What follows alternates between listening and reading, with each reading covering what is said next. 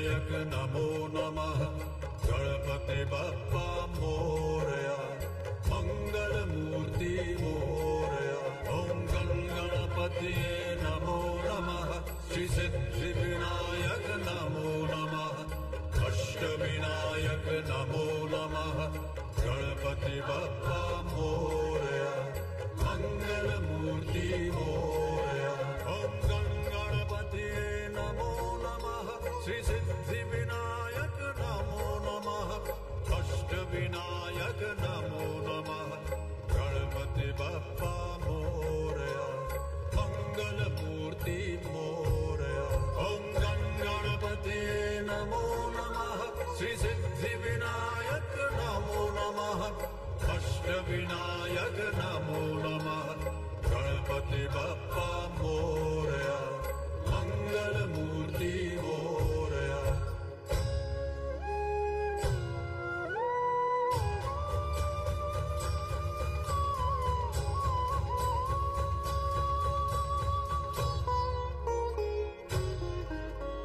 सुखकर्ता दुःखहर्ता वार्ता विघ्नाची, पूर्वी पूर्वी प्रेम कृपा जयाची। सर्वांगी सुंदर उटिशेंदुराची, कंठी झळके माड मुक्ता फळांची। जय देव जय देव जय देव जय देव जय मंगलमूर्ती। दर्शन मात्रे मान कामना पूर्ती। जय देव जय देव जय देव जय देव जय मंगलमूर्ती। दर्शन मात्रे मान कामना पूर्ती। जय देव जय देव। रत्न खचित फारा तुझ गौरी कुमरा, चंदनाची ओटी कुमकुम केशरा। हिरे जडित मुकुट शोभतो बारा, ऋण सुडती नूपुरे चरणी घागरिया। जय देव जय देव जय देव जय देव जय मंगलमूर्ती। दर्शन मात्रे मान कामना पूर्ती। जय देव जय देव जय देव जय देव जय मंगलमूर्ती। दर्शन मात्रे मान कामना पूर्ती। जय देव जय देव। लंबोदर पीतांबर hello hello check check hello hello hello hello वाटपाहे सदना। संकटी पावावे निर्वाणी रक्षावे सुरवर वंदना। जय देव जय देव जय देव जय देव जय मंगलमूर्ति। दर्शन मात्रे मान कामना पूर्ति। जय देव जय देव जय देव जय देव जय मंगलमूर्ति। दर्शन मात्रे मान कामना पूर्ति। जय देव जय देव।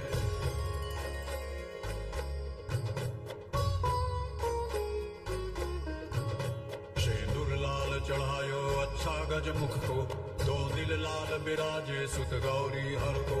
हाथ लिए गुड़ लड्डू साई सुरवर को, महिमा कहे न जाए लागत हूँ पद को। जय देव जय देव जय जय जी गणराज विद्या सुखदाता। धन्य तुम्हारो दर्शन मेरा मन रमता। जय देव जय देव जय जय जी गणराज विद्या सुखदाता। धन्य तुम्हारो दर्शन मेरा मन रमता। जय देव जय देव। अष्टौ सिद्धि दासी संकट को बैरी, विघ्न विनाशन मंगल मूरत अधिकारी। कोटि सूरज प्रकाश ऐसी छवि तेरी, कंडस्थल मदमस्तक झूले शशि बिहारी। जय देव जय देव जय जय जी गणराज विद्या सुखदाता। धन्य तुम्हारो दर्शन मेरा मन रमता। जय देव जय देव जय जय जी गणराज विद्या सुखदाता। धन्य तुम्हारो दर्शन मेरा मन रमता। जय देव जय देव। भाव भगत से कोई शरणागत आवे, संतत संपत सब ही भरपूर पावे। ऐसे तुम महाराज मोको अति भावे, गोसावी नंदन निश दिन गुण गावे। जय देव जय देव जय जय जी गणराज विद्या सुखदाता। धन्य तुम्हारो दर्शन मेरा मन रमता। जय देव जय देव जय जय जी गणराज विद्या सुखदाता। धन्य तुम्हारो दर्शन मेरा मन रमता। जय देव जय देव जय देव जय देव जय मंगलमूर्ति। दर्शन मात्रे मान कामना पूर्ति। जय देव जय देव।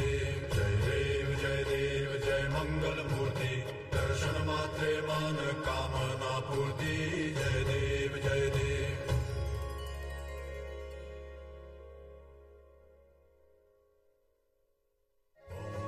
गणपतिये नमो नमः, श्री सिद्धि विनायक नमो नमः, अष्टविनायक नमो नमः, गणपति बप्पा मोरया, मंगल मूर्ति मोरया।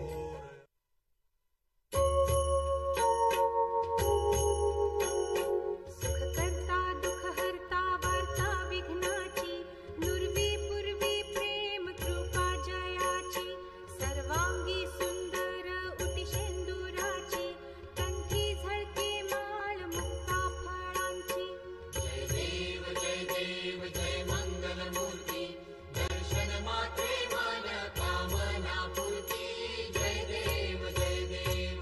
नखचित भरा तुझ गौरी कुमरा, चंदनाची उटी कुंकुम केशरा, हिरे जडित मुकुट शोभतो बरा, रुणझुणती नूपुरे चरणी घागरिया। जय देव जय देव जय मंगल मूर्ती, दर्शन मात्रे मन कामना पूर्ती। जय देव जय देव। लंबोदर पीतांबर फणीवर बंधन, सरळ सोंड वक्र तुंड त्रिनयना, दास रामाचा वाटपा हे सदना, संकटी पावावे निर्वाणी रक्षावे सुरवर वंदना। जय देव जय देव जय मंगल मूर्ती, दर्शन मात्रे मन कामना पूर्ती। जय देव जय देव। सिंदूर लाल चढ़ायो अच्छा गजमुख को, दो दिल लाल बिराजे सुत गौरी हर को, हाथ लिए गुड़ लड्डू साई सुरवर को, महिमा कहे न जाए लागत हूँ पद को। जय जय जी गणराज विद्या सुखदाता, धन्य तुम्हारो दर्शन मेरा मन रमता। जय देव जय देव। अष्टौ सिद्धि दासी संकट को बैरी, विघ्न विनाशन मंगल मूरत अधिकारी, कोटि सूरज प्रकाश ऐसी छवि तेरी, गंधस्थल मद मस्तक झूले शशि बहारी। जय जय जी गणराज विद्या सुखदाता, धन्य तुम्हारो दर्शन मेरा मन रमता।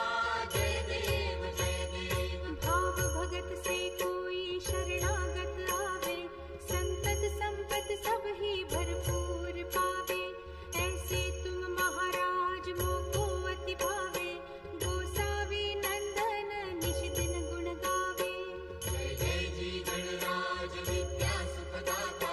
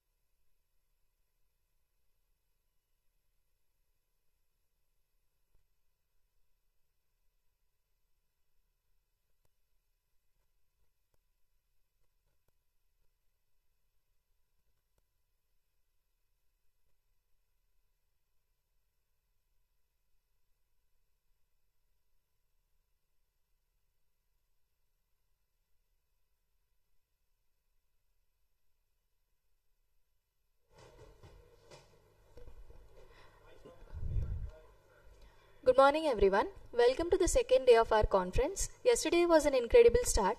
Today, we are ready to dive in deep into another day of learning and knowing KD. I would like to call our first speaker for the day. It would be Dr. Anup Kumar Rahul, Consultant Genetics, Mumbai. The session would be chaired by Dr. Sumantra Sarkar, Professor, Head, Diamond Harbour Medical College, West Bengal, founder of West Bengal Pediatric Rheumatological Society, and Dr. Manoj Kumar, Associate Professor, Department of Pediatrics, AIIMS Patna.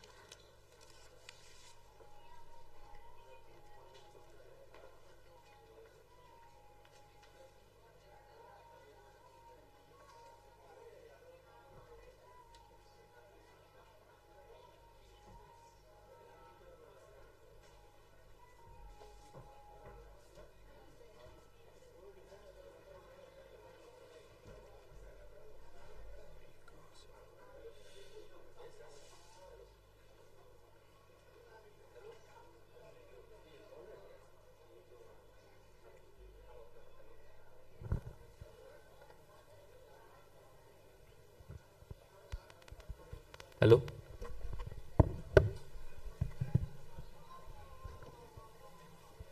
So, good morning all. This is the second day of 7th National Kawasaki Disease Conference.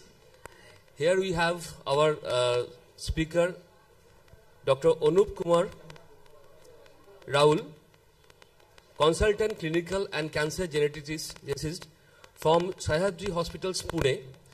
After doing his MD from Sevagram in General Medicine, he switched to DM Genetics under Dr. Kaushik Mandal from SGPGI, Lucknow.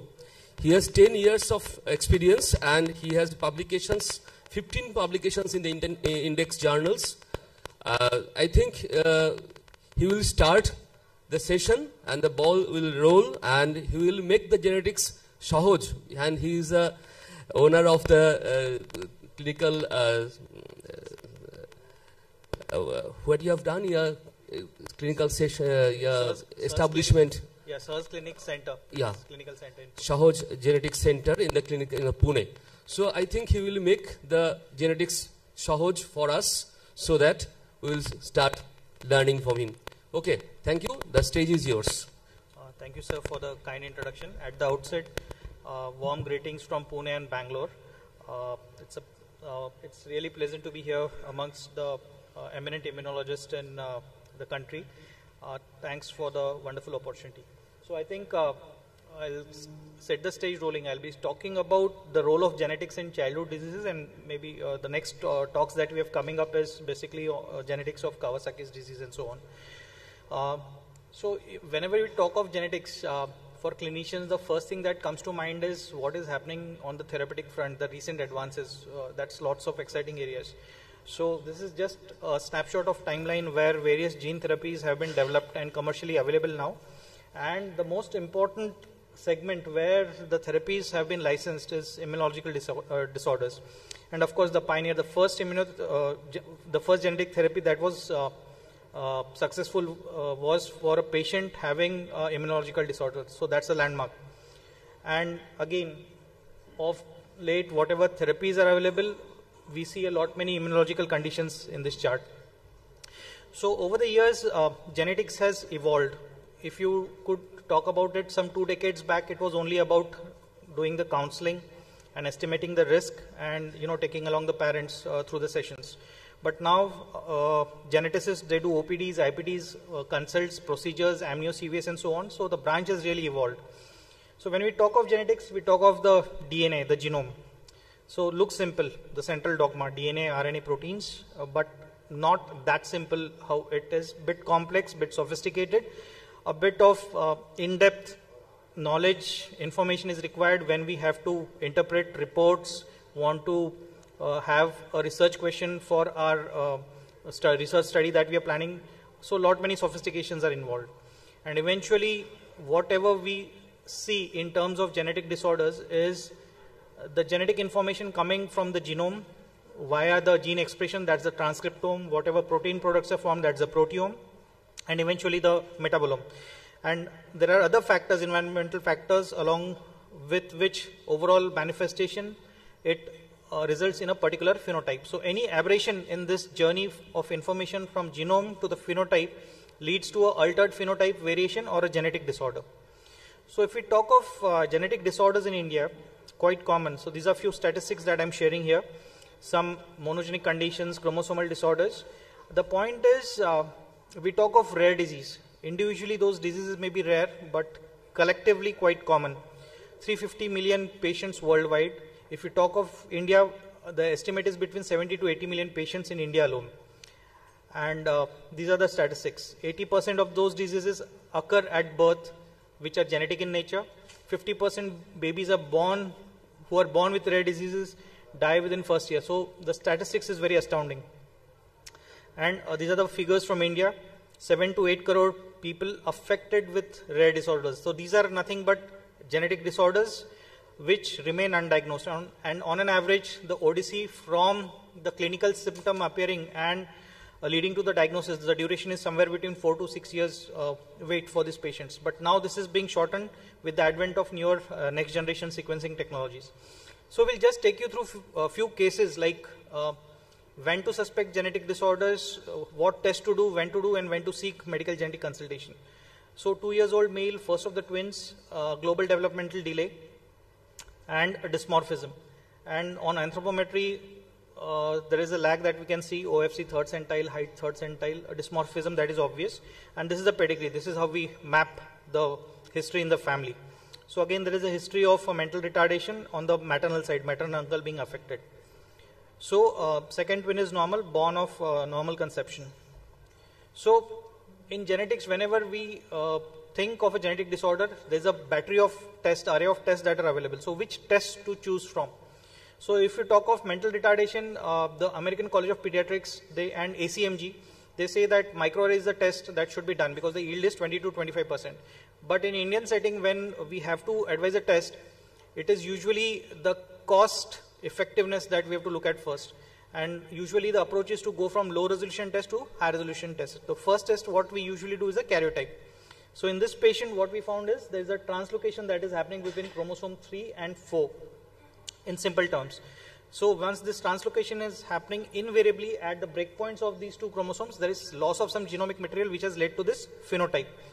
So the point to show this karyotype report is the prevalence of balanced carrier the individuals carrying balanced chromosomal translocation, that incidence in general population is between 1 in 350 to 1 in 400, quite common, never suspected, and these translocations until and unless they are unbalanced will never be picked up on microarray. Second child, same dysmorphism, global developmental delay, stereotypies.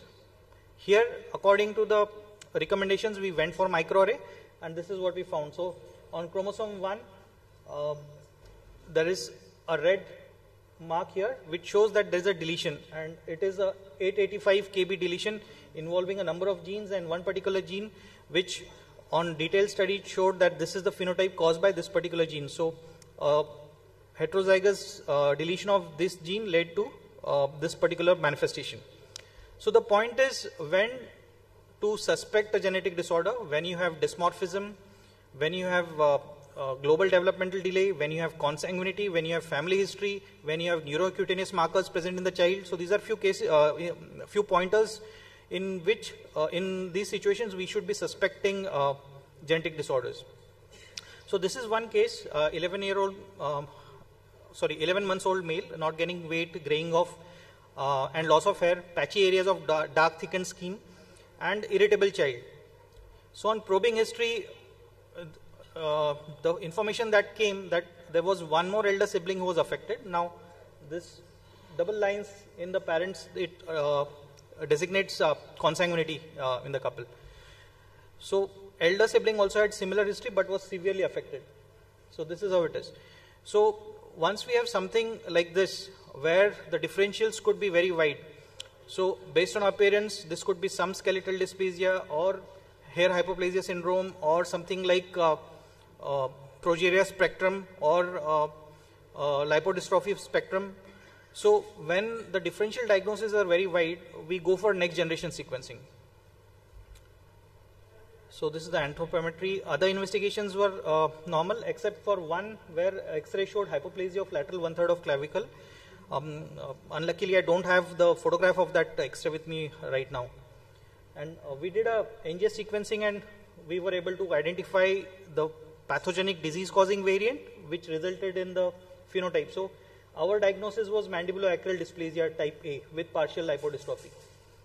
So this was picked up on NGS.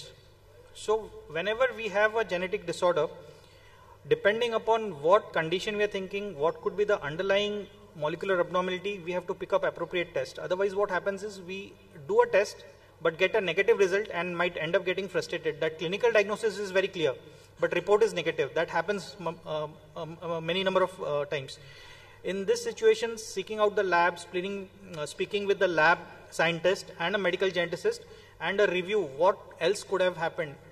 Is it the limitation of the testing technology which is not able to pick up the abnormality, or is the differential something else? Should I order some other test, or should I go for reanalysis? All these aspects can be discussed with the lab. So this is just to give you an overview of the various diagnostic technologies in genetics, where either you could go for a focus test like a Sanger if you want to look for a particular pathogenic variant. For example, hemoglobinopathies, thalassemia. Small gene focused analysis, I'll go for a Sanger. If I have to look for a wider array, immunological disorders, say immunodeficiency but wide differentials, in those cases I'll go for next generation sequencing. So these are few technologies that we use for testing. Tests are many, from right to left. It is like going on from a low resolution test to a high resolution test. I need to do a genotype phenotype correlation to pick up appropriate test that will give me the molecular diagnosis. And then this is a simplified algorithm. Eventually everything rests on a proper clinical history, clinical examination, what other investigations we have done, and formulated a provisional diagnosis. Because this is going to be a pointer for the genetic lab, for the medical geneticist who is doing reporting, to so as to what genetic loci should I focus on when I'm doing the analysis. Most of the time, if the picture is very clear, diagnosis is upfront. Sometimes we might be missing on the differentials, or it could be a genetic abnormality which is, for example, could be epigenetic, some complex rearrangement which may not be picked up by the technology that we are using. So revisiting the case becomes very important. Again, future avenues. So systems biology is something which is coming up a large way. If you're talking of immunogenetics on various fronts, whether it is the diagnostics, research, population immunogenetics. So this is the branch that is coming up, and I think as clinicians, it's time we upgrade ourselves and start educating ourselves about molecular genetics and systems biology, because if we want to take up research projects, particularly in immunogenetics, this will come in very handy.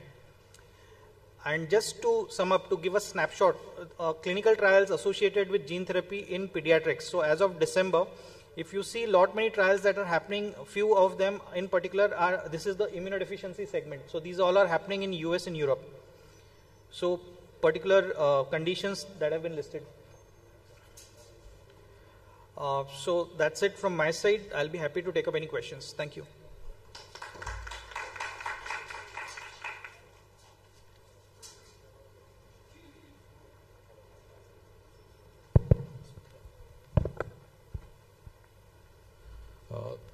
Thank you, Dr. Anup, for such a nice presentation. One thing I would like to ask, many times when we go for these genetics report, many times that is written VUS, variant of uncertain significance. So what will be your take over that? Because it happens many times. So I can understand, because I'm sitting on both sides of the table. In OPD, I'm seeing patients, and in the lab I'm doing the reporting. So whenever this VUS comes up on the report, it's actually a nightmare. So let me just give a brief about what actually this is. So whenever we get any variants in the report, so we apply attributes according to the ACMG criteria. So we look at the population frequency, the allele frequency for that particular variant. Has it been reported in any databases? Has there any functional studies been done? Then are there any predictive softwares which give prediction scores?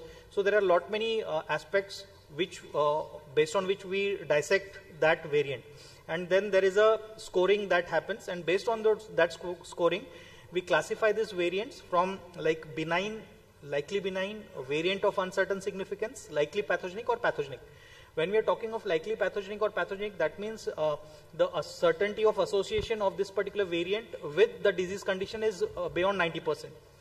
Uncertain significance, that means as of now, the evidence is not very sufficient to say that this is disease causing.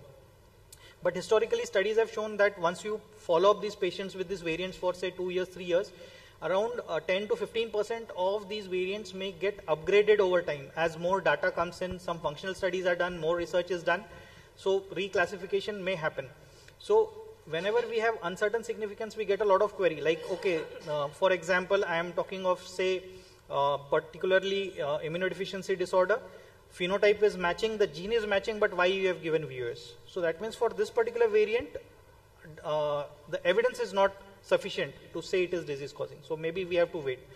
Most important aspect in this case will be a proper genetic consultation and counseling for the patient and family to understand the aspects. Thank you. I hope I have answered that. So any question from the audience? 1 or 2 questions can be allowed. I would like to ask to the audience that anybody has got experience KD in a syndromic child or aneuploidy cases. Any case came with Down syndrome with KD or any? I just want to ask. Yeah, I mean, I recollect a child with Down syndrome with KD. Yeah. I just want to know because the immunity level and all these things. So far, nobody has. That is a question I was discussing with Dr. Priyankar Pal yesterday. That so many, actually, I am working on the Down syndrome for the last few years. I have more than 1,000 cohorts of Down syndrome, but rarely the Down syndrome patients are suffering from KD. And also you are seeing the KD patients on the day in, day out, and we are not getting the Down syndrome patients with KD. So I don't know whether any genetic significance is there. So that means the Down syndrome patients are not predisposed to Kawasaki if disease. I can make a comment on this, I mean, the patient I'm referring to actually was initially labeled as KD somewhere. Down the line, he started running persistent fever and evolved as a systemic JIE. And there is a literature that this trisomy 21, what will happen in the gene which homes for TNF, homes in 21, and this is why it predisposes the children for increased macrophage activation syndrome. And this particular kid had recurrent episodes of macrophage activation syndrome with Down syndrome. Yeah, it's a very rare presentation is that. Thank you, sir. I have one comment and one question. Comment is regarding that we have seen a couple of patients with Down syndrome who developed KD in the and I think I can distinctly remember 2 patients definitely. And then my question is regarding that KD is a disease which not has a monogenic things. So if you want to study the single nucleotide polymorphism or variants which are like common variants associated with KD, what is the ideal method of NGS based approach, whether it is a like whole exome sequencing or it is a low pass genomics or it's a blinded genomes? So how can we go for that?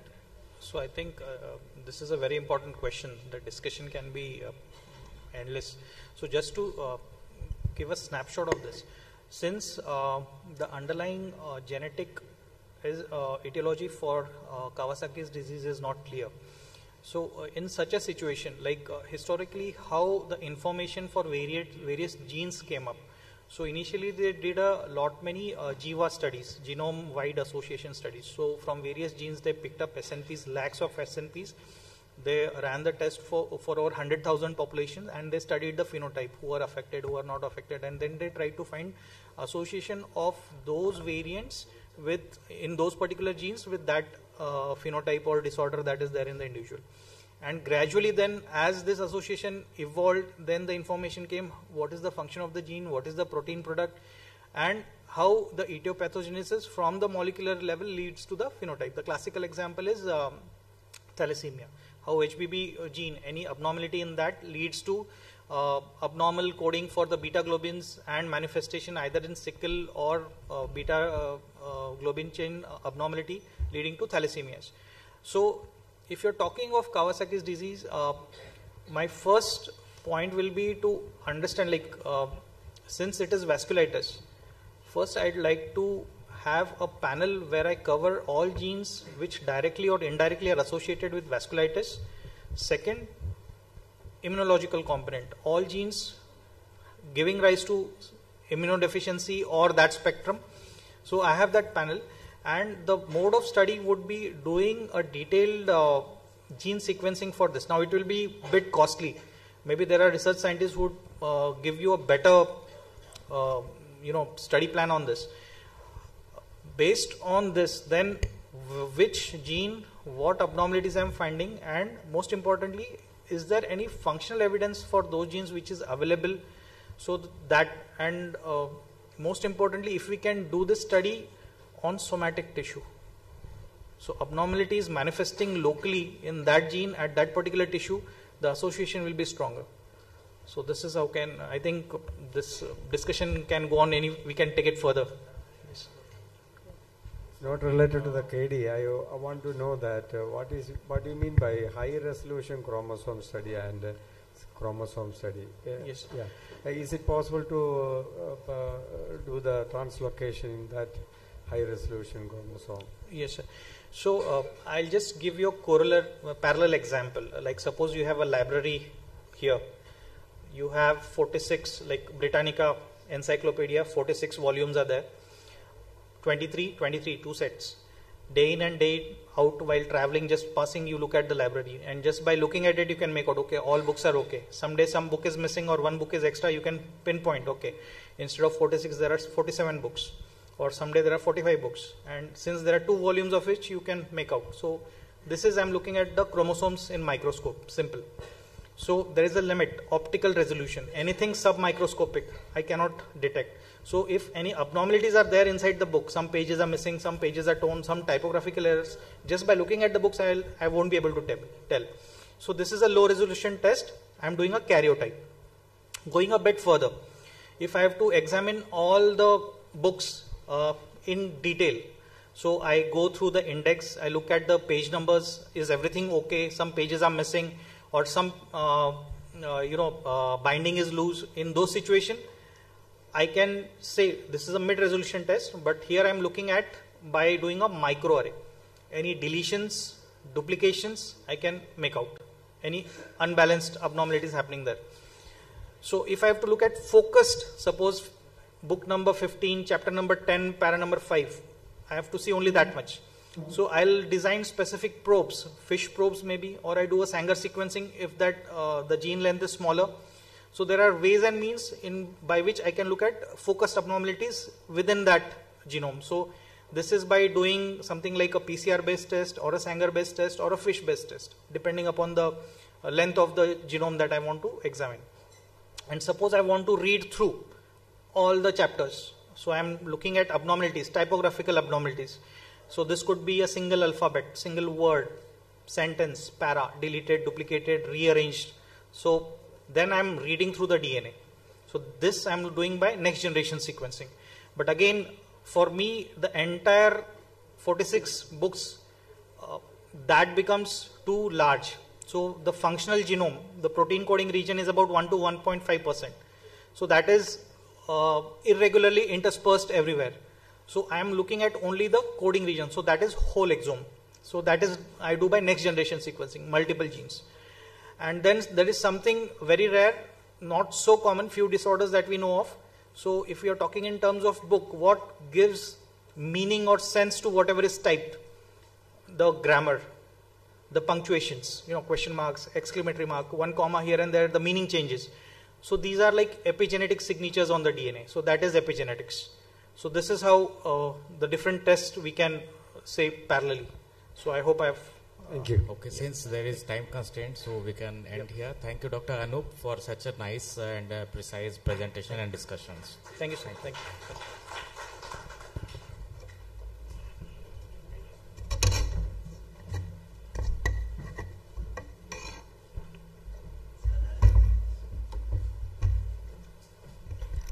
Thank you, sir, for the wonderful insights. Next session, the speakers would be Dr. Deepthi Suri ma'am, Professor Immunology and Rheumatology PGI. Ma'am will be joining us online, and Dr. Narendra Bagri, Additional Professor, AIMS Delhi. The session will be chaired by Dr. Irene Matthews, Assistant Professor, Department of Dermatology, AIMS Patna. Dr. Swarnim, Associate Professor, Department of Pediatrics, AIMS Patna.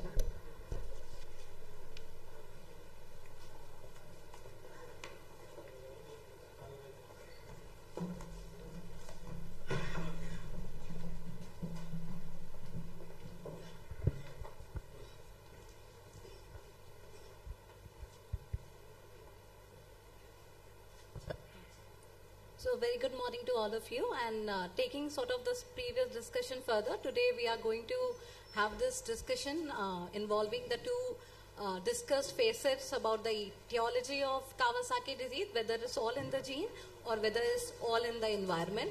So I'm very happy to introduce the two speakers, Dr. Deepthi Suri and Dr. Narendra Bagri. Dr. Deepthi Suri is the Professor of Pediatric Allergy and Immunology at Advanced Pediatric Center, Department of Pediatrics, PGIM at Chandigarh. She has done her Commonwealth Medical Fellowship at Immunology and Bone Marrow Transplantation at Great North Children's Hospital, Newcastle. And she also has the ICMR-funded extramural project on primary immunodeficiency. She is the President-elect of Pediatric Rheumatology Society of India, Ex-Secretary Pediatric Rheumatology Society of India, Founder Member of Indian Society of Primary Immunodeficiency Disease, and Vice President of Indian Society of Kawasaki Disease. Madam has several publications, and her area of interest is autoinflammatory disease, Kawasaki disease, and primary immunodeficiency.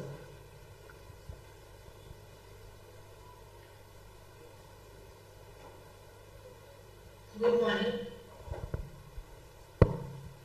Am I audible? Vanessa? Yes, ma'am. Thank you, chairpersons, and thank you, the organizing team, for having me. Unfortunately, I can't be with you all due to winter vacation, but today I'm happy to present the debate on whether Kawasaki disease has it all in the genes. So when I asked the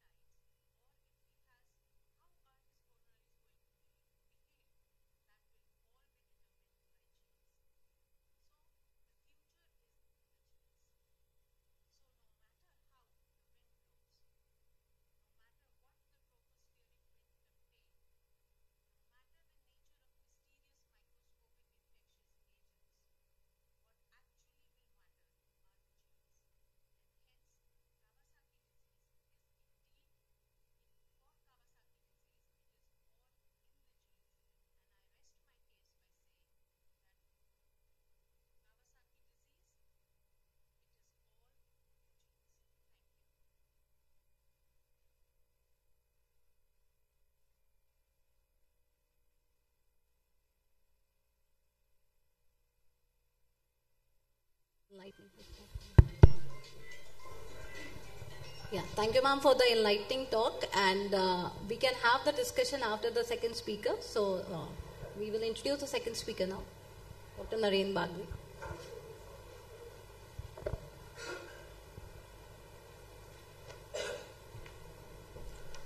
Good morning, one and all. Good morning, Dr. Deepti Suri, ma'am. Hope I am audible. May I have a call? Morning, Dr. Deepti Suri, ma'am. Are you there? I can hear you and I can Yeah. hear you. Fine. Okay. Can you flash my slides?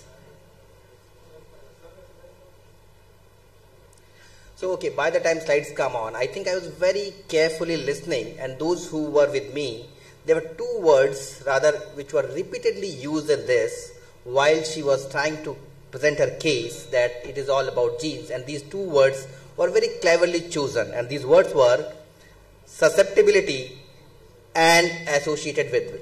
Only once in her entire presentation the word was, the causal association was used, and that too very tactfully, saying that possible causal association. So let me move further and let me decipher the facts.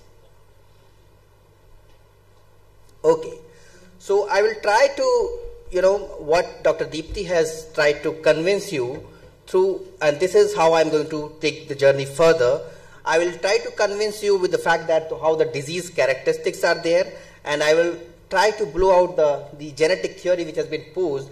And this I had to actually, I was so carried away with these two words, I had to go back and introduce these two words in my presentation right a minute ago, the susceptibility and associated, but never ever I heard the word causal association. And then epidemiological patterns, endemic and pandemics, the lesson learned, and then I will leave the house for the open verdict. So if you look at this, a paper from Dr. Deepti Suri's unit itself, if you see this interesting paper where Kawasaki disease and the environment and enigmatic interplay, and if you look at this paper, I could read it, I have read it multiple times when I was preparing this talk, and there are 8 paragraphs, I'm using the word, 8 sections with more than 12 or 13 paragraphs on environment, and the authors were really struggling to squeeze the genetics to more than 2 paragraphs in total in the entire paper. So that itself says something which you can understand. Okay, moving further to the epidemiological patterns, as Dr. Deepti Suri was telling, and it means a sense, we can see that the incidence of Kawasaki disease is strikingly higher in this part of the world. And there has to be a basis, and as rightly pointed out by the previous speaker, it could be either the susceptible genes or an exposure to specific agents. There is no doubt about this. So I agree with Dr. Suri that yes, there might be a possibility why these kids in this particular belt of the world are more likely to develop Kawasaki disease and not in the other parts. So it could be either thing. Let's move further. So yes, as discussed, I think there are number of genes which have been studied, as she has highlighted in her presentation, which are susceptible genes for the development of Kawasaki disease, and they have been well elaborated by Dr. Suri. But what she has not discussed is this fact. So if the genes alone are the case, then what should happen is these polymorphism genes should only be specific to Japanese population or the population where the incidence or the prevalence of Kawasaki disease is too high. But this is not the fact, and rather it is very interesting, and I would like to draw your attention to this very intriguing fact, and this will thresh out the genetics theory. Reason being, if you look at the European cohort, where you and me and Dr. Deepti Suri will agree that the incidence of Kawasaki disease is not high in the European population, but at the same time they have the similar polymorphism, the susceptible genes in the same frequency. Rather, in some instances, some of the polymorphisms like caspase-3 are even higher in the European population as compared to the Japanese population. So this is not the case that only these susceptible genes are responsible for causation of the Kawasaki disease. Fine. So we all believe in the science and the truth and the statistical science. So here is what this receiver operating curve, which probably, if the last slide of Dr. Suri, she was trying to tactfully handle the words with like maybe, may not be, we may use, we may not use, but this is the fact. So the fact is, if you look at the genetics alone, and you look at the area under the curve of the genetics, if you look at these susceptibility genes, it is neither sensitive nor specific nor have a good positive predictive value or negative predictive value. So probably as on date, it has got nothing to do with the diagnosis for or the causation of Kawasaki disease. Okay, let's move. This is for postgraduates. Are there some postgraduates or around?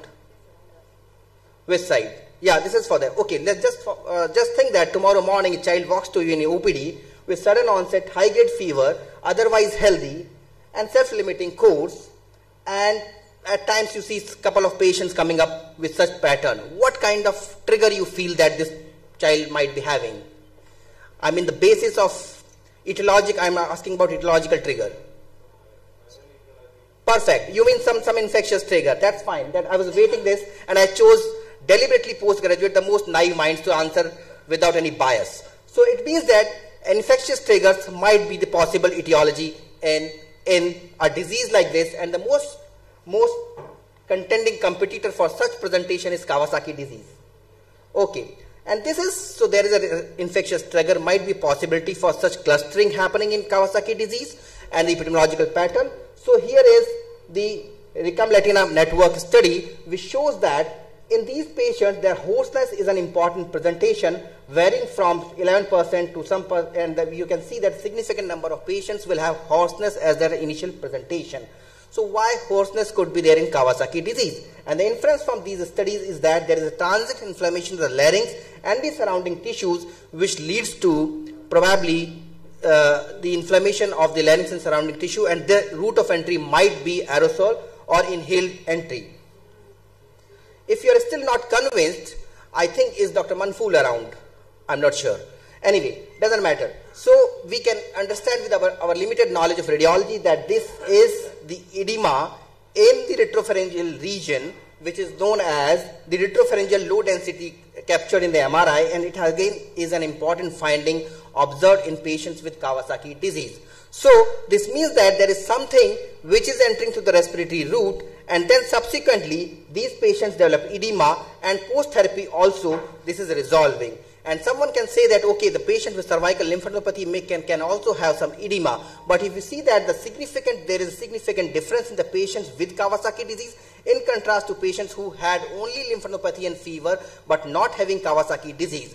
I mean, this edema, this imaging was done at the baseline when the patient just had fever and cervical lymphadenopathy, and down the line they developed other features like rash, desquamation to confirm the diagnosis of Kawasaki disease. So again, this suggests that there is something to do with the respiratory route entry. Okay. Still, if you are not convinced, then here is the pathology. At the end of the day, we go to the pathologist and ask, what's the evidence? So they have demonstrated that there is cytoplasmic inclusion bodies in the bronchial epithelium, which might be associated with Kawasaki disease as an etiological agent. Further, still those who are still not convinced, I hope that Dr. Deepthi is awake and he's with us. Yeah, I would have loved to see her in person. So this is KD patients. If you look at this again, there is IgA plasma cells which have vascular and periductal inflammatory lesions in the trachea, which we are thinking that might be the route of entry. At the same time, similar pattern of IgA plasma cells have been demonstrated in the coronary arteries, thereby establishing the correlation that this might be the same route, same agent which is entering through the respiratory tract and establishing the vasculitis in the coronaries as well. So these findings strongly support the entry of KD etiological agent through the upper respiratory tract. And mind by words, these words are not weak words like associated, susceptibility. I am using support, strongly support. Okay. Now moving further, as the postgraduates rightly answered, if the clustering is happening, we often think that there is some infectious trigger is there. And if you look at this paper, from James Burns group, it is very evident that they have done a study from years together, and what they have found is there is a clustering of patients in Kawasaki disease. The blue line, the vertical line shows that the clustering, and by clustering means where more than 5 to 7 cases are coming in a week or so. So there is definitely no doubt that there is spurts and the patients are coming in spurts, and which itself suggests that I don't recollect to the best of my knowledge any genetic disease which presents with such clustering. I mean a disease with strong genetic predisposition. So different triggers or differential intensities of exposures might cause this particular pattern. Okay, moving further, we see that there is an increasing trend of Kawasaki disease I've chosen this deliberately again Japan and South Korea, because someone can say that if it is happening in India, this might be because of increased awareness. But I think this pattern of disease is well recognized in Japan and Korea, and still they are seeing the increased cases. And why it is, it probably might be because of the hygiene hypothesis. And here are the key summary of this, which means that there better socio-economic environment, and there could be a better urbanization, gestational age, prematurity, low birth weight. These all are risk factors for the Kawasaki disease, and as I understand, these all are environmental factors. Again, some factors might be protective, which includes vaccination and breastfeeding because of their immunoglobulin levels. Okay, another interesting fact is the patients with Kawasaki disease has an increasing tendency for allergic diathesis, including rhinitis, asthma, dermatitis, urticaria, and the vice versa also holds true, thereby meaning that allergic patients who are allergic rhinitis have a history of Kawasaki disease, most of these patients. So this again shows there is something to do with the environmental triggers which play in these conditions. Okay, moving further, if you recollect the last slide, that probably no matter where the wind flows, but yes, it exactly matters, and I will show why. So if you see that the epidemic patterns, so these are the epidemic patterns, and during these epidemic reasons, what happened was there was an association of tropospheric wind patterns, particularly moving towards the Japan, where there has a close linkage with the epidemics of Kawasaki disease during these 3 years. So large-scale wind currents originating in Central Asia, traversing through North Pacific, had wind-borne disease. And if something is associated, probably the pathogenic mechanism or the etiological agent might be an airborne one.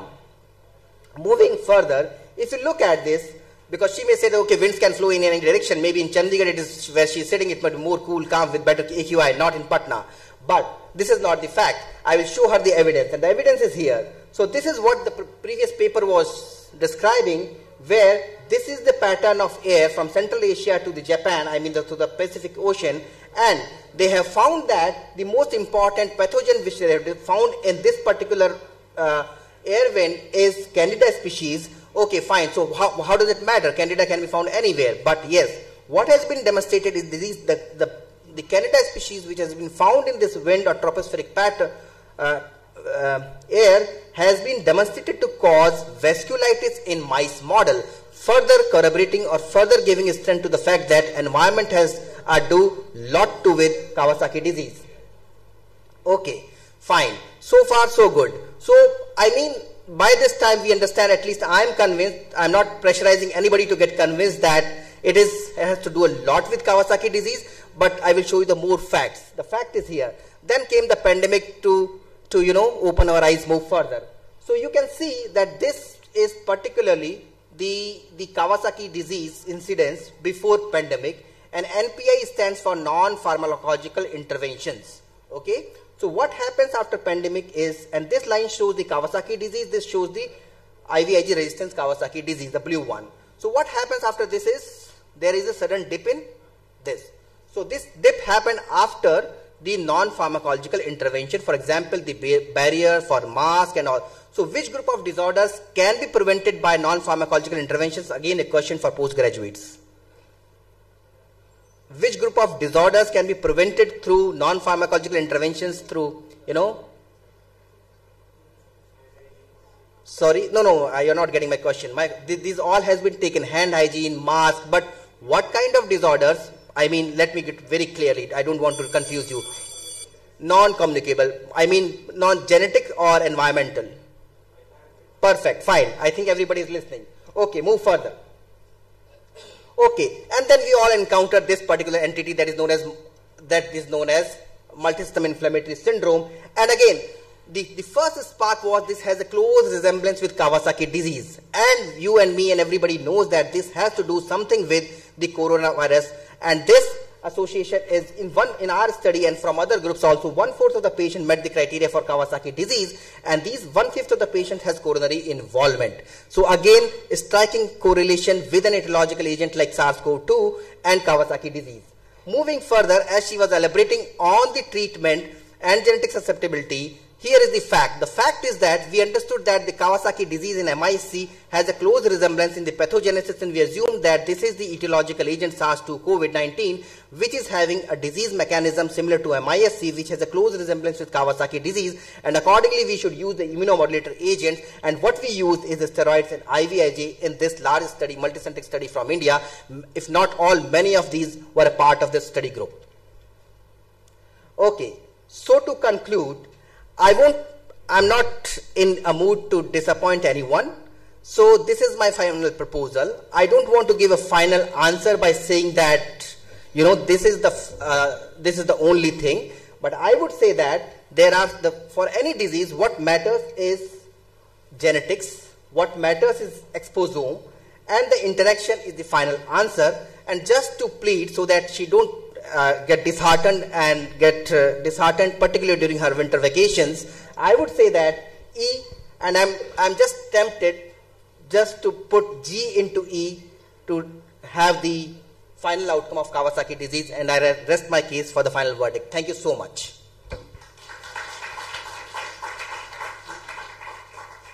Thank you, sir, for your excellent and enthusiastic presentation in support of the environmental theory and in equal measures to thrash the genetic theory. So, from the discussions from both the speakers, they all have put forward very valid points. To me, it appears that in a patient who is probably having a genetic predisposition because of multiple factors, there could be an environmental trigger which is actually leading to the manifestation. But definitely, I leave the session open for people to ask questions.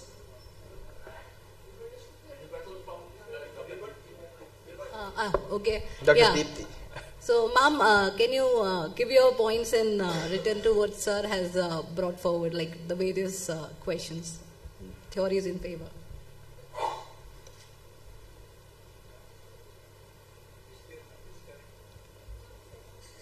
Oh, the session is ended. That's why I was speaking.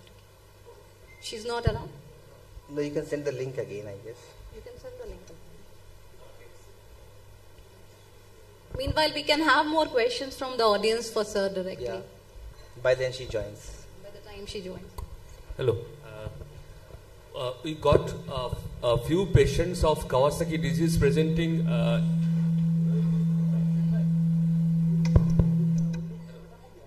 Hello. Yes, ma'am is here, I think. Can you hear me? Yes, ma'am, we can. Yes. So thank you, Dr. Narendra Habib, my worthy opponent, for putting up resting this case as expected on drinks and a mysterious infectious agent.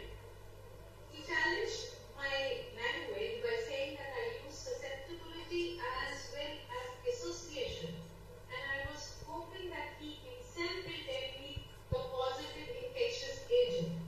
So there is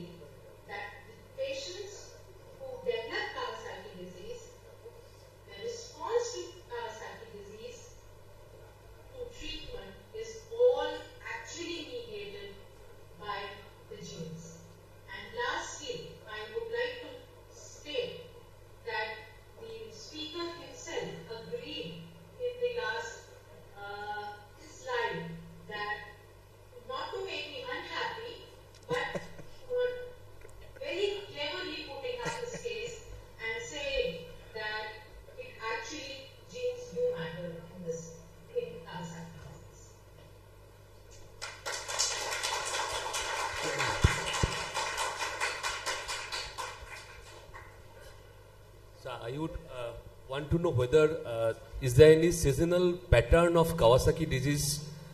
I would ask Yeah, the yeah. question to the speaker, also the Dipti Suri ma'am, and also the expert opinion from Professor Surjit Singh sir. Whether any seasonal pattern of Kawasaki disease. Yeah, as I shown in that slide, can you put my presentation? I mean, the clustering is happening during seasonal pattern and during winters, and there are specific patterns which happens, and that is why I'm saying the case that probably this is the reason that this during these seasonal patterns will can you flash the slide? Yeah, these seasonal patterns suggest towards environmental trigger, whatsoever may be the genetic basis may be. Sir, your comments, I think you want.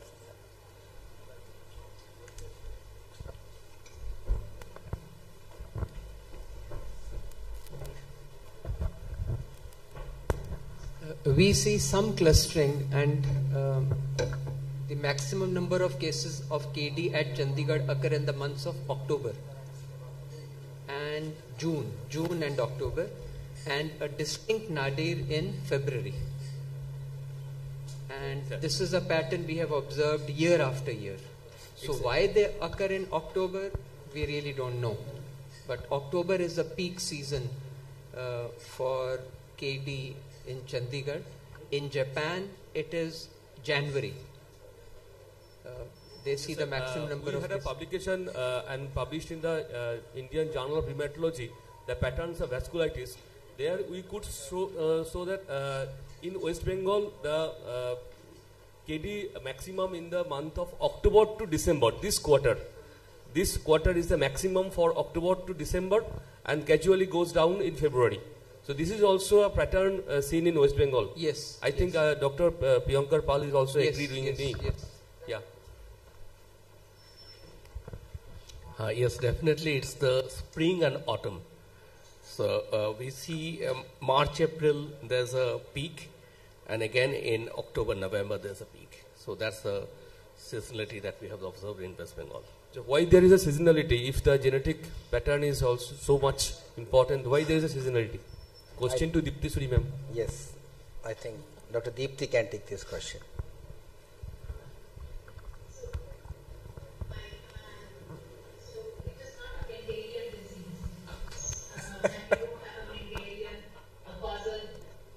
Genetics, but we have susceptibility genes, and these genes, of course, there has to be some triggers for these genes to become active. But the final outcome, actually, how these environmental triggers will behave, probably is determined by the genetic susceptibility. So, sorry, I shall add, sir. So I have a conflict that ma'am is my thesis guide. Yeah.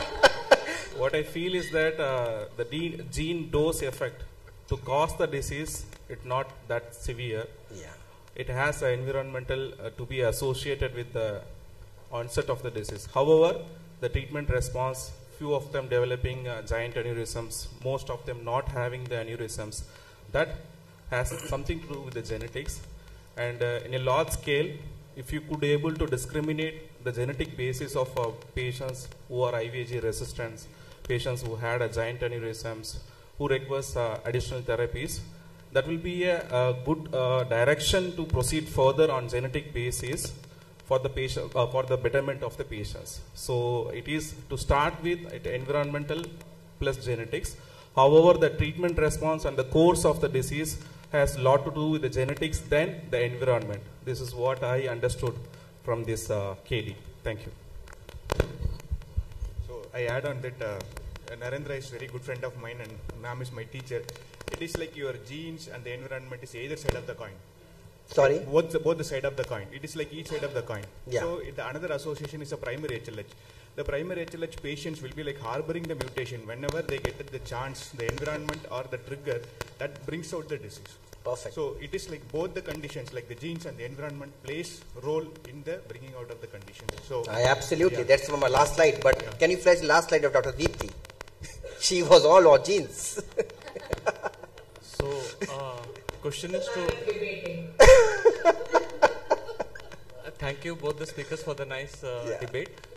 A question to Dr. Deepti ma'am is, when is the ideal time to send the genetics? Because it is an acute disease, as we all know. So what is the ideal time? Because it is not possible that if a parent comes to us, whether to give IVIG first or a whole exome, because whole exome is also costing in a resource constraint setting. It cost, nowadays the cost has come down, but if in a corporate sector the cost is high. I think before she answers, I'm tempted to pitch in. I mean, why to send it? Because at the end of the day, at this point in time, there is no evidence which suggests that you can titrate or tailor the treatment according to that. No significant evidence, I mean. Okay. Over to Dr. Deepti. Yeah, I totally agree. So it's not a Mendelian disease that you will pick up from whole exome sequencing.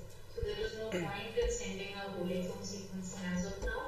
My last slide was how future may behave at a later date when we have more knowledge, and it may influence our decision making. But I don't think that we should be sending a whole exome sequencing in patients with Kawasaki disease. Right now, we are not in the state. It is definitely not a Mendelian disease with a lot of susceptibility loci, and the future may be helping in guiding a precision therapy, but that's the future, but not today. Thank you, ma'am, and Bagdi sir for that debate, because you have started with our paper only, that our unit has published this paper on impact of environment. Impact of environment on the Kawasaki disease. Not that environment is causing everything. It's because, and you have used many times that what is the trigger? The trigger to what? Because trigger to the genetic factors which causes the disease. So the trigger is something infectious agent which we don't know yet, but something is there already. Because of that, the trigger will manifest in the disease. So possibly genetics has to do with the disease. Perfect. I do understand your sentiment. All the best for your studies, what you are doing. Hi, just last comment. When we talk about genetics, I mean, I hear everyone here just talking about the exome. That in itself will not answer all the questions, right? There have been studies now in which the impact of the RNA, which allele will be used to make the protein, even that makes a difference. And it has been now proven in diabetes that allele-specific expression also plays a role. So this is just one example to let everyone know that it is not just the exome that will give an answer. Possibly it could be some protein change or some RNA, even that can be isoform, different alternative splicing, things like that. So why just only talk about the exome? There are other things downstream of the gene which will result in the phenotype which is seen in these patients. Thank you. I'll make a quick comment. One thing is the bubble boy we all remember. This kid baby had a genetic disorder. If you keep a genetic disorder baby in a bubble where they are protected from environment, they will still not manifest the disease. So I think we are debating the same. We all know the cause of KD is not known. That is the first thing what we read. That is the cause for this debate. The other thing what I strongly feel is what MISC taught us was that there was a single causal agent in some genetically predisposed individual which manifested as MISC. In Kawasaki, possibly the agent is not one. The trigger are multiple in a genetically predisposed individual, and that's why we are not able to get to the trigger. Because in COVID, MISC it was clear. The moment COVID went down, MISC went down because the trigger was singular. Whereas in Kawasaki, possibly the trigger is not singular. Thank you. Perfect. Just to give an answer to this, I am reviewing a paper which I am most likely going to reject. I don't open it further, which has come with studying the genetic polymorphism in patients with MISC, and only one of these genes, polymorphism which has been studied in Kawasaki, has been studied in that population with MISC as well. Thank you. Both of our speakers, Dr. Deepti Suri and Dr. Narendra Bagri, had a very exciting Can I make a last disclaimer? Yeah, and this is a submission to Dr. Deepti Suri ma'am. I mean, she's a very respected senior colleague. So whatever I mean, nothing to be taken. Otherwise, please ma'am, yeah, just to make the enthusiasm and make the debate lively, I use such. Thank you so much for here. Yeah. Same here. We all know. I did the same thing. Yeah. Just to make it Thank you to both speakers. It definitely got the audience also excited. I'll just conclude by saying, from a dermatologist perspective, the skin and mucosa does look like a toxin mediated or a superantigen mediated disorder, which is usually a differential diagnosis. Perfect. So I'm sure Dr. Bagri would be happy with that. Fine. Thank you. Thank you so much. Pleasure. Thank you everyone.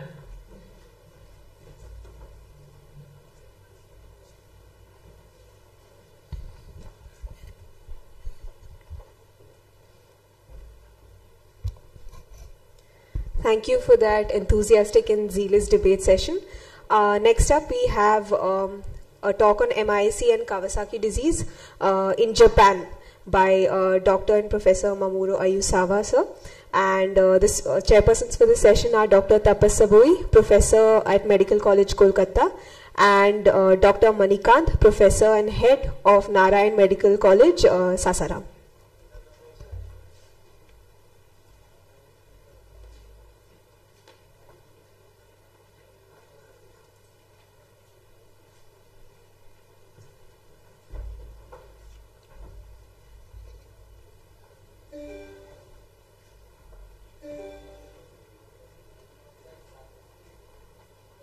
It's okay.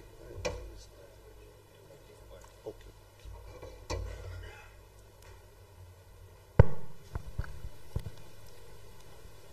So good morning.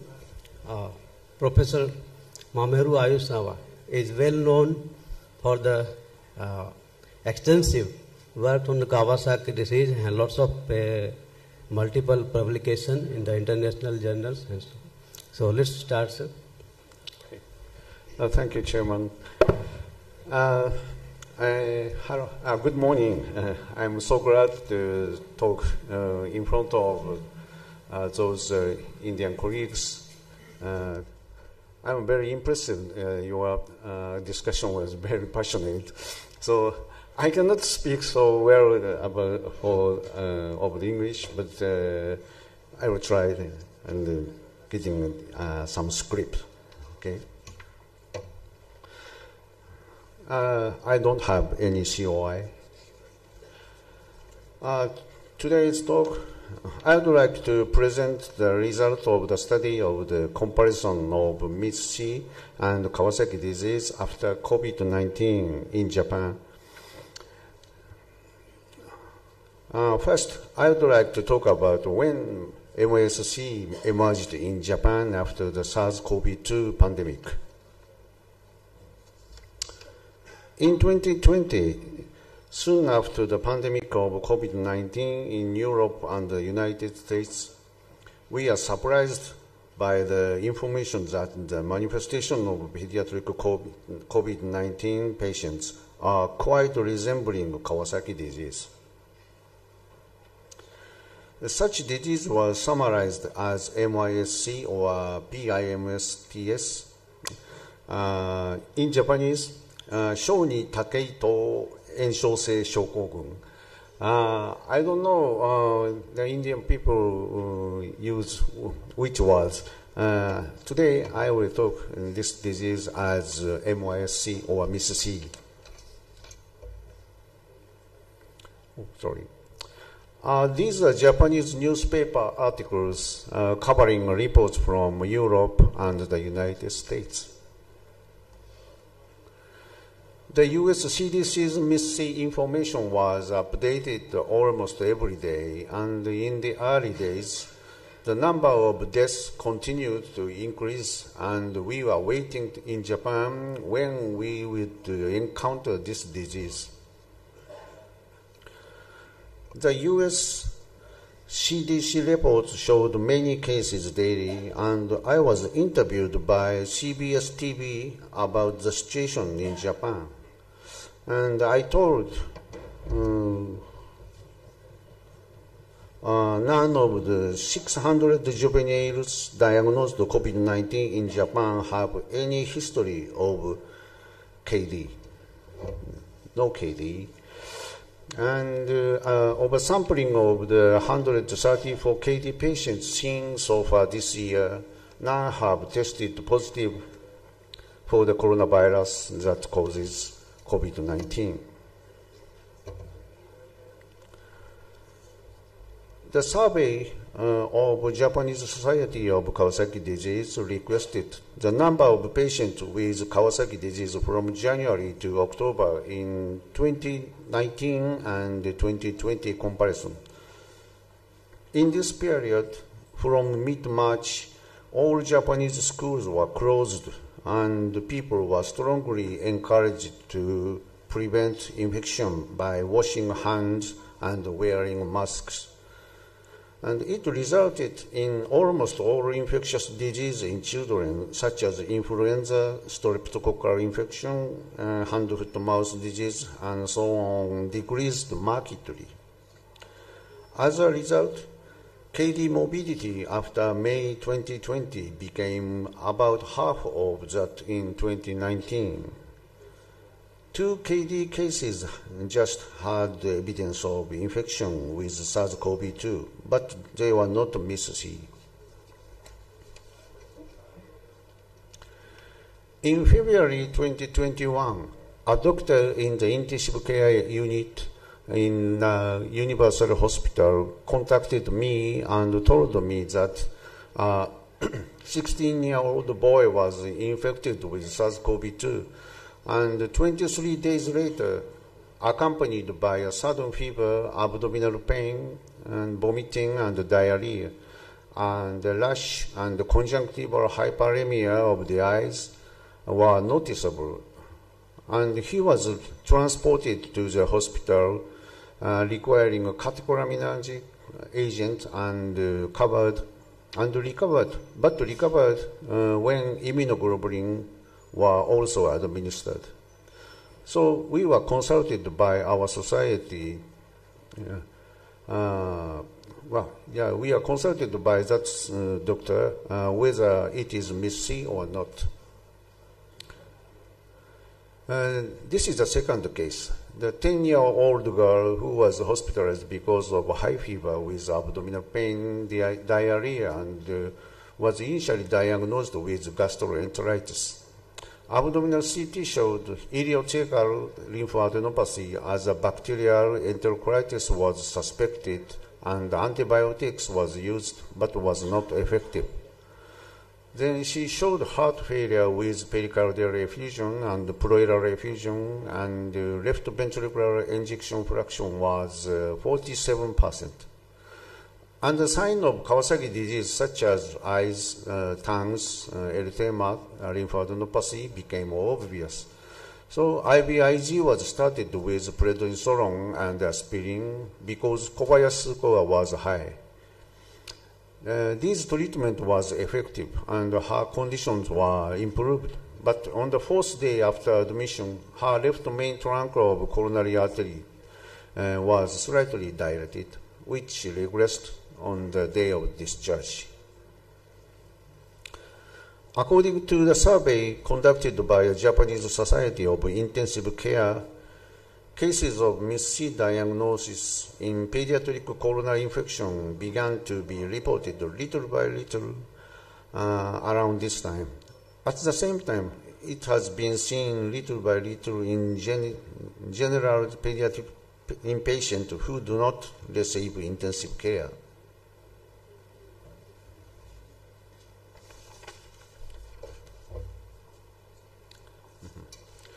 These circles are showing MIS-C.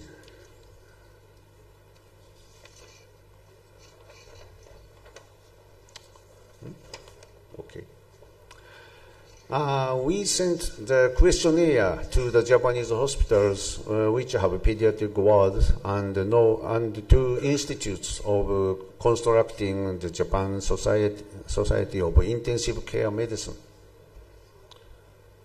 By March 2023, 129 cases of MIS-C and 59 cases of SARS-CoV-2 positive Kawasaki disease, we call it COVID-KD or COVID-Kawasaki, were reported from all over Japan. We have compared their clinical data. The median age was 8.8 years for MIS-C and 2.9 years for COVID-KD. although an 8-month-old infant was diagnosed with MIS-C at the youngest. We compared the time between SARS-CoV-2 infection and the onset of MIS-C over KD. The MIS-C had a median of about 4 weeks on weekly basis, and the COVID Kawasaki had a median of 4 days on a daily basis. Symptoms by organ were cardiac symptoms, including abnormal echo or ECG findings, blood abnormalities, including D-dimer elevation, GI symptom and kidney dysfunction or neurological symptoms such as MERS, although slightly less frequent, were reported in MIS-C more often than Kawasaki disease. In MIS-C, the symptoms of Kawasaki disease were shown with the same frequency as COVID-KD, which may be said to be a characteristic of Japan.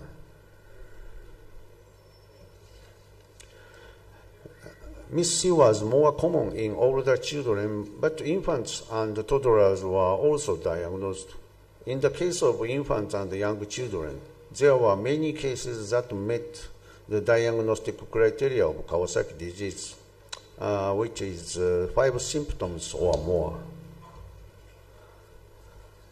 The laboratory findings were similar to those in other countries. In MIS-C, high CRP, very low lymphocyte and platelet counts, and elevated D-dimer in the early stage of the disease.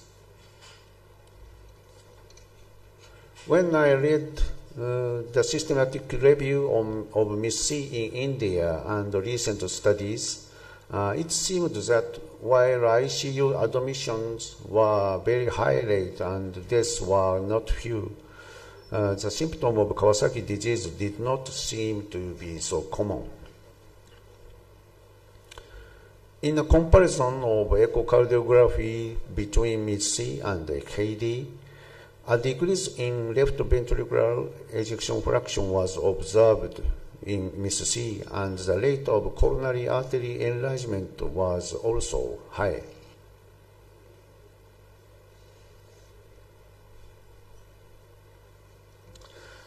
In terms of treatment, only about 12% of patients were admitted to the ICU, and MIS-C was slightly more likely to use IVIG and steroid combination with the initial treatment.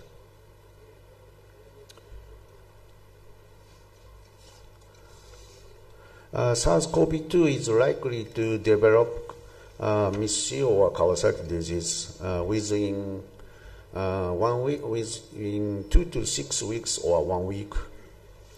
And in Japan, MIS-C has a clinical picture closer to Kawasaki disease with less severity and possibly some racial or genetic predisposition. In Japan, COVID-19 in children initially had few infections, but in the third year, the number of infected people increased due to the Omicron variant. At the same time, the severity of COVID-19 has decreased, but the number of the patients with MIS-C has increased. The incidence is low, and there have been no deaths by now in Japan. This is a very important feature of MIS-C in Japan.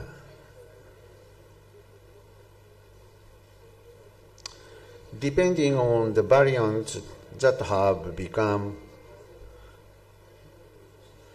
the dominant strain of the coronavirus, Alpha, Delta, and Omicron, we divided them into 3 periods and compared the first look at MSC.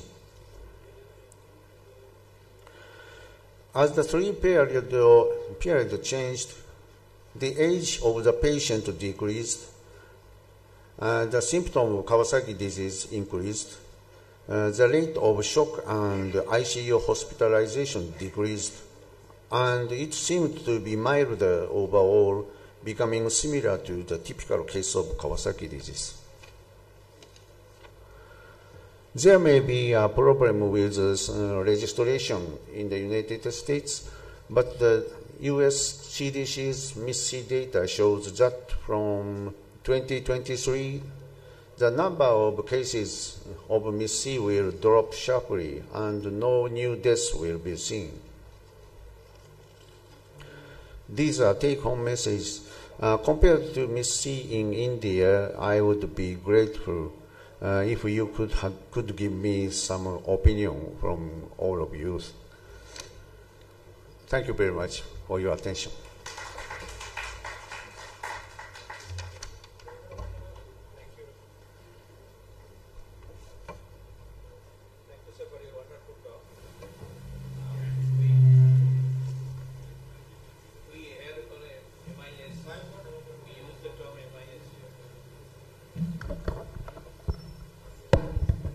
In our country, we use the term MISC, so not PIMS. We use the term you call it MISC. And our experience almost same with your experience. And if the audience have some comments.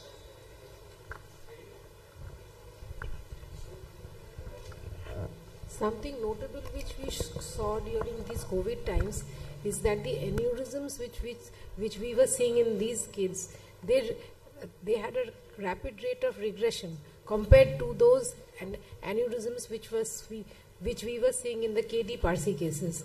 This was at least our observation. They had aneurysms medium or some also giant 7, 8. They quickly regressed compared to the KD Parsi aneurysms, and otherwise, as you said, the GI symptoms, etc. These were much more common in the MISC group compared to the KD subgroup. Yeah.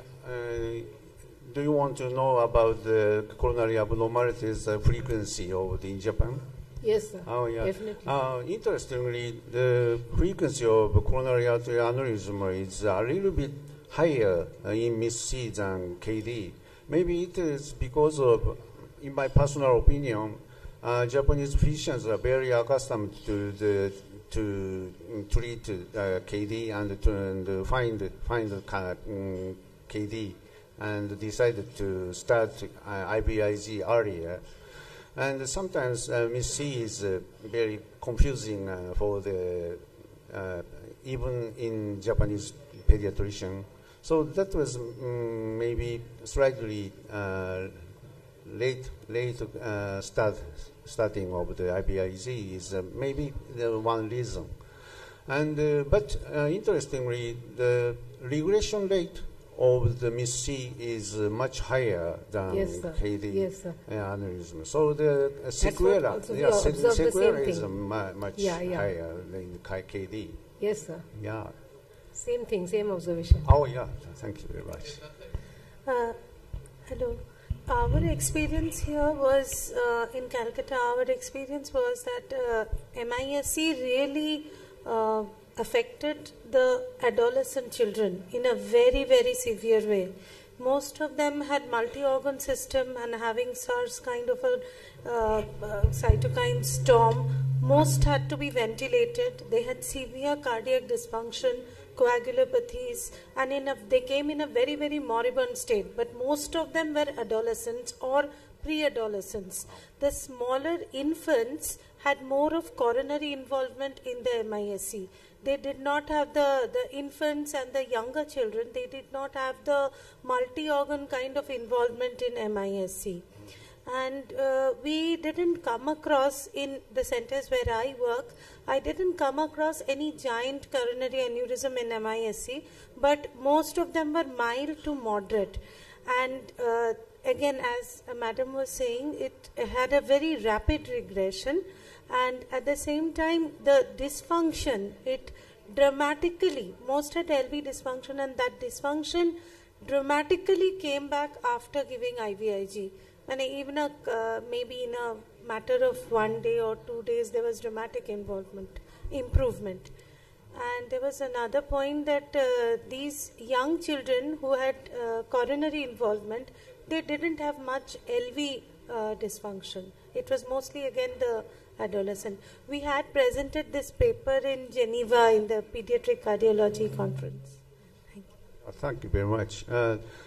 I think the situation in India or some Western countries are true about the MIS-C, because Japanese MIS-C is very mild and almost all due to Omicron variant. So the real MIS-C, which was very threatened because of some variant, some risky variant, just like the Delta variant or so. And I'd like to know the real situation of the Delta variant MIS-C in India. I think probably it's a true situation. I have a quick question. Have you studied the long-term myocardial outcomes in these children with MIS-C, with MRI? Yeah, and my co-author, Dr. Daisuke Matsubara, is just written the Journal of Immunology, Journal of, Clinical Immunology, and just published. And he is going to continue some study about the sequelae of coronary arteries. And he's already written, I think, in his era, when he was studying in the United States, he wrote some papers about sequelae and prognosis of the coronary sequelae, and some of them had some positive findings in MRI myocardial findings. So we'd like to know about the Japanese patient after MOSC in Japan, especially for them who had cardiac dysfunction. Its number is so 30 or 40 is not so high, but we need to follow. Okay. So, like we also seen the most of the cases of MIS-C more during the Omicron epidemic. Yeah. And our observation is more during adolescent and more severe in adolescent. And in few centers they have tried to see the cardiac functions. They have found long abnormality for a long period, but the follow-up is not a big end. I'd like to know in India there are still a large number of MOSC now. No. Okay. For audience, in adolescence especially, a febrile patient for 10 days or 12 days, so when we suspect about whether it is a MIS-C or Kawasaki disease. Sorry. Because in below 5 years, 6 years, there is almost a very clear-cut clinical differentiation.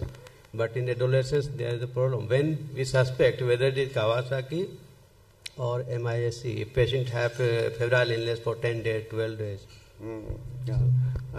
Maybe in Japan also it's difficult to clearly distinguish for the infant when he has both COVID-19 infection and Kawasaki symptoms. So this is our homework after gathering these data. So we don't have so many cases in one institution.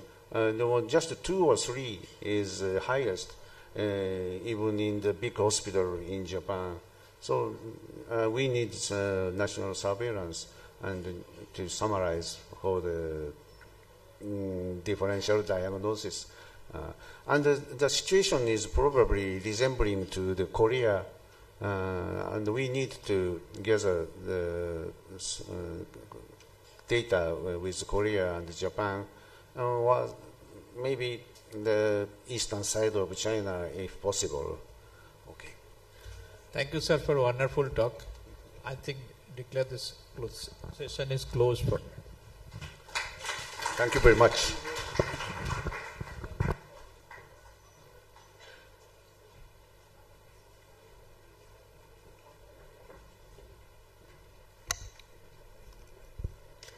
To brief us regarding the proceedings of IKDS 2024, which occurred in Montreal, Canada, and an update regarding that, we have our next speaker, Dr. Rakesh Pilania, Assistant Professor, PGI Chandigarh, and the chairpersons for this session are Dr. Murugan Sudhakar, Associate Professor, CMC Vellore, and Dr. Vijay Kumar, Additional Professor from the Department of General Medicine, AIIMS, Patna.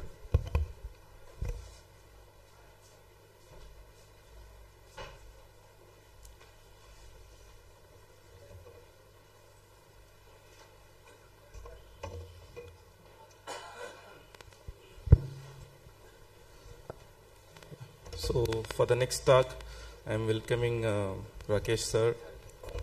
I think I may take 1 or 2 minutes of his 15 minutes if I start reading his achievements. In one word, I can complete it. He is closely associated with Sujit sir. So over to you for the proceedings of IKDS. Thank you. Thank you, Murugan, for the saving few seconds. So what the topic which has been given to me is that proceedings of International Kawasaki Disease Symposium. So what happens there in last 4 days in end of August, like I have to summarize. It's a difficult task because it's a huge task to complete all the things.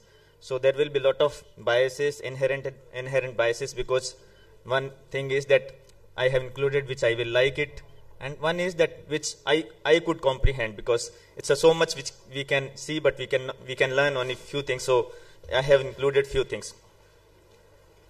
So what the salient learning from the IKDS, I have divided few things into the few points. That one is that because one session was there on an importance of collaborations to improve the care of patients with Kawasaki disease and how important the collaborations are.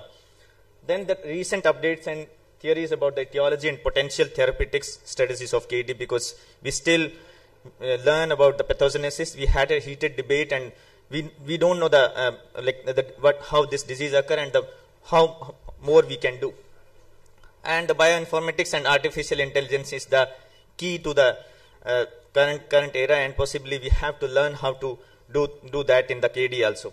And what are the latest advances in long-term follow-up and monitoring of patients with coronary artery abnormality, because at the end of day, the things which worries to us is the coronary artery abnormalities. And why it is still, because it is important that why is early diagnosis is important, and so that is a clinician delight, because we have to identify these patients very early, and what are the next direction for the KD research. So KD around the globe and collaborations are very important, and it has been before the IKDS start, the IKDS president Dr. Najib Dada and Adriana Trimolet has sent a survey to all the world around the world, and which has been seen that to see that whether there are societies or not there in the, and we can see our societies also there in this table. So the majority of KD organizations were organized governance steering committee, and there were the funding which we yesterday also talking that there is issues in securing the fundings, and there are no formal funding available, and peer-reviewed publications are associated with the societies. So we have to go in that direction, that we have to collaborate more. So the collaboration is essence, and because we as the caregiver of the patients, we have to see that we have to see from the patients from different perspectives. So as the role of infectious disease specialist, pediatric cardiologist, because the patients may come to the infectious disease, we have to increase awareness in India also, the ID specialists who are there, then management therapy, general pediatricians, and then the transition care, because once the patient is there with us, the pediatric cardiologist is seeing, and then the patients who are becoming adult, that is also important. So there is an increasing prevalence of Kawasaki disease, and which I'm just copying the two slides, because one is that from Australia, and over the last 30 years, they have shown that annually 3.5% incidence has increased in the Kawasaki disease. that suggests that incidence of Kawasaki disease is increasing, and similar figure has also been shown by us also, that paper we have published in Lancet. So this again to highlight that Asian collaboration is important, and this Asian Pacific collaboration was done by Dr. Hamada's his group, and this was to study the incomplete KD prevalence, how is incomplete KD is there in Asia Pacific. So what important is that what we have to see from this slide is that incomplete KD, which is in Japan, if you can see the coloring, Japan they diagnose incomplete KD very early, while in India and where like other countries that orange bar is from Chandigarh, which suggests that incomplete KD is diagnosing at beyond day 10 of illness. So that suggests that if we will collaborate, then only we'll be able to know the differences of all these things. So going to next, that what is the etiology and basic science of the Kawasaki disease, and in etiology and basic science there were several studies, but possibly which I have included is the more therapeutic implications. So because the IL-1 beta and NLRP3 inflammasome is coming in a big way in a pathogenesis of Kawasaki disease, there were several animal studies. So this is studies from the Mose Arditi, who's works on a mice model Kawasaki disease, and it suggests that IL-1 beta has a crucial role in pathogenesis of Kawasaki disease. And there is increased expression of genes regulated by the IL-1 beta pathway, and which we have also shown in our work. So the evidence suggests that both mice model LCWE and CAWS suggest that pathogenesis of Kawasaki disease is IL-1 beta mediated, and the coronary artery abnormalities, the development is IL-1 beta mediated. So if there is a role of IL-1 blocking pathways in the Kawasaki disease, and there are recent trials to suggest that.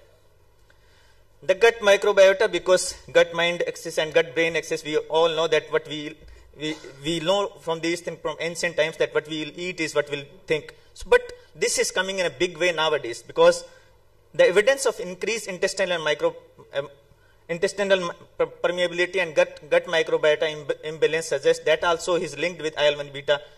I'll not go into the names, difficult name, but this study suggests that if there is a gut microbiota axis is disturbed, there is a decrease in the good bacteria, and because of that there is a decreased propionic acid, and that suggests that there is a role of in acute phase of disease, if you can supplement the things which can block this gut microbiota homeostasis or something like that, if you can add live or pasteurized individual bacteria or short chain fatty acid, which is an end product of this, that can also have some pathogenesis role in the Kawasaki disease.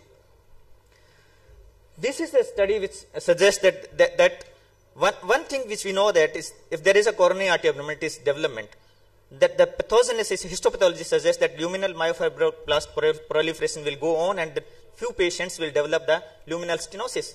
How can we prevent that?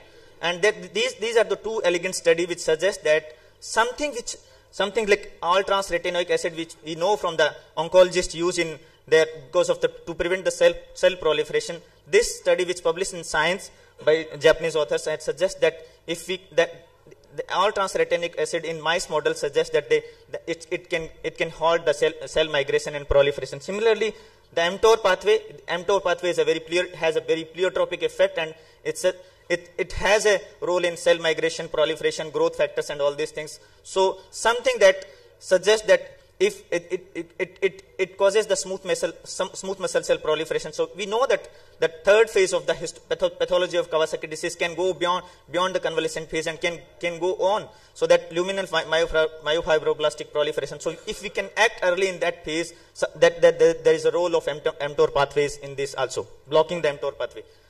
T regulatory pathways has also been studied, and the role how IVIG works in the Kawasaki disease, that has also been studied. So as I was highlighting, the bioinformatics and artificial intelligence, which is the key for the success, and possibly we have learned using the bioinformatics and artificial intelligence in the MIS-C more early, because we have identified the subgroups in MIS-C within 6 months, but the KD which we are seeing from last almost 60 years, we couldn't identify the clustering, and because of this learning we have identified. So you know all the paper from the Jane Burns, that they have suggested the 4 clustering groups like liver dominant group, node first KD, and infant group, and shock or neutrophil predominant group. In that, they have studied the cell-free RNA. Cell-free RNA is that RNA which is released because of that damage, and this is in the body fluids. So they have studied this and studied in the different clustering group, and they suggest that there is a distinct inflammatory pathways are working in these diseases. Something like data-driven approach suggests that there are several grouping which we can do, like mild KD, interferon mediated KD. So the youngest KD is possibly interferon mediated. So this study is based on the big data mining like genomics, transcriptomics, proteomics, and then clinical and laboratory data they have run through the computer-based machine learning algorithms, and then they have identified that these four groups. So that suggests that lot to do from the AI and bioinformatics, which we can define the groups in Kawasaki disease.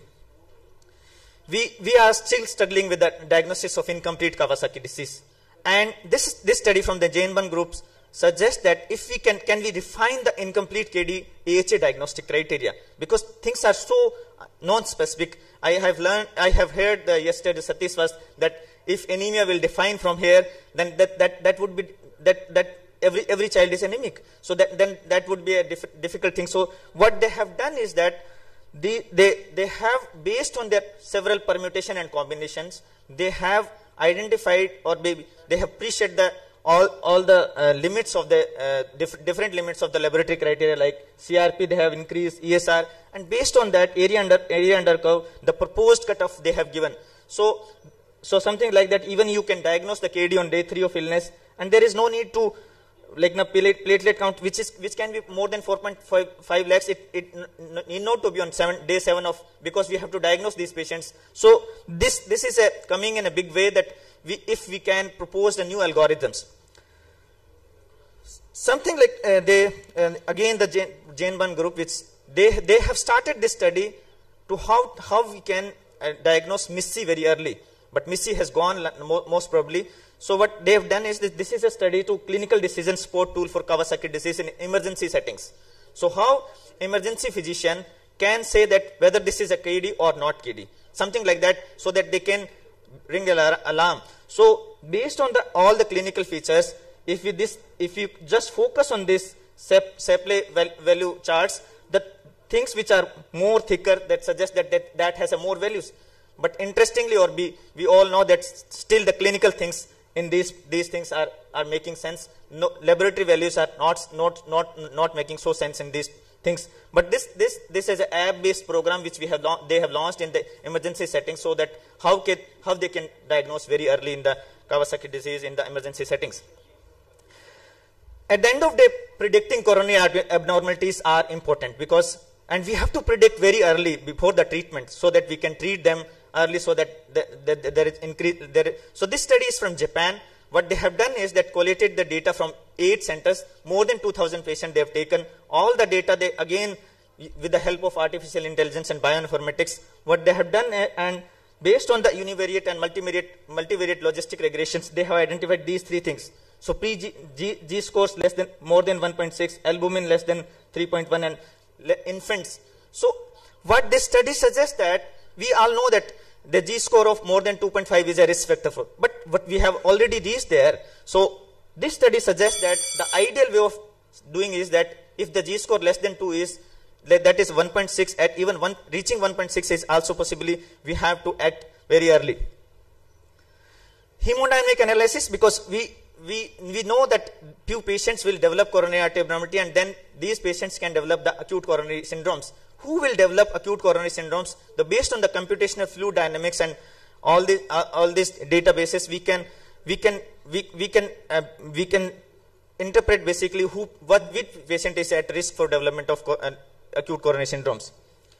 Acute KD imaging is still a issue, and we mostly rely on the echocardiography, and I will not go into the detail. Only things which I want to highlight is that the G scores. The G scores, that there are several G scores are available. I will just focus on that. What variability there are in the several G scores for a simple measurements. So the crux is that, and again to highlight that variability in the several G scores if you use. But the crux is that we have to stick to the one G score at the given point of time, and in same to be followed for the same patients and for the original cohort. Long-term follow-up and monitoring of patients with coronary artery abnormalities is important, and CT coronary angiography is coming in a big way. And we all know that cath angio has a very limited role, and only in the situations where we have to act. Imaging surveillance is important, and these things were highlighted in the study.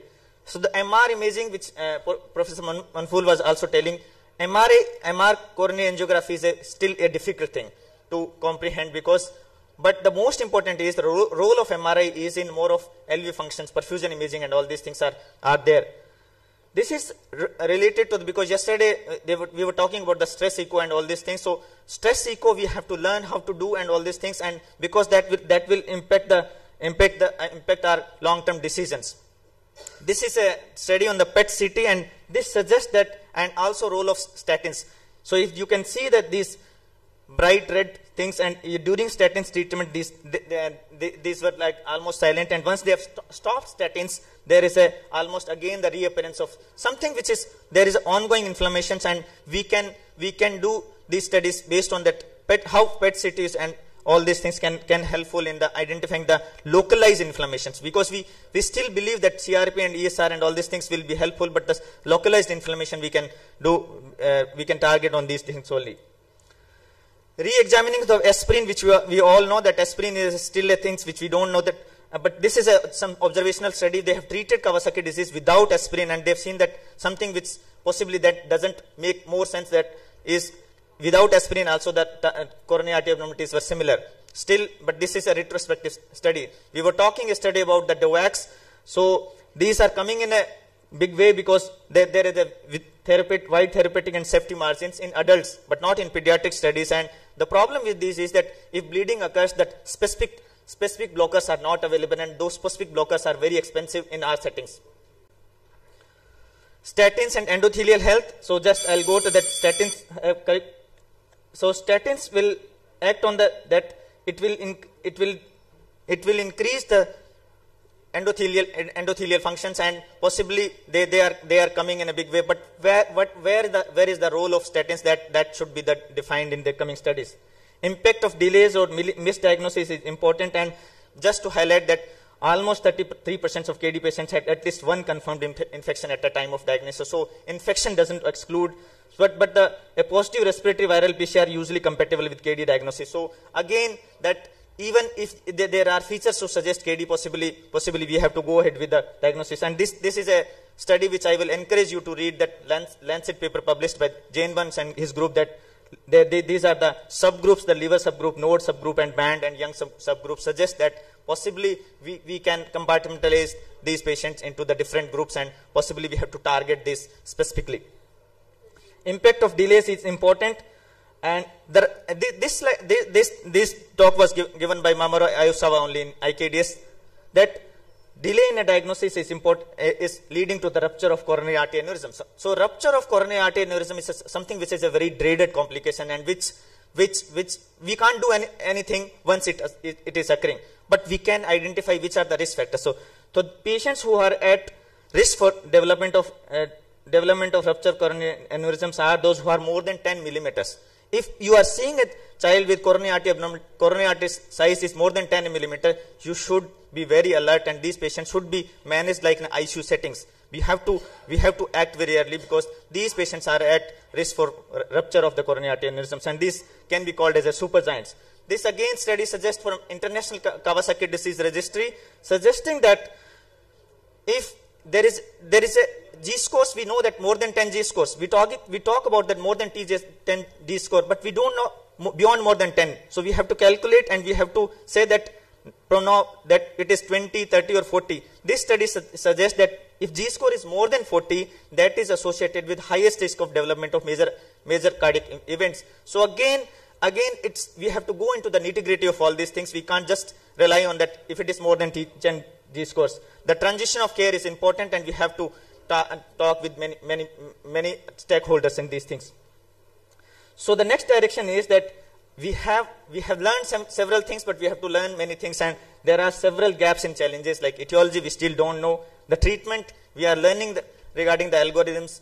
what all therapies we can be, and imaging surveillance is still evolving, and the revascularization, anticoagulations, we were debating that who want to take an injection on daily basis, so we want to have several other therapies, and assessment of ischemia, when to do, at what time to do.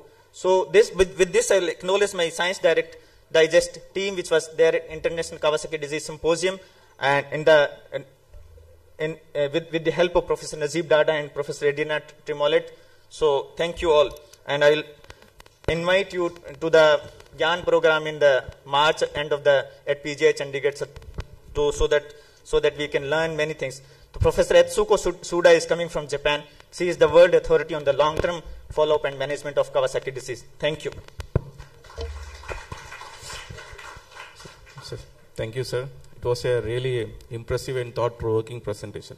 Before opening to the forum, I have one query about this mouse model study on sirolimus on the luminal myofibroblastic phase. In that case, can we try those drugs in that chronic stage also? Like, what about this model study? Did they show some improvement with the sirolimus? So these are mice model studies and experimental animal studies. So what they have shown is that because mTOR pathways, mTOR is a pleiotropic molecule, so because of that they are involved in the cell migration and proliferation and growth. So if you block at that pathway during the acute phase in the mice, there is a less chances of development of luminal myofibroblastic proliferation, and they have shown that chances of developing coronary artery stenosis is very less, because if you can halt that stage. But these are only mice model studies, and we have to know the things in the phase 1 clinical trials and all these things. So before that, possibly we can't use these molecules. Now I think we can take comments and suggestions from the forum.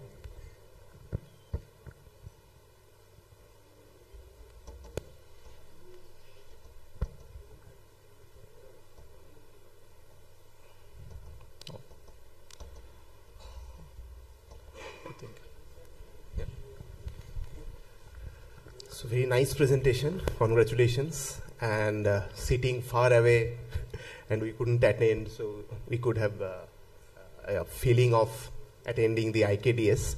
Thank you for that. And one question, anakinra is coming up in a big way in the treatment of IVIG resistant, and so there were studies previously comparing IV versus subcutaneous. Anakinra is now also getting available in our country. So is there any thought on IV versus subcutaneous? Previously they told that intravenous anakinra is more useful because of maintenance of steady concentrations for longer duration. So anything on that regarding the route of administration of anakinra or any other agent which is coming up for IVIG resistant as well as the high risk group, apart from the agents that we know? So thank you for the questions. Basically, what you are talking is which we are just learning about the anakinra and role of anakinra. So there are one study by the Edina Trimolet, and one is from the Professor Isabelle Conepont from the French group, which is basically a French cohort which they have used anakinra. These studies are very small studies, and problem with us is that availability of anakinra is also a difficult issue. But these both studies have used IV anakinra during the phases. So possibly because we have to act very early in the Kawasaki disease, I don't know, I am just making assumptions, we have to use IV anakinra in these settings. But again, I'm not an expert on that. And you were asking about the other molecules. So statins, there is a role of statins and during the acute phase. So that is also coming in. There are one trial by Edina Trimolet, and another trial from the Japan is also going on the role of statins during the acute phase of the Kawasaki disease. So if we can add as an additional adjunct therapy, so whether that will prevent the development of coronary artery abnormalities in these patients. Yes, sir. Yes. May I? I would like to talk about the International Kawasaki Disease Symposium for the future. This time, Professor Najib Dada and Professor Adriana Tremor, they are very good friends of mine, and we organized this meeting. But this time, the registration fee is becoming higher. So, it's a little bit far from the Asia Central Asia. So that's a problem. So we need to think about the future meeting of international. So next time we'd like to join in some country in Asia, but Japan is the most convenient for every country concerning the Kawasaki disease. So the 2027, Dr. Tomoyo Matsubara, who is the rheumatologist and the infectious disease, and Dr. Onouchi, Yoshihiro Onouchi, the genetic specialist, will organize in Chiba or Tokyo or somewhere in Japan. And I don't know, the date is not fixed. Probably some winter or autumn in 2027. So the information will be noticed in this half year, I expect. But today I'm very impressed with the Indian researchers are very passionate and very having very good discussion. So, and Dr. Pirania was very good presentation, and we are very familiar with Indian people. So let's encourage from India to Japan, Japanese young researchers, and if possible, some collaboration for the future study or getting information for the clinical practice. It's my personal expectation. So I'd like to thank Dr. Pirania and especially Dr. Singh this time. And the International Kawasaki Disease Symposium has no original organization. So the Dr. Dada and Adri is thinking with me or Dr. Kei Takahashi, the previous president of IKDS, thinking to make, to establish some society for international Kawasaki disease. So it's called IKDS, maybe. So we can get some network, a good network by the use of online meeting through the COVID-19 era. So we need more close communications for everyone in every country in the world. I think so. Thank you.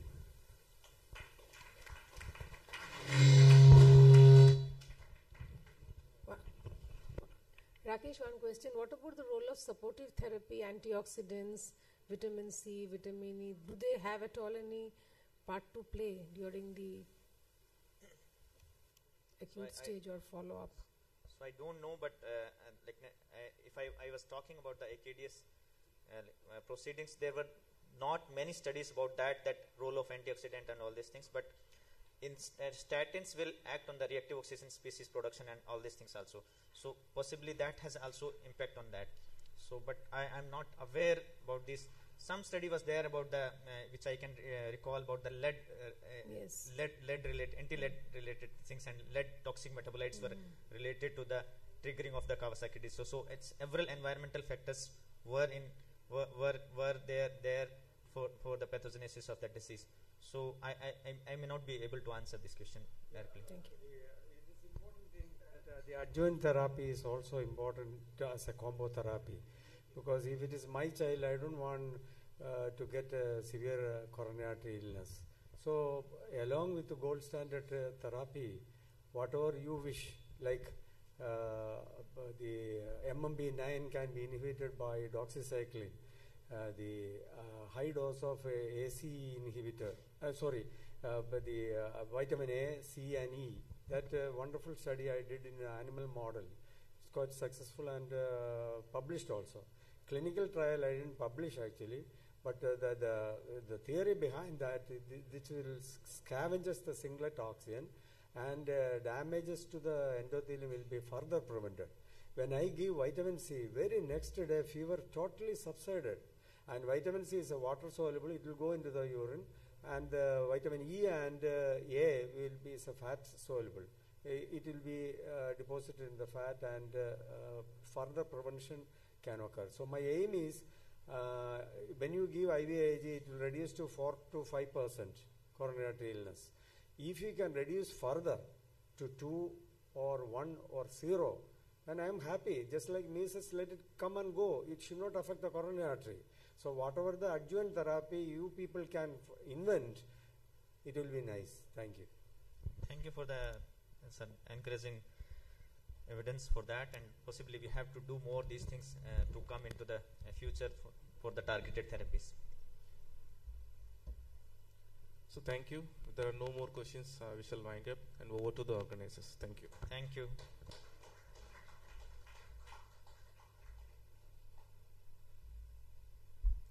Our next session is a clinico-pathological conference for which I'd like to invite the speakers, Dr. Sagar Bhattat, Consultant Pediatric Rheumatologist at Aster CMI Bangalore, and Dr. Arvind Shekhar, Assistant Professor from PGI Chandigarh. The chairpersons for this session will be Dr. Manish, Senior Consultant Rheumatologist at Patna, and Dr. Ambar Parvez, Assistant Professor, Department of Pathology at AIIMS Patna.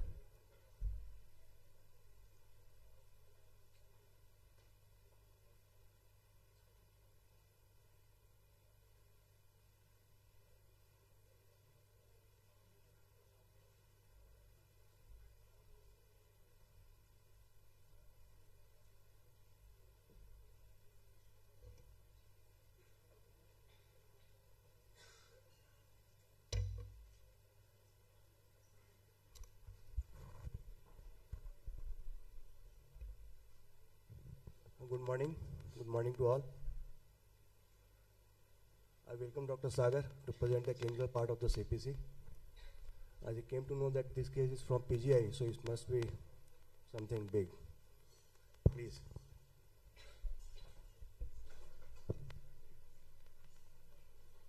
So, good morning one and all. This session would, I believe, be an interesting session where people would look at the clinical aspect as well as get the advantage of looking at the pathology, which in clinical practice we often fail to see. This also fondly makes me remember those days which we famously call the Wednesday CPC. So this is one of those most celebrated academic sessions in PGI Chandigarh.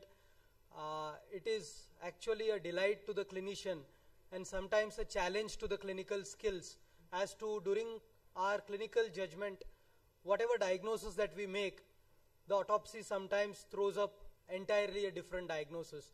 And I must thank my mentor, Professor Sujit Singh sir, who always motivated us to attend these sessions. I must say in the beginning, possibly we didn't realize the value of those sessions, but once we leave PGI, we all know how valuable these sessions are.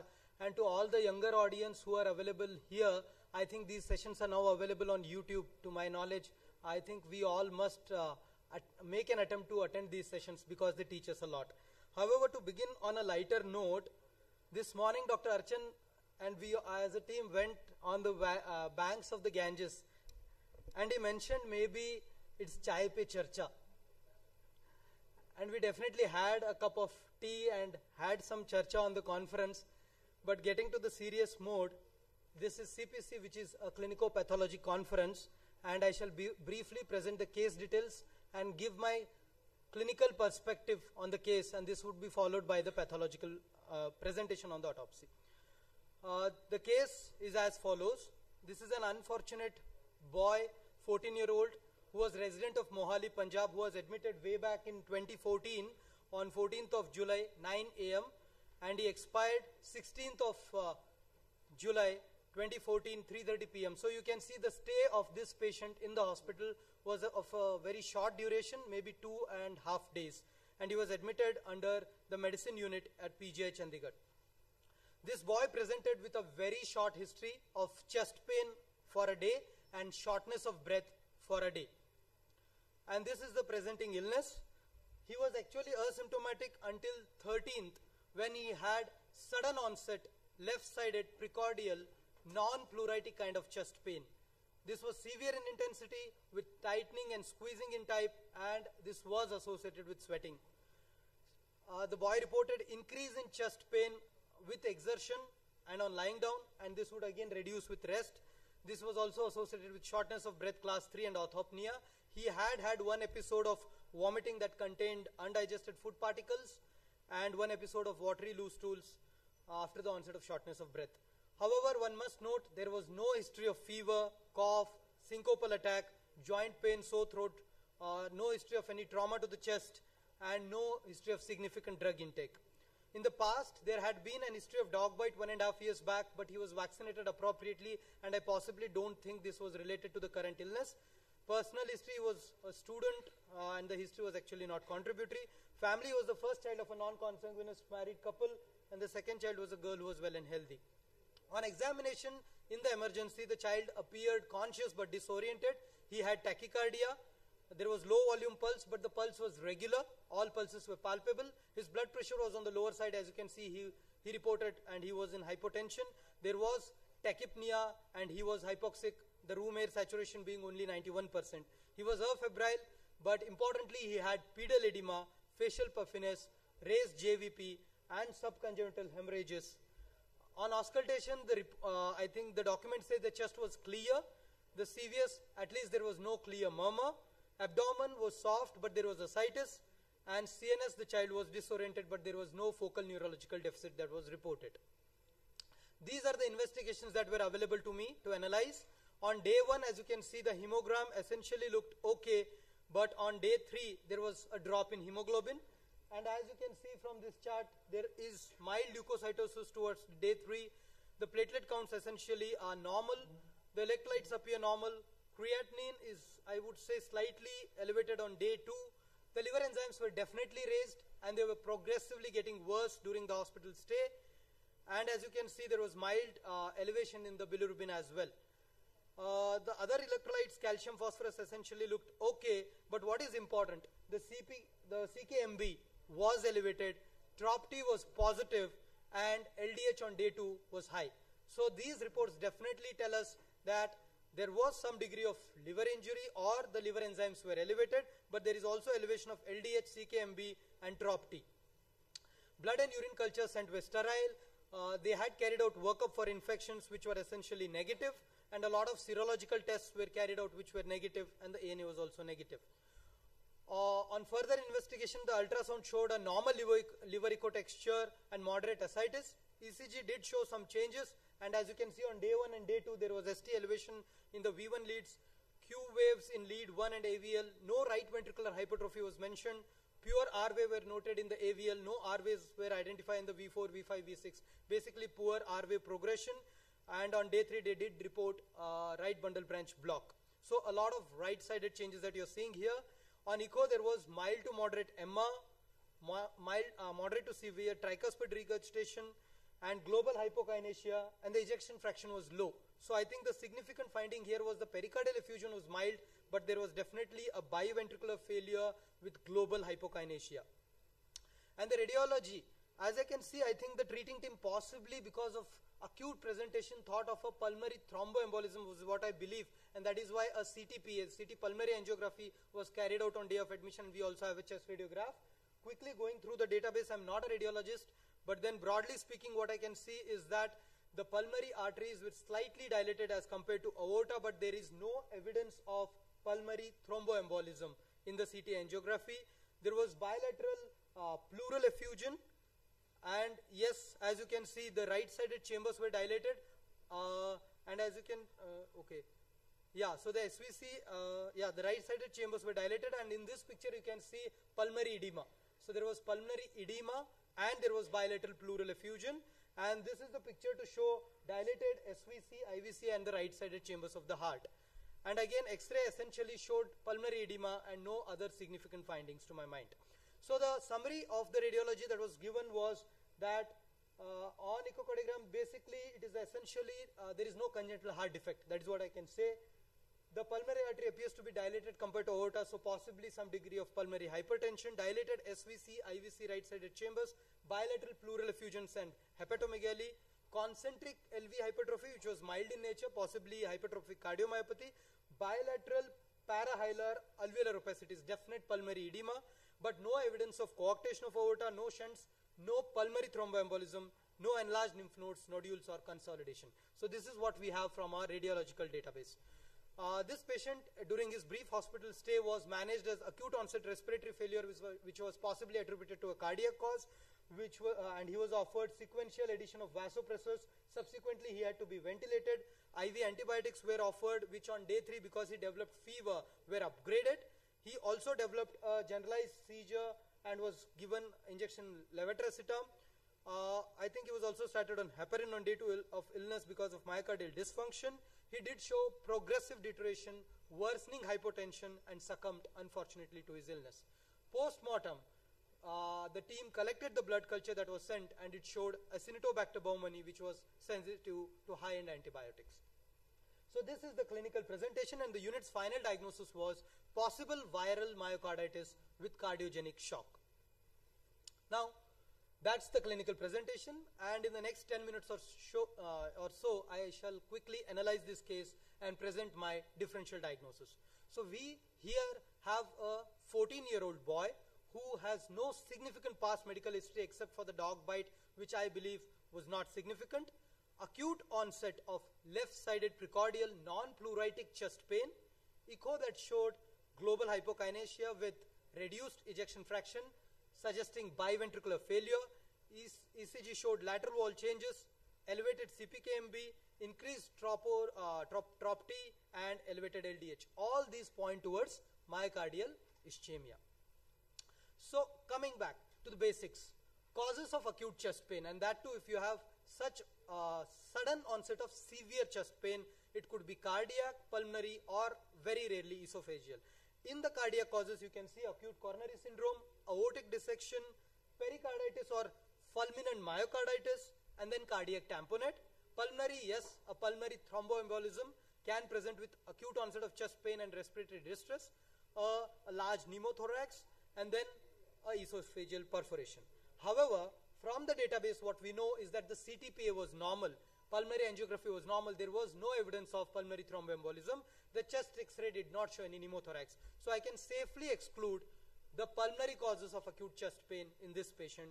And again, esophageal cause seems unlikely because we had the imaging in hand. So looking at this database, by all probability, the cause of acute chest pain in this patient seems to be cardiac in origin. So I would exclude these two based on the available radiological database. Now, proceeding further with cardiac causes, again, aortic dissection has been safely excluded because imaging was not suggestive.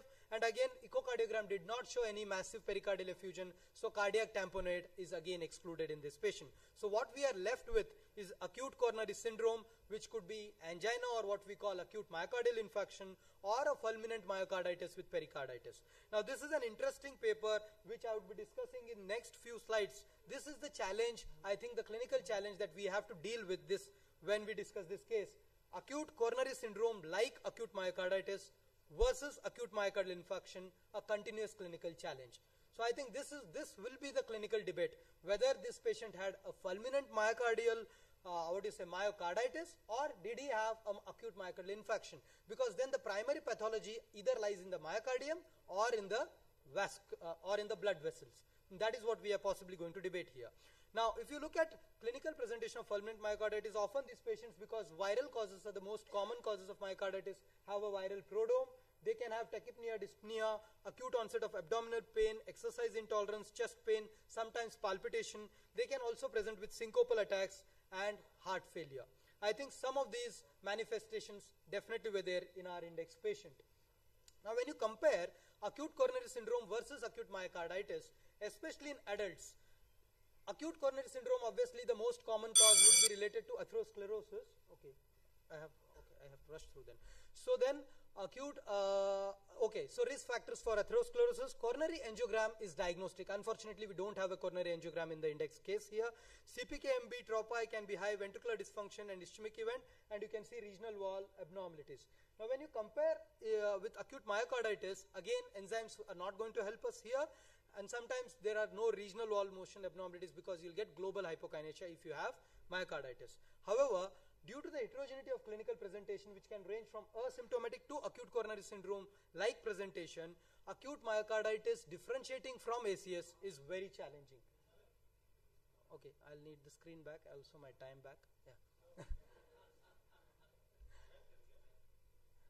So I think that's the debate in this patient, that whether this is fulminant myocarditis or is it a myocardial ischemia, because then I think the pathology is going to show problems either in the myocardium. I think this patient will have problems in the myocardium, but whether there are significant problems in the coronary vessels is what we are looking at, and possibly hunt the etiological diagnosis. We have to see, sir.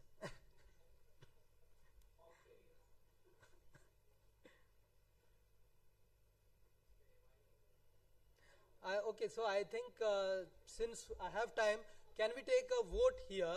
How many of you think this is acute MI? Can you please raise your hands? Okay, I roughly see 30%. I would say 30%. And how many do you think is fulminant myocarditis with no vascular pathology? Another 30%. So clearly 30% are not taking any call. They think it is non-cardiac in origin. Okay, I have my slides back. Okay, let's see. Sorry. So yeah, so again the same thing that has been highlighted here in this slide, the summary here is that coronary angiography is mandatory to exclude an obstructive coronary artery disease, which we don't have in our patient, and myocarditis, the gold standard diagnosis would be to do an endomyocardial biopsy. Obviously in an unstable patient it was not a possibility, and again people have designed scores like Salzburg score to differentiate these entities. Now coming to myocarditis, the most common cause being virus, but it could be non-infectious like autoimmune, drugs, toxins and hypersensitivity. On the other hand, could this be acute coronary syndrome? Again, I think in this patient there is enough evidence to debate on this side that acute onset of chest pain with biventricular failure, ECG showing evidence of myocardial ischemia, raised enzymes, all this point towards acute coronary syndrome. And if I think of acute coronary syndrome, these are the possibilities: coronary artery abnormalities, aortic stenosis, prothrombotic disorders, iatrogenic injury, and premature atherosclerosis. I would possibly exclude these three causes safely because of the available workup or the history. Premature atherosclerosis is again a possibility. If you look at the coronary artery anomalies, again broadly classified into congenital or acquired. When you look at the congenital causes of coronary artery anomaly, one would always discuss L kappa, that is anomalous left coronary artery from the pulmonary artery. Though most patients with L kappa will present in infancy with myocardial failure, but 15% of them can present late with very classical ECG changes, which I don't think were there in our index case. Again, other coronary anomalies which can be congenital is anomalous origin of left coronary artery from right coronary sinus. Here again, because the way the artery courses, it can get compressed and there can be myocardial ischemia, and very rarely you can have a coronary fistula, that is coronary artery getting communicated with another cardiac chamber or artery, but you should have a continuous murmur, which was absent in the index case. Now coming to acquired causes, we are in Kawasaki disease conference, so I am sure we have to think about Kawasaki disease. Otherwise, even in a patient who comes with acute MI-like presentation, KD is always a differential diagnosis. Other causes like SLE, PAN seem unlikely, and coronary artery dissection in a premature atherosclerosis, I think the age is an odd factor for considering this. So the terminal event, there was fever, culture was positive, the child had seizures. So I think definitely this child developed a healthcare associated infection, and I don't think this can explain the total problem in this patient. So the final diagnosis: a 14-year-old boy with no significant past background, acute onset chest pain with myocardial ischemia and biventricular failure. The first possible diagnosis to my mind is fulminant viral myocarditis. However, an acute coronary syndrome due to a coronary artery anomaly, say dissection in the premature atherosclerosis, or possibly a giant coronary aneurysm, say this patient had KD-like illness in the past, which was never diagnosed, and now he had an aneurysm which suddenly ruptured or got thrombosed, is another possibility, though to my mind it would be placed second. The cause of death definitely looks like an healthcare associated infection with Acinetobacter being the cause. So with this, I would like to open this session to the hall for their comments. Thank you for the beautiful presentation.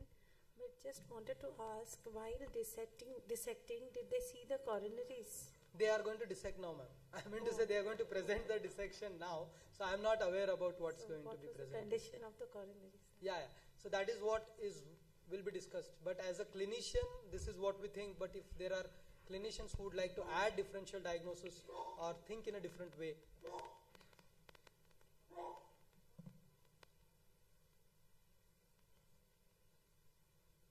Are there any comments from the house? Dr. Rakesh? Thank you, sir, for the great presentation. Basically, the child has presented very acutely with a chest pain, and there are no prodromal symptoms to suggest any viral illness, which we typically see as a viral myocarditis in weeks before or something like that.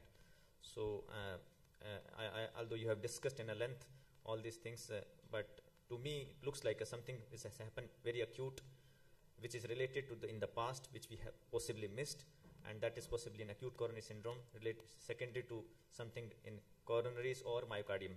Because myocardium may have something has happened in the past and which has event has been missed, and that because of coronary arteritis or something that causes myocardial fibrosis or something, that also can be in play. So something which has happened like acute coronary syndrome and causing the cardiovascular collapse. So to my mind, that looks to me is a more likely. Dr. Archan.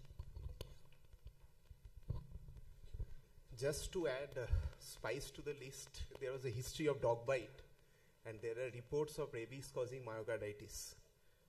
Myocarditis and encephalitis, but there are multiple reports of rabies causing myocarditis. So how long But that was I think 2 or 3 years back. So that history is an old history. So but we know rabies can manifest years after the history of dog bite. I think I'm not aware of rabies causing late onset myocarditis, but yeah, CNS presentation sometimes can be delayed. Yeah,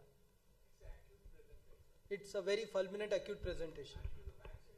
The child was appropriately vaccinated as per the documents.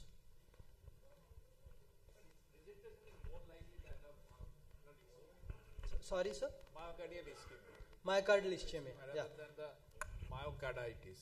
It's no history of fever, no prodromal features, acute onset. More likely, it's a myocardial ischemia. And the tropine and I think another tropine and LDH. LDH was a very high raise. It's more in favor of ischemia rather than myocarditis. Let's see what pathologists say. Sir, what was the indication of heparin? No, so in CPCs we can't debate. The reason is this is a clinical call somebody has taken 10 years back, and so I think it's possibly when you have low ejection fraction, there is increased risk of thrombosis within the heart, and that is where I think they add heparin. Thank you. It's a clinical practice. So, as you are also saying, but you have kept second diagnosis. I will keep your second diagnosis first. As in viral myocarditis, there is definitely there is no prodrome, but this can happen without a prodrome.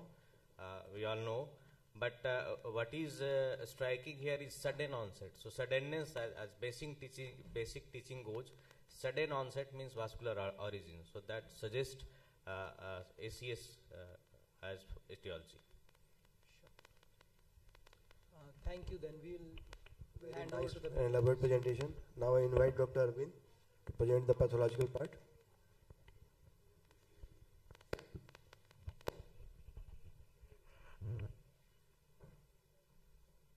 So good morning all. So first of all, I thank the organizing secretary and organizing chairperson of ISKD and Dr. Sujit sir for giving the opportunity to discuss on autopsy findings.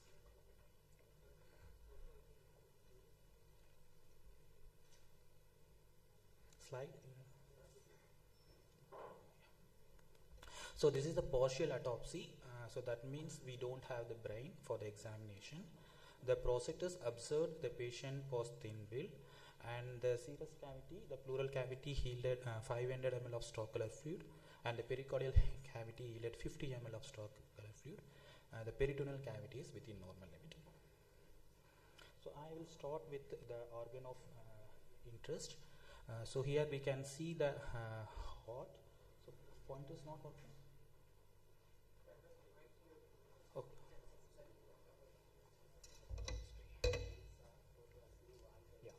So just for the orientation, so we are viewing the heart from the anterior aspects.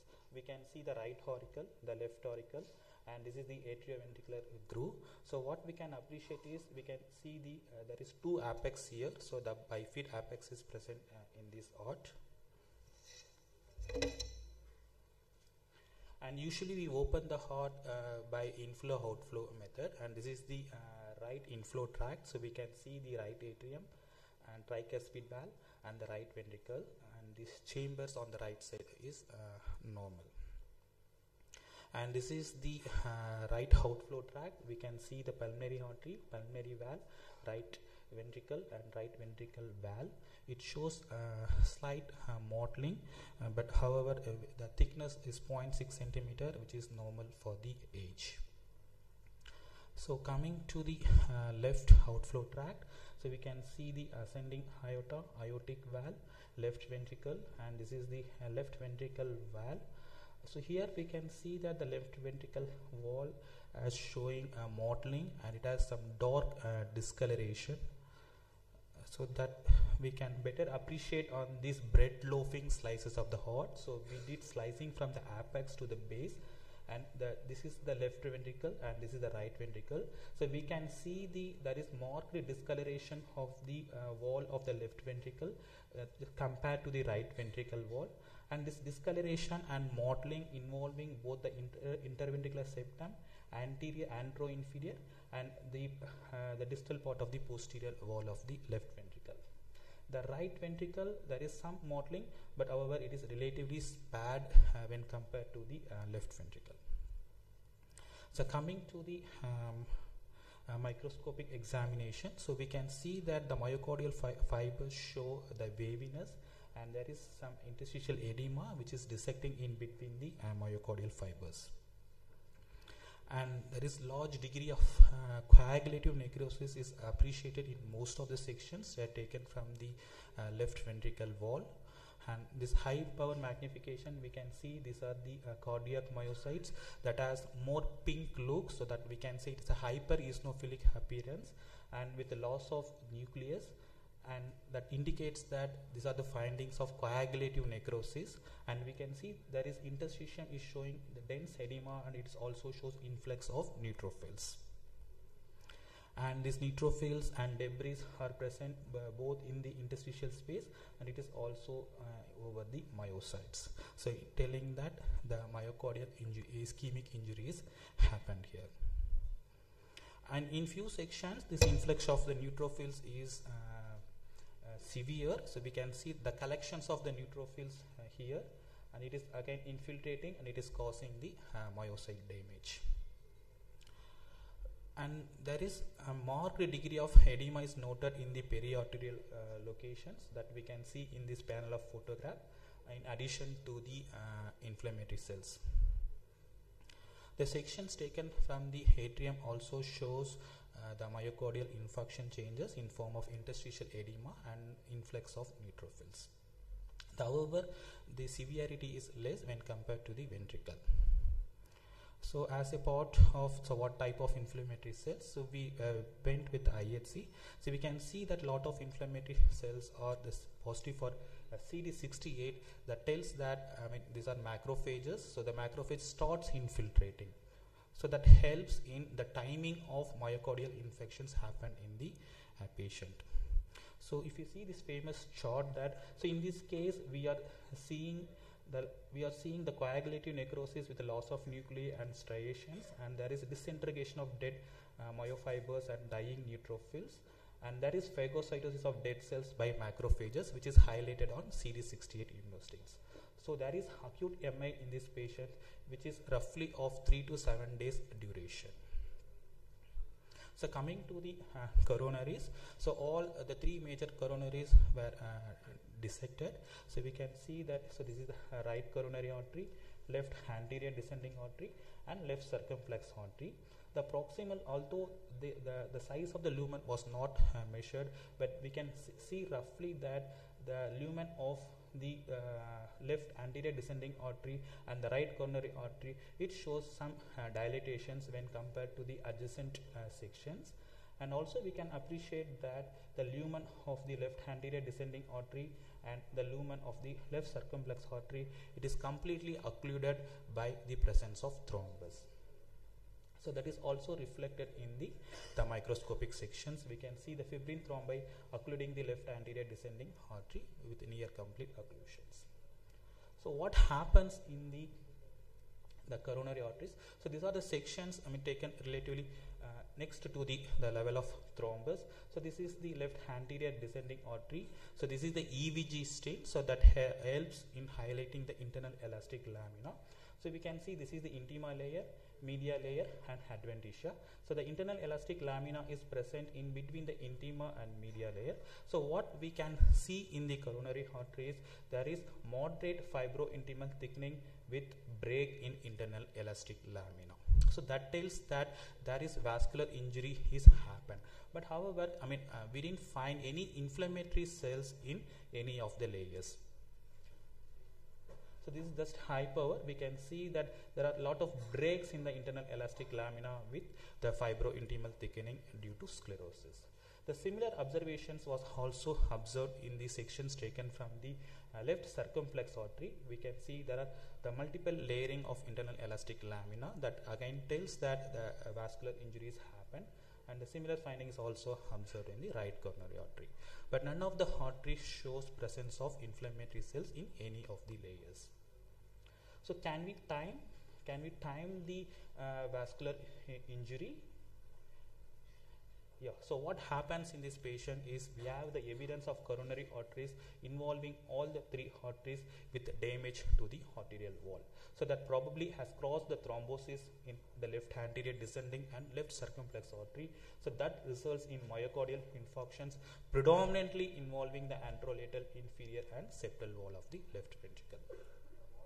So can we time the onset of the coronary involvement in this case? So this is a nice article by Takahashi et al. Based upon the autopsy findings after the onset of Kawasaki disease.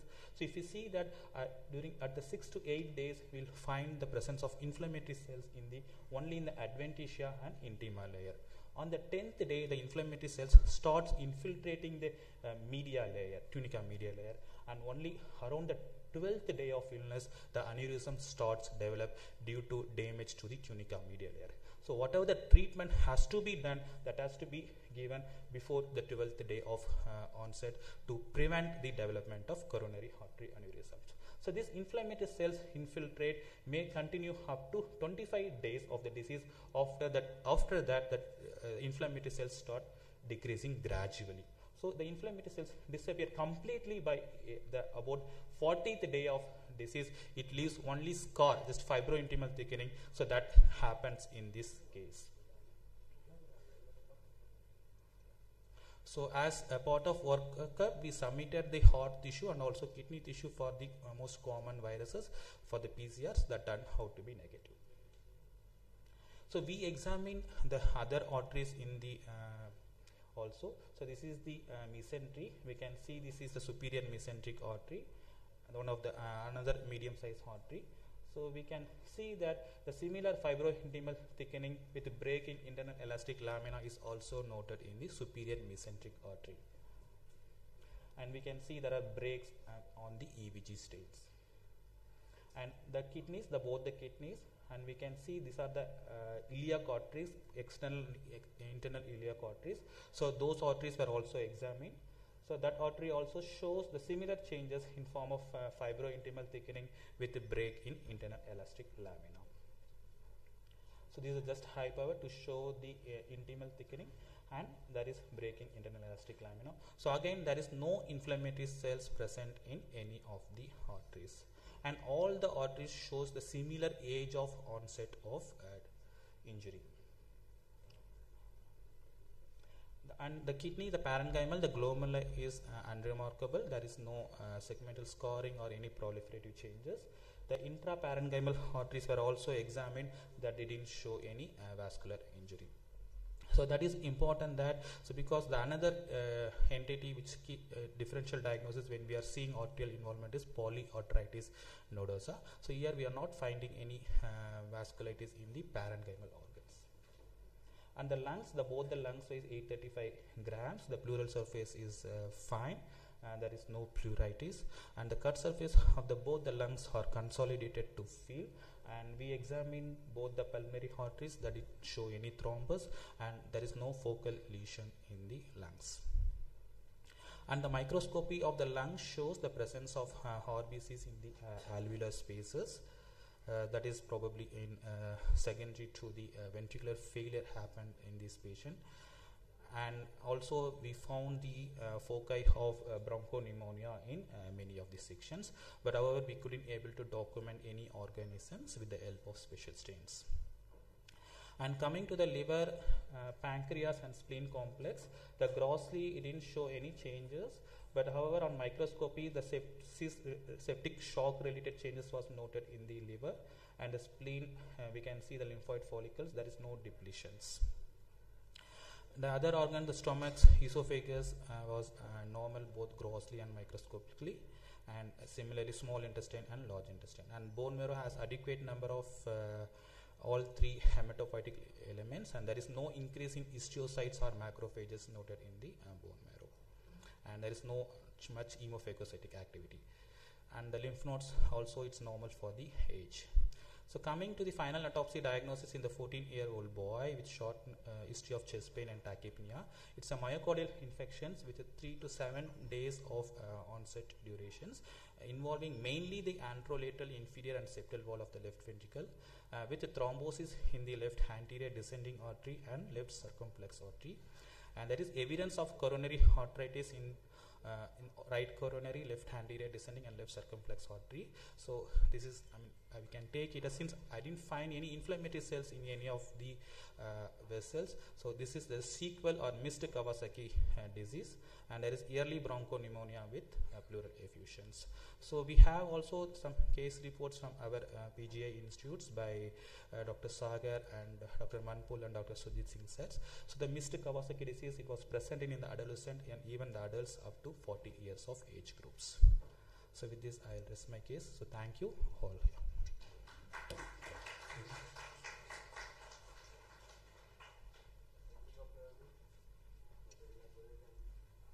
Discussion. House is open for the discussion. Yeah, thank you. It's always wonderful to see those images. I wanted to know a few things. If I get it right, in patients with Kawasaki disease, when they develop thrombosis, it's because of the aneurysms. Yes. Or can they develop thrombosis in the first 3 to 5 days of illness without aneurysms? No. Okay, that's point number one. Yeah. So in this patient, we definitely don't have aneurysms. In fact, there is no breakdown of the media as well. Correct? Yeah, there is breakdown of internal elastic lamina. So but the media is not still damaged, and that's why you're not seeing the aneurysms. Yes. So the aneurysm is not that much giant, but some focal dilatation was noted in the proximal part of the coronary arteries. Okay, because in the second, so why I'm asking you this is if I see aneurysms with thrombosis, the pathophysiology seems very clear. But if we are not showing any aneurysms and we are showing thrombus, so is thrombus the primary disease or the vessel wall the primary disease? That's question number one. Second thing is, you mentioned there are no inflammatory infiltrate in the vessel wall. Does that exclude an inflammatory pathology, or are we too early into the stage of an inflammatory pathology in the vessel? Okay. So no, it is not like that. So that's what I showed the reference article, the timeline of the histological changes happened in the coronary arteries after the onset of Kawasaki disease. So we can see the inflammatory cells from the 6 days of onset of Kawasaki disease up to 40 days of onset. Okay, so it can be before 6 days or after 40 days of the illness. But in this case, since we are finding the coronary artery damage in form of the break in internal elastic lamina, and there is some kind of sclerosis in the intimal layer, so this is definitely more, at least 40 days has crossed in this case. It is definitely more than 40 days of onset of Kawasaki disease. Okay, so we are basically not dealing with acute Kawasaki disease. No, you are saying this is possibly a damaged artery It is missed Kawasaki disease. Okay. It's a damaged artery and now it has got thrombosis. Yes, yes. And we are not seeing aneurysms because it's possibly healing. Healing, yes, Okay. yes. But were we able to show any stenosis around the aneurysmal segments? Because that's what we usually expect. Okay, no, I mean we didn't find in the stenosis. Okay. Yes. So, anything about Apple, sir? So okay, why the Hapla was, I mean, there is no specific histological findings of Hapla. So in Hapla we'll find the thrombosis both in the arteries and veins. So but here, I mean, we are seeing thrombosis only in the arteries. And again, Hapla will show some ischemic changes in the kidney. So that also we are not seeing in this case. But it's not always to Not have, yes, yes, that I understand. Yeah. Recently, I had one patient with the known SLE in Apla. Okay. Had a MI. So we did angiogram, which is negative. Okay. And we did cardiac MR. Okay. That showed an entity of MINOCA, myocardial infarction with normal coronary arteries. Okay. So whether, I mean, if it is because of lupus, then we should do at least some direct immunofluorescence for the immune complex. I mean, that was not done in this case. Yes. Okay. But Apla. What you are saying, sir, that it is not an acute event. The event must have happened sometimes in the past, the Kawasaki disease. Yes. And now the child has presented with an acute coronary event due to a thrombus. Yes. Now my question is, if the vessel wall is not broken, like Dr. Sagar was saying, the media is okay, only the there is a break in intimal layer. So what is the cause of the thrombus then? No, I mean, there is definitely arterial damage is there. I mean, the media is not broken. Such a big thrombus causing occlusion without much of a vessel wall alteration. No, there was damage. I mean, there was damage to the coronary arteries. That, I mean, so that we can say in terms of the internal elastic lamina break. So that itself tells that there is damage to the coronary arteries. The similar breaks and duplications of internal elastic lamina is observed in all the three arteries: right coronary artery, circumflex artery, and anterior descending artery. All three arteries shows breaking internal elastic lamina. So that is the damage to the artery. I mean, media. I'm telling that there is no inflammatory cells present in the media. That's what. Ma'am, maybe the other way of putting the question is, in a primary thrombotic disorder, will you see this vessel wall change or no? No, we will not find. Yes. So I will take the vascular event is a primary event, so that is leading to the thrombosis. Yes. So thank you, Dr. Arvind, for the nice description. Basically, I have a question on the same line. Basically, what you are saying is that it's a missed Kawasaki disease. Yes. So basically, can you is that thrombus also? So whether thrombus came at that time or it was there some time back and it has organized more because thrombus. And second thing is that because coronary artery calcification has also been seen in Kawasaki disease during the late phase. So whether that was there or something like that we can see in this. Yeah, there is no definite timeline of thrombosis, but we can say that whether this thrombosis is fresh or old. In case of old thrombi, we will find there is recanalized arteries. So I am not finding the recanalized artery. It is still open and the fresh fibrin is there. So it is acute event only.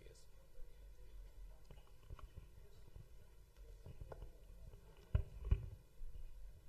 Any more questions?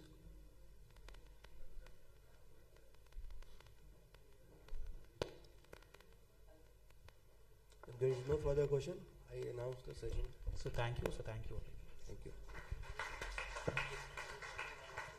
Requesting Patra sir to hand out the mementos to Manish sir, Arvind sir and Sagar sir. Two important announcements. Now we'll have a short 10-minute break for tea, and after that we'll have the abstract presentations. So there's a small change in the sequence. First we'll have the presentation of clinical abstracts, basic sciences, and immediately after that we'll be having the award session for the quiz winners, for the e-poster presentations, and for the oral poster presentation. So requesting all the participants to come back as soon as possible so that they do not miss the award session. Thank you.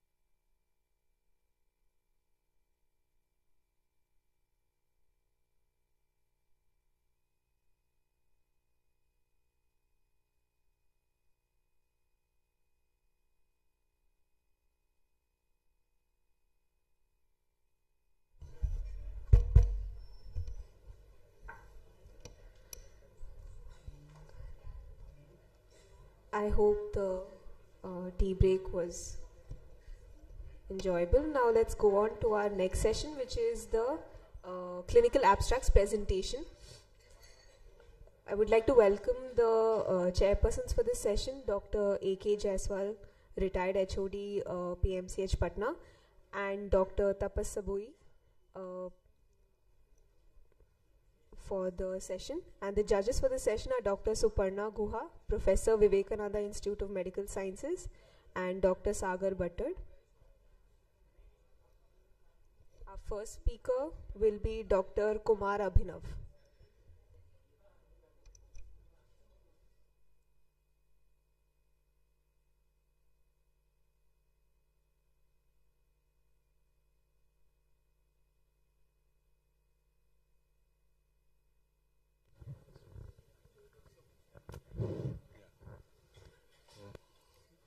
So good afternoon, everybody.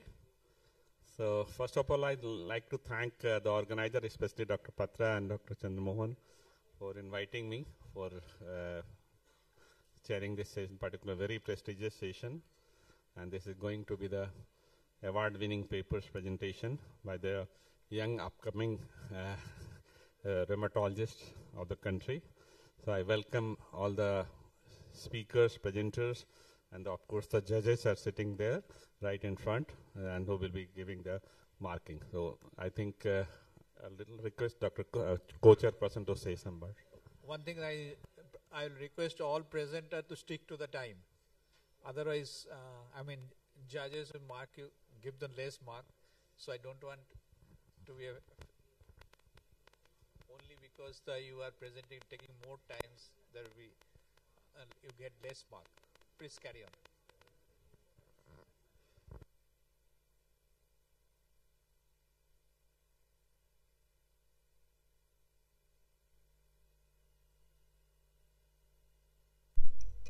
Good afternoon, everyone.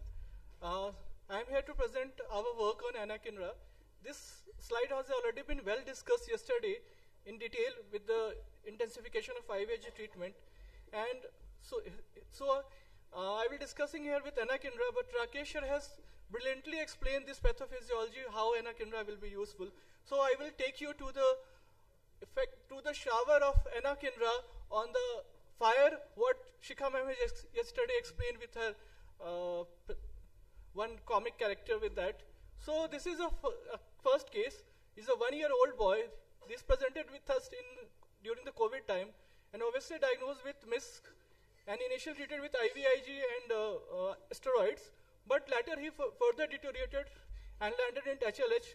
When it came to us, we did the echo, found to have coronary dilatation as well. So we diagnosed as complete KD with HLH, and steroid has not been effective previously, so we gave him anakinra, and here is the result. The patient's completely improved. Second case is a 4-month-old girl diagnosed as incomplete KD on day 13. Echo was done and showed aneurysm, but when she referred to us, she already had giant aneurysm. We intensified the treatment, but yet not much improvement. So we added anakinra again, and yet the magic of anakinra set in. And now we can see that her aneurysm size is reducing down and is completely asymptomatic now. Third case presented with a twist. So let's see what the twist is in this case.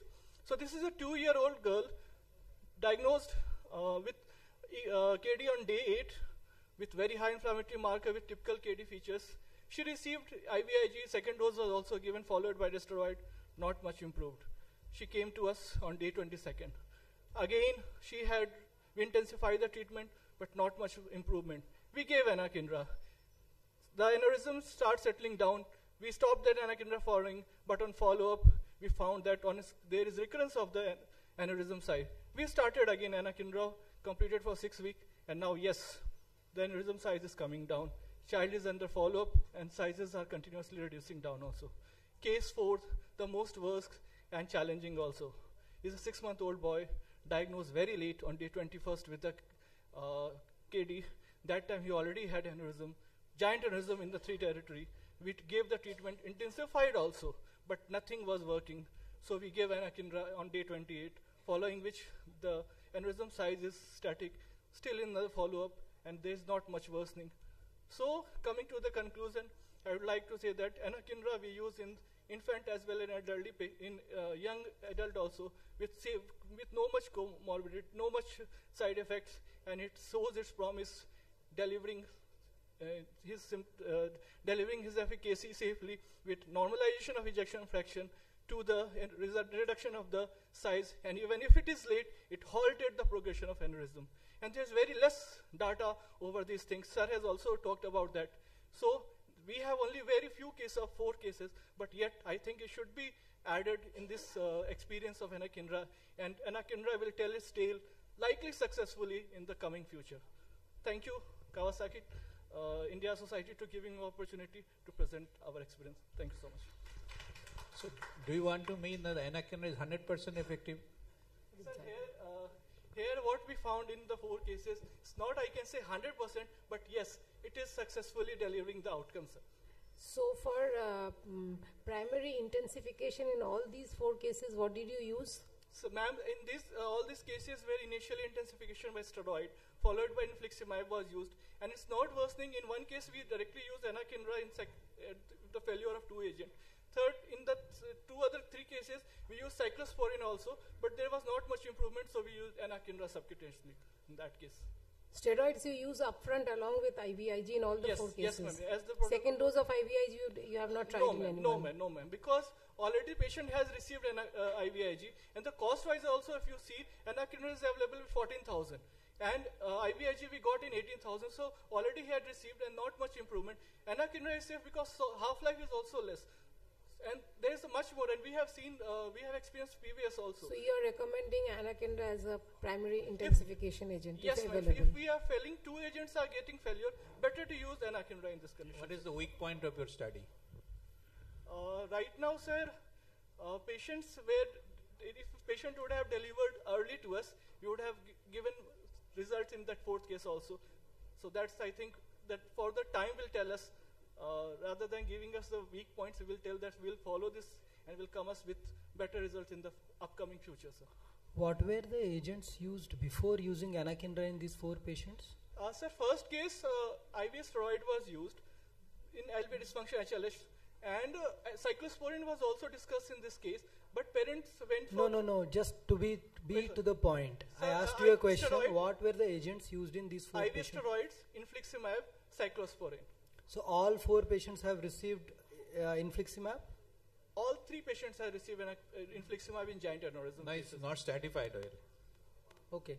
So you have used infliximab in 3 patients, and IVIG has been received in all 4 patients? Yes, sir. Okay. And did all these patients have aneurysms at the time of entry into, at the onset, did all these patients have aneurysms, or they developed aneurysms in the hospital? Sir, at the time of admission, all the 3 patients have aneurysm. 4 patients? 3, sir. First has HLH only, sir. Okay, the first patient is not Kawasaki disease? First patient has Kawasaki but has HLH also, complete KD with HLH. Okay, without aneurysms? Yes, sir.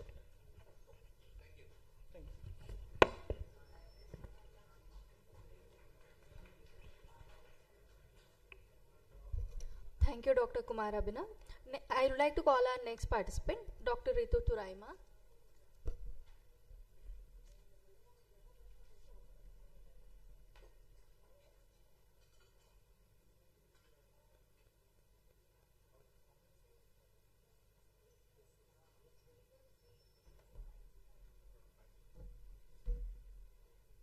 Very good morning to everyone.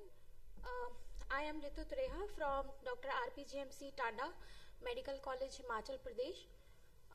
Today I am presenting clinico-epidemiological profile of Kawasaki disease from our institute in sub-Himalayan region of India. Kawasaki disease is a common childhood medium vessel vasculitis, as we already know, with predilection for coronary arteries. It mainly affects children less than 5 years of age, and diagnosis of Kawasaki disease is mainly clinical. Incomplete KD includes children who do not meet all the criteria for diagnosis. Our study is a retrospective study. From the cases who enrolled to our institution, I am presenting total 58 children whose records were available at our institute. registered from July 2017 to October 2024 in our pediatric rheumatology clinic, Department of Pediatrics. Diagnosis of KD in these children was based on American Heart Association 2017 criteria.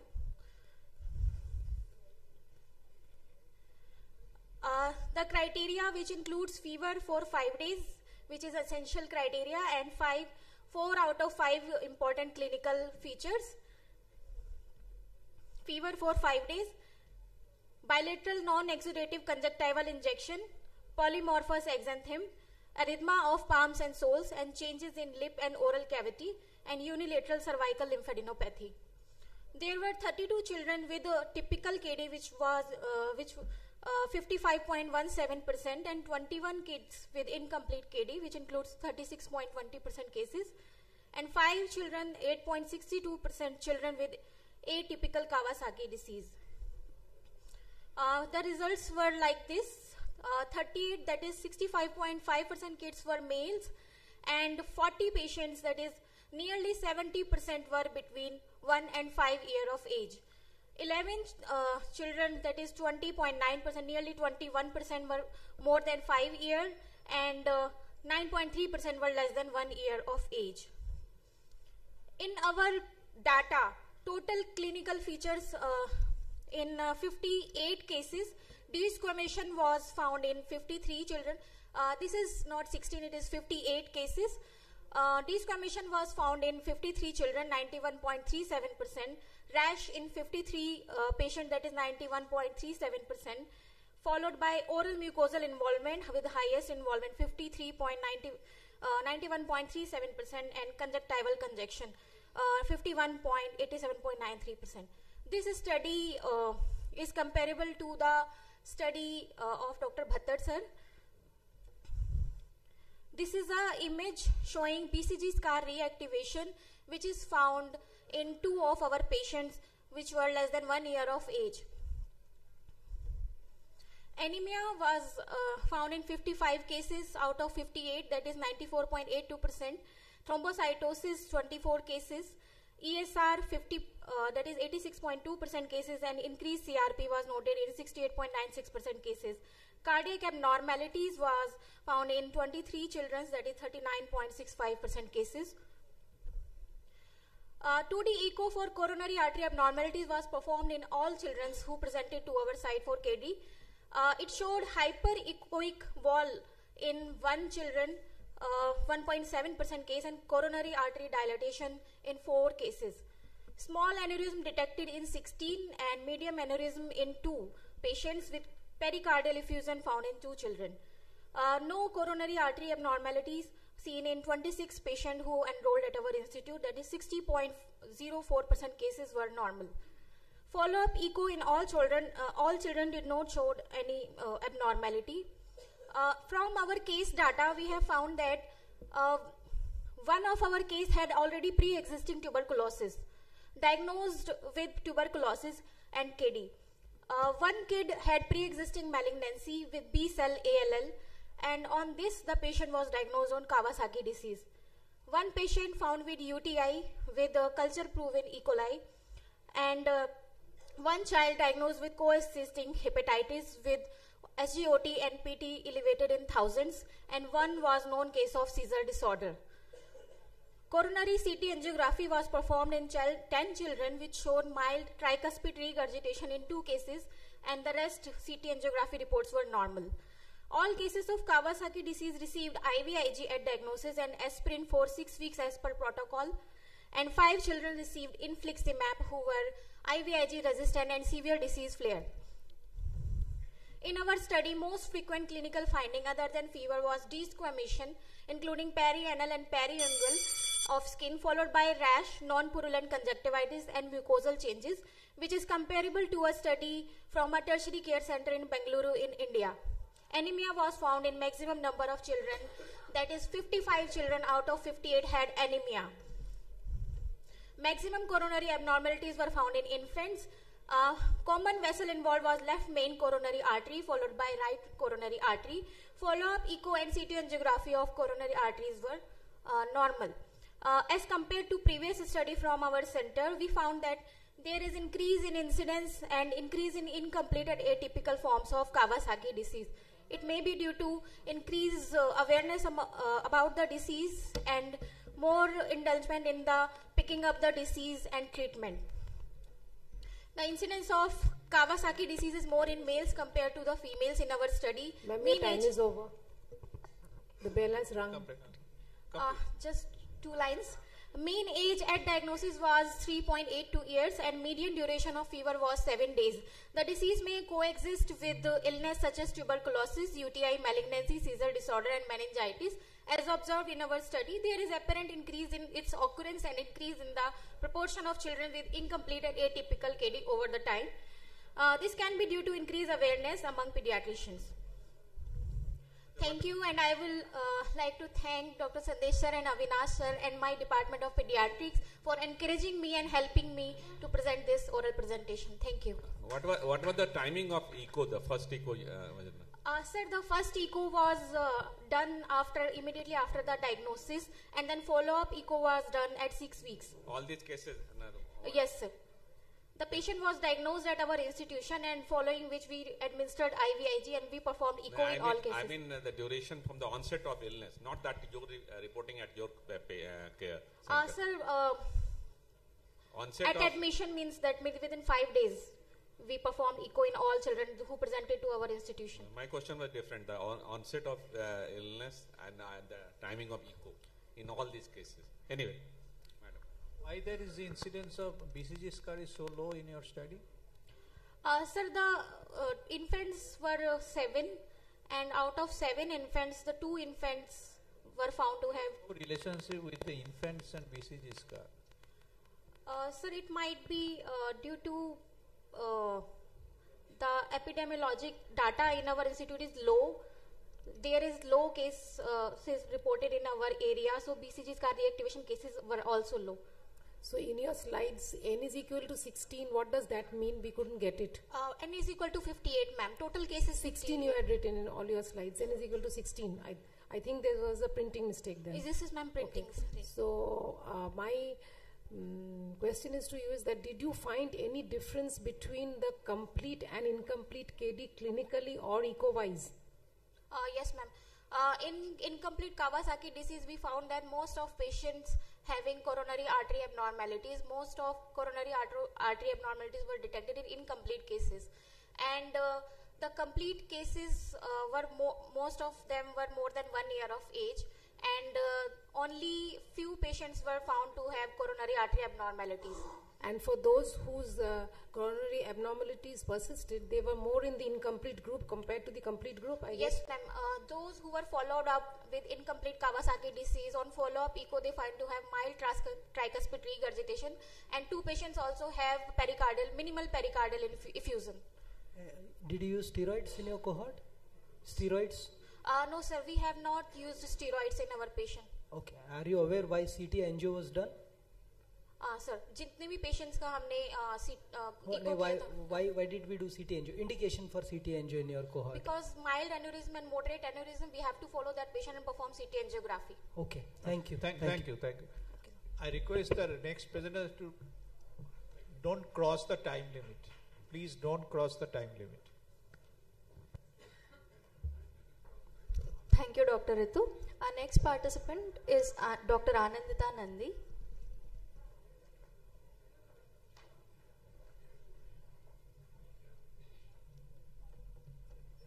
Good afternoon all.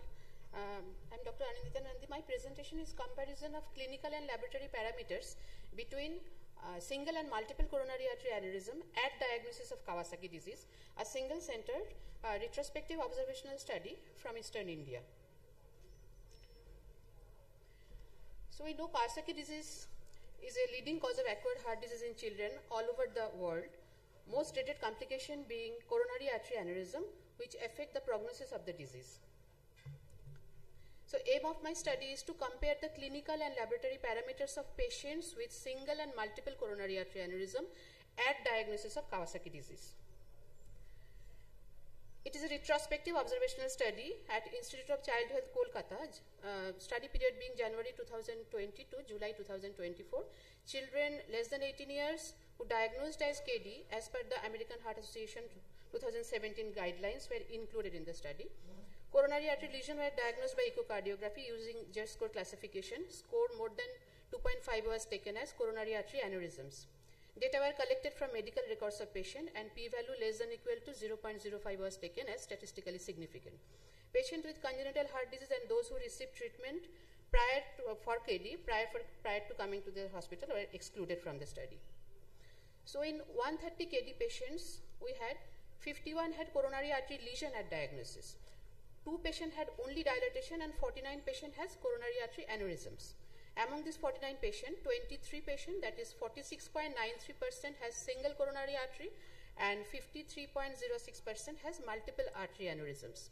So in our study, overall, 37.69% had coronary artery aneurysms at diagnosis. The gender ratio is male to female is 2.7:1 in our study, which is statistically significant. Clinical parameters at diagnosis noted were age at diagnosis, sex, incomplete KD, complete KD, and duration of fever at presentations.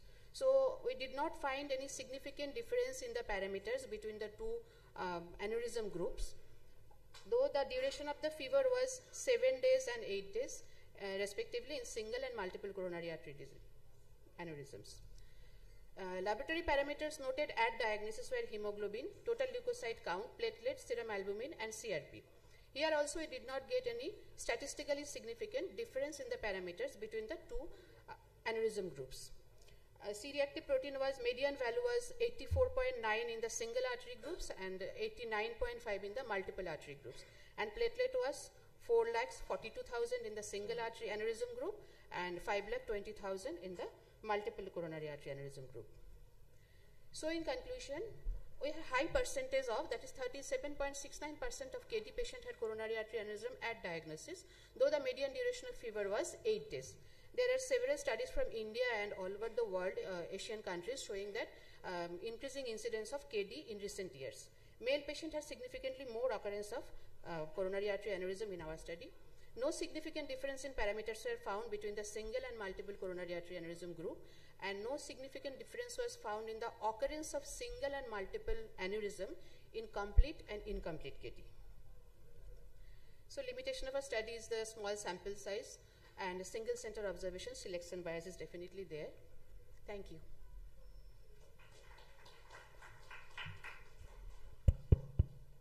Why did you perform this study? Sir, to see whether multiple coronary artery aneurysms are occurring, is there some risk factor? No, I got it. What is the database existing for this kind of observation in literature?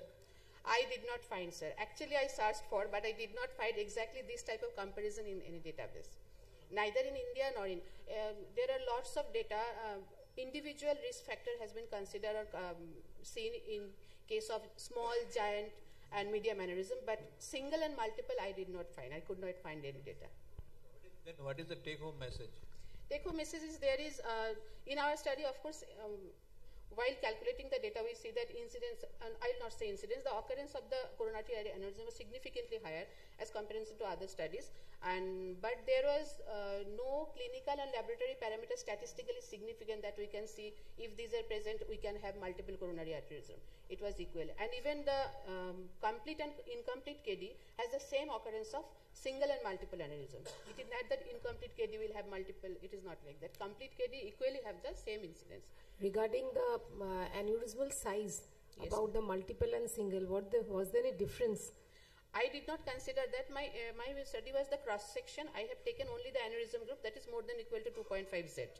Therapy also you did not look after, only I just the cross section. The risk factor, some clinical and sub-laboratory, whether there is any significant difference in the risk factor between the two groups, single and multiple coronary artery. And I could not find any significant difference. So what is your weak point in reaching to a conclusion of your study? Yes, sir. Of course, this is a small sample, just a single center study. Apart from that, and it's a retrospective apart from observational. in your data, it is a retrospective observational study, sir. So we their bias has to be there because we have collected the data from the records, medical records of the patients, Thank you, sir. Thank you, Dr. Anandita. Our next presentation will be by Dr. Pragati Bagh.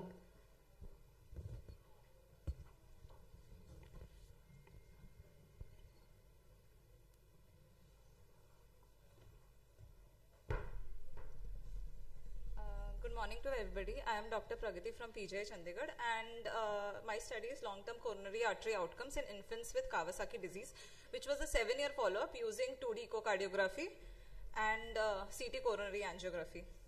So, as we all know that Kawasaki disease is the most common acquired medium vessel vasculitis in children under 5 years of age, and with 25% of untreated children developing CAs, as we have seen from day one of this conference, with infants being the most vulnerable group. Hence, long-term follow-up of the coronary artery status is of paramount importance. So, in our study, we aim to assess the coronary artery status in infants with KD after a minimum of 5 years of follow-up, which was our primary objective, and then we compared the CTC and 2D echo findings. So, we correlated this with the findings at diagnosis. So, why we chose this study? Because infants particularly have atypical features which are difficult to diagnose. They have severe disease and almost 60% present with CAs at presentation. So, because of this unique challenges and risks, we chose this study. So, it was an observational study conducted in PGI from Jan 2023 to June 2024, and the inclusion criteria being all the infantile KD patients with a minimum of 5-year follow-up with 2D echo and CT coronary angiography.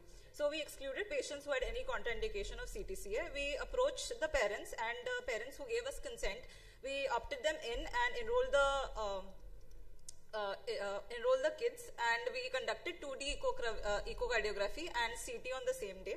So, on analyzing the results of our cohort, we found out that the mean age of diagnosis was about 9 months, and the age of enrollment being 8 years.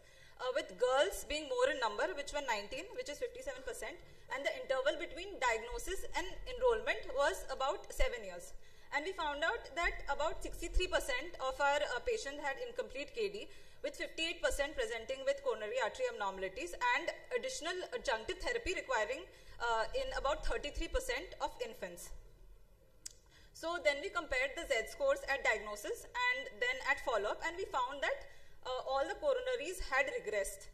And we also observed that 4 out of 19 patients had coronary artery anomalies on 2D echo at day 3 of admission post IVIG.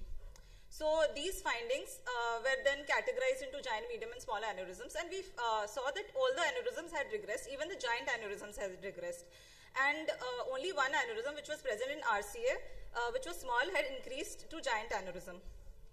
So we confirmed these findings on CT coronary angiography, and we also found out that one small aneurysm, each which transformed into giant aneurysm, and 2D echo could not find a mid-segment aneurysm, which was seen in left anterior descending artery. And all the aneurysms that we found in CTCA in our follow-up was of fusiform type, and all of them, all the giant aneurysms that had regressed were less than 8 millimeter in size. The calcium scoring that we did in CTCA to find arterial wall anomalies was 0. Then we compared the dimensions in CTCA and 2D echo, and we found that the LMCA, LAD and RCA had positive correlation with p-values of less than 0.05, with but left circumflex had negative correlation with a p-value of 0.72.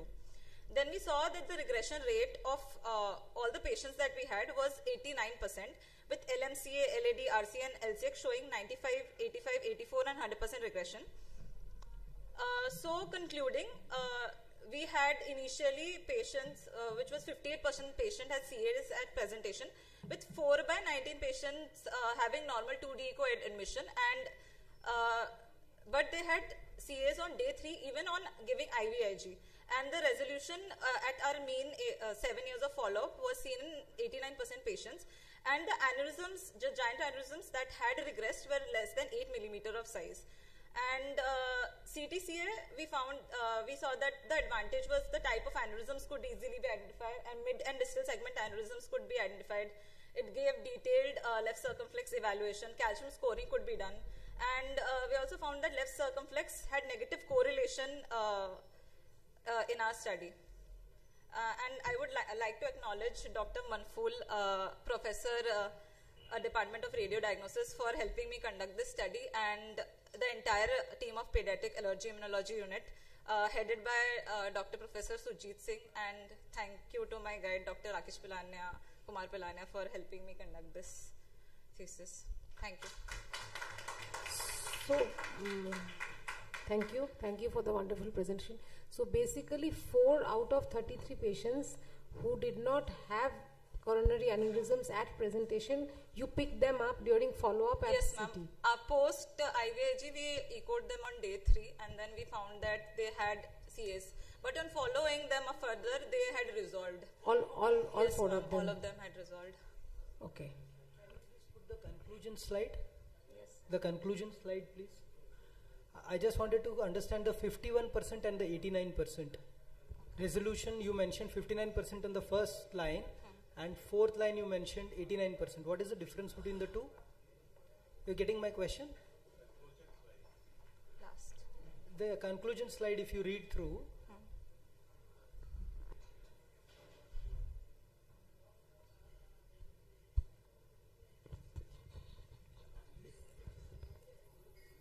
so on follow-up, 51% CA is resolved, and you also mentioned there was resolution of CAs in 89%. So I'm confused. Sir, one was where we saw the total number of aneurysms had resolved. Like we had 33 aneurysms in total which had resolved, and this is like the number of infants that had aneurysms. Okay, so the first one is the number of aneurysms, and the third line is the number of patients. Is that what you mean? If I got Yes, the one, she is talking about 2D echo and the CTC. No, sir. Sir, the total number of aneurysms and the total number of infants, patients. Okay, I got it. Yeah. Okay. And so this is a follow-up done after minimum of 5 years. Yes, and sir. you mean to say that out of majority have had resolution. Yes, so when you say there was resolution in 17 out of 19, so 2 of the patients still have residual aneurysms. Yes, sir, they have residual aneurysms. Okay. And what was the therapy used in these patients beyond IVIG? Sir, beyond IVIG, sir, for one patient we had used infliximab, and sir, the second patient we had used infliximab and was on cyclosporin, sir. And the second patient was also on dual therapy and also on warfarin, because the child had increasing aneurysms. That one patient where the small aneurysm had increased, this was like that one patient. Sure. How many of your patients are less than 1 year? Sir, all of them were less than. All of them. So only one received. Few patients were 11 months some days. And But out of this, only one received infliximab? no, sir, there were like 30. You said you received only one patient. No, sir, 2 patients who had not resolved. Like 33% received additional therapy. Okay, thank you. Thank you, sir.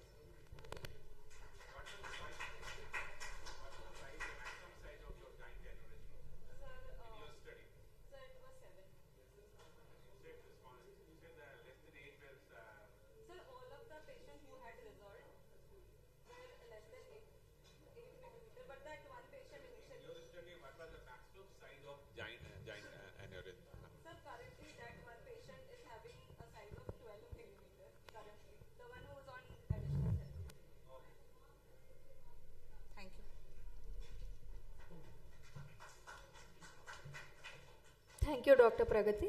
Our next presenter would be Dr. Shivani Singh.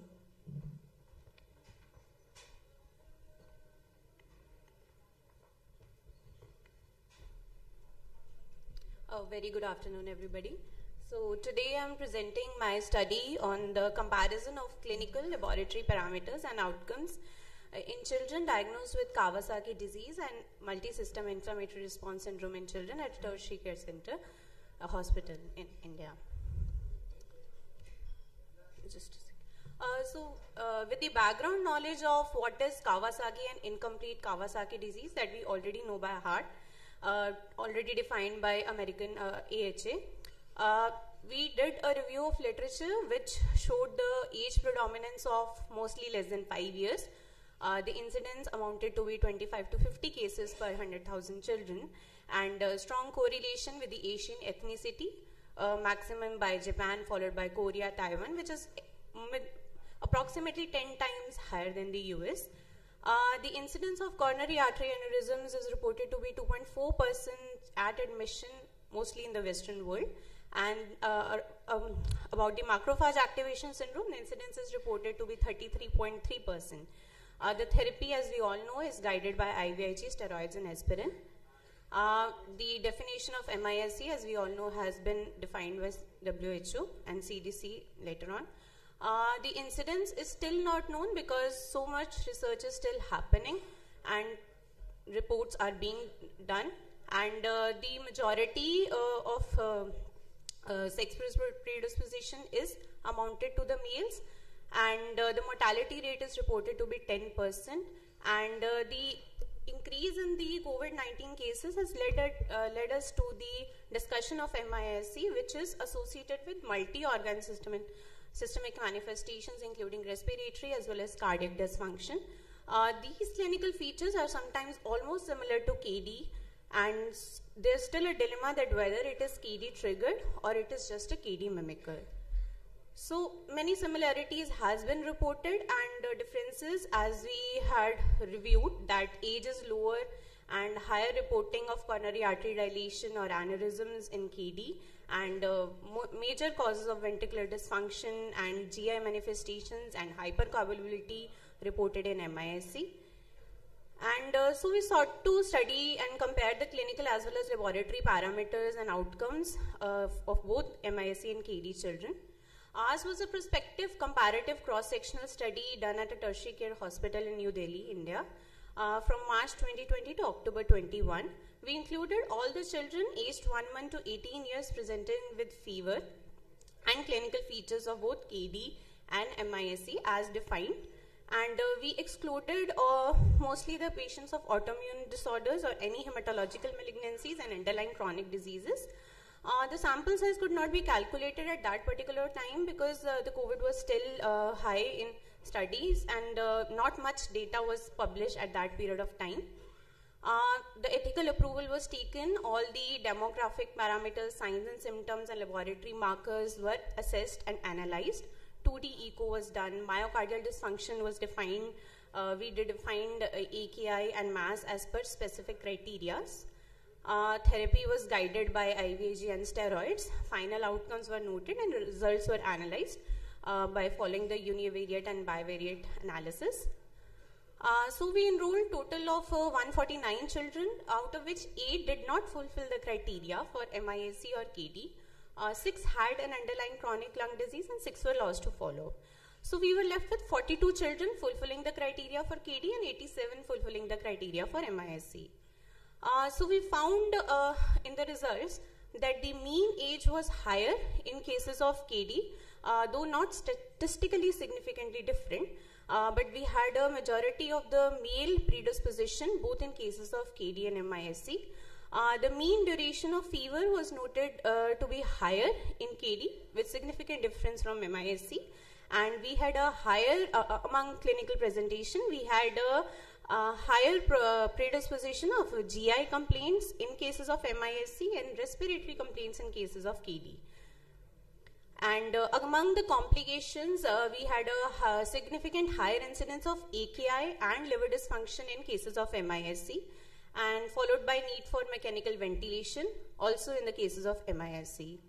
Among the laboratory parameters, significant difference was noted in cases of procalcitonin, which was higher in cases of MISC, and D-dimer was higher in cases of KD.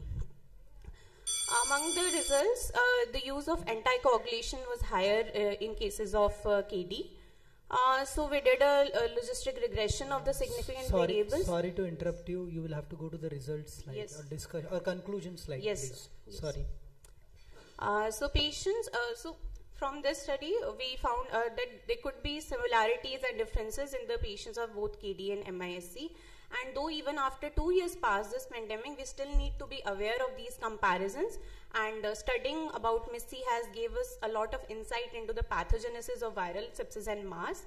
And these findings will help to formulate further guidelines and management of post-viral sepsis-induced hyperinflation syndrome. Thank you.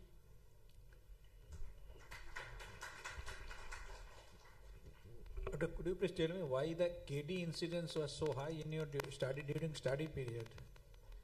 Sir, we actually enrolled major cases from It's the COVID period, now you did Yes. the study.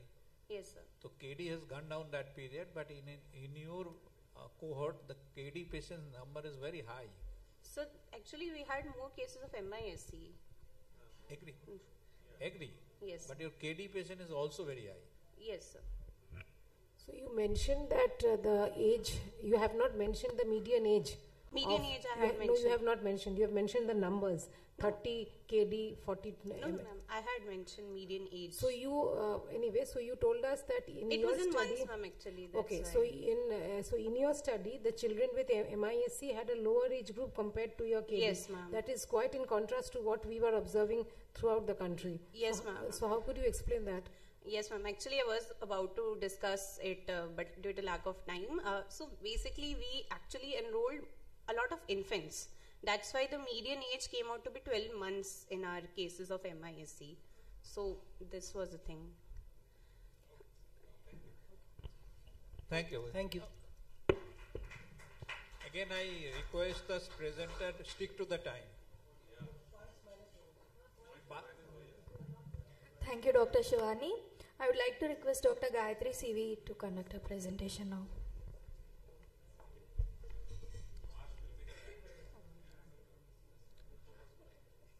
A very good morning, one and all. I am Dr. Gayatri, a DM resident from PGH, Chandigarh. So I'll be presenting a paper titled Defervescence in Kawasaki Disease, a Clinical Conundrum. As we all know, a subset of patients with KD defervesce spontaneously, and guidelines are equivocal about the need for IVIG in such children.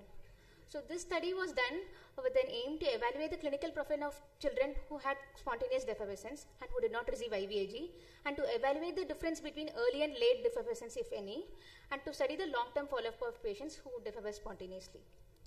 So this was a retrospective study, and the study population included children who were diagnosed with KD using the AHA guidelines. So in these among the patients with KD, spontaneous defervescence was defined as being afebrile for more than 48 hours with normal inflammatory parameters, which includes total count, platelets, non-neutrophilic predominance, normal ESR and CRP, and no coronary artery abnormalities. And this was later subclassified as early defervescence and late defervescence, depending on the duration of defervescence. And children who presented beyond 6 weeks of illness were excluded. So in our cohort, we have 109 patients who had spontaneous defervescence. The male is to female ratio was 3.2:1, and the median age at onset was 6 years, and the median duration of fever was 5 days. The time to arrival at hospital, median duration being 15 days. So in comparing the clinical features, most of them had changes in extremities, followed by rash and oromucosal changes. An important finding to note is that around 85% had incomplete presentation. On comparing the subsets, both the subsets were comparable. However, rash, oromucosal changes and changes in extremities were more commonly found in the early defervescence group. And the laboratory parameters were comparable in both the early and late defervescence group. In 19 of these patients, as a part of MD thesis, we were able to do CT coronary angiography, and it confirmed the 2D echocardiography findings of no aneurysm. So on reviewing the literature, similar such studies have been already performed and published from the Oriental region, and these were the definition of spontaneous defervescence. So in our cohort, on comparison with the previous published literature, the median age of onset was higher, and the follow-up duration in our cohort was the maximum, with 862 cumulative patient years. And the number of patients with CAA in our cohort was 0. And we can also find that the male to female ratio in our cohort was high, the duration to arrive at hospital was high, and the number of patients with incomplete KD who defervesced spontaneously was also high in our cohort. So the higher male to female ratio and higher age of onset probably could be explained by the difference in ethnicity and genetic background. And in our cohort, many had incomplete KD, and there was an increase in number of days before they reached hospital. This was probably because of delay in diagnosis and dispersion of features. None of our children had coronary artery abnormalities in our follow-up. one possibility could be because of a genetic background. Another is that our definition of spontaneous effervescence excluded raised inflammatory parameters, which was not done in any of the previous studies. So ours is so far the largest single center cohort of children with spontaneous effervescence, and it shows the longest follow-up. And there are no coronary artery abnormalities seen in any of these patients, and we were able to do CTCA in 19 such patients, and they did not show any abnormality. However, it is a retrospective study, and to extrapolate it to say that these patients do not require IVIG, we have not measured objectively the endothelial dysfunction. And India being a vast country with varying genetic background, we represent only a small cohort of North Indian population, and we were not able to compare with the profile of patients who were treated with IVIG. So it could be concluded that those with spontaneous effervescence with normal inflammatory parameters and no coronary artery abnormalities at presentation, they might have a benign prognosis. Thank you. Thank you for the wonderful presentation. What was the youngest age group of your cohort? Youngest age of your cohort? Ma'am, the median age was... youngest patient? Youngest patient being 2 years. Okay, and the follow-up echo or CTCA was done after how many days? Ma'am, we were not able to do in all patients, only 19 patients. It was a prospective study between 2016 to 17. And the follow-up was done after how many days? From 3.5 years to 6.28 years. That was the median age of follow-up in which CTCA was done. Since you have been enrolling patients from 1994, yes, so what is the median duration of follow-up for these patients? You get my question. Sir, median duration was 7.89 years. Okay. And what's your comment? You showed 8% of patients had spontaneous effervescence, which is significant, isn't it, compared to the existing literature? What are your comments on that? How do you explain that? Sir, we have the spontaneous existing literature are only from the Oriental region. We don't have any Western data so far. And in our population, probably the genetic background also plays a role. And what percentage were incomplete in these patients who had spontaneous effervescence? 85%. 85%. Yes, so that means only 15% had complete KD. 15% had complete KD. Okay. So you are saying that even it is incomplete KD with defervescence, there will be no coronary artery changes? Sir, the definition in our cohort was different from the previous cohorts. We had excluded inflammatory parameters also. It was not mentioned in any of the studies previously. So probably that contributed to no coronary artery abnormalities. Probably the inflammation part was excluded. That's why. So that means you have picked up the benign form of KD? That's what we concluded. Thank you. Thank you, sir. Thank you, Dr. Gayatri. Our next presenter would be Dr. Sarveer Sarkar.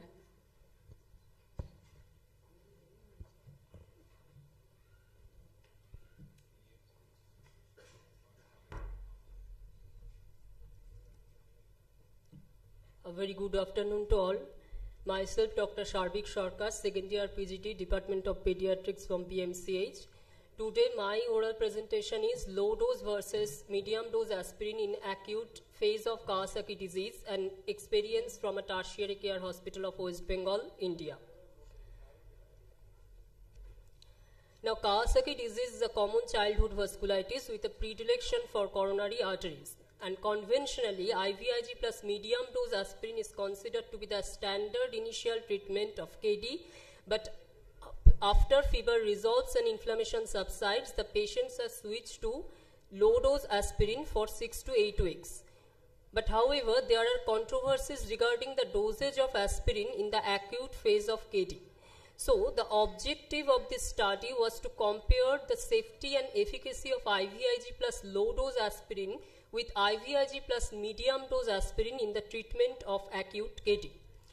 Now the methods, it was a retrospective cohort study done in between the period from August 2022 to August 2024 with a sample size of 56 patients, and the data were collected by reviewing the clinical records of patients registered in the pediatric rheumatology clinic of a tertiary care center of Eastern India. American Heart Association 2017 criteria were used for diagnosis, and all patients initially received a single dose of IVIG 2 gram per kg in the acute phase.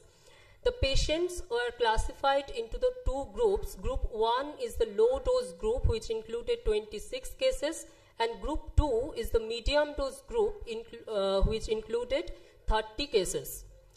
The outcome measures included the occurrence of coronary artery lesions, duration of fever, inflammatory responses, and the adverse effect of aspirin, particularly gastritis. The differences in patient characteristics between the two groups were assessed by unpaired t-test in cases of quantitative data and chi-square test in cases of qualitative data, and p-value less than 0.05 was considered to be statistically significant.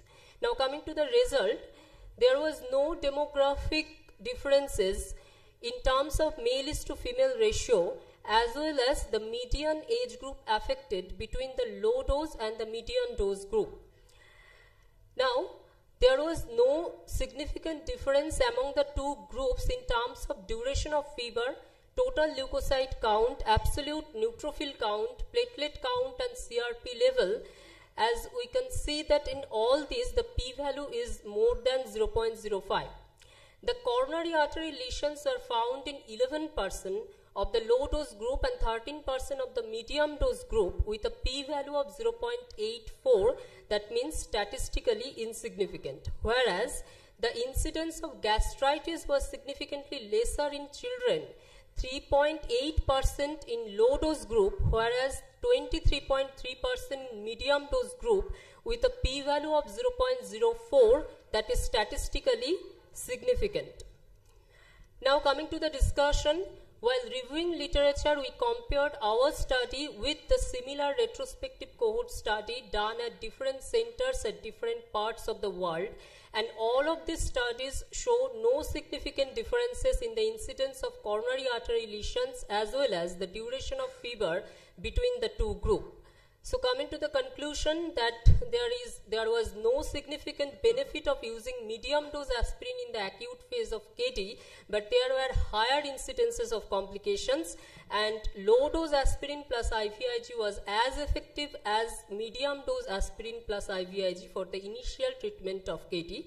However, further prospective multicentric study incorporating larger number of patients are needed to confirm the finding.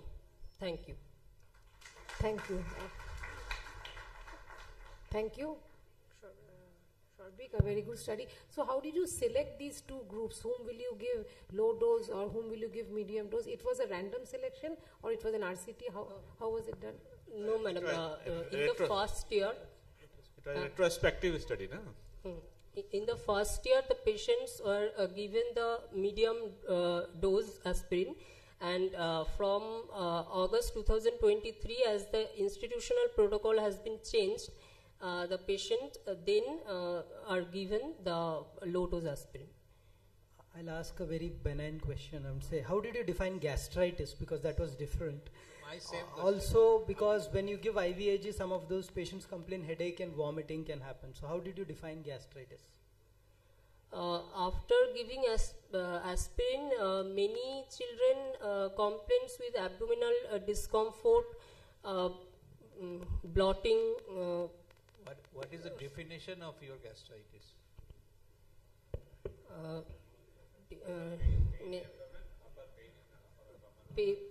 Pain and discomfort in upper abdomen.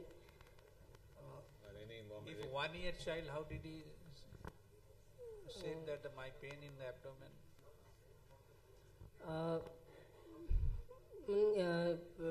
The child is irritable and crying. And vomiting was there. Nausea and vomiting were there. Retrospective study. Who recorded this gastritis part? The data were collected from the clinical records of our indoor and outdoor. So that will be a fundamental challenge to your study. It is a good study if it can be done prospectively, because such records which have gastritis we hardly mention in clinical practice, and that's the problem with the study. But it is a well-designed study. Thank you. Thank you. A prospective one. So Archan, I say you should do prospective. Thank you, Dr. Sarbik. I would like to call upon our next presenter, Dr. Dev Desai.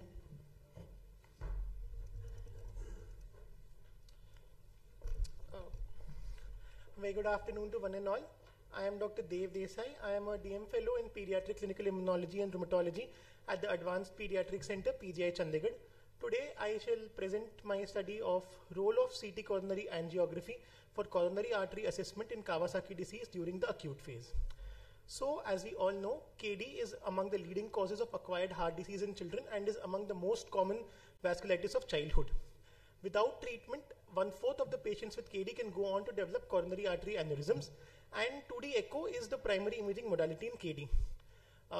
The AHA 2024 scientific statement recommends CT coronary angiography at 1 year and in follow-up for patients of KD who have coronary artery aneurysms.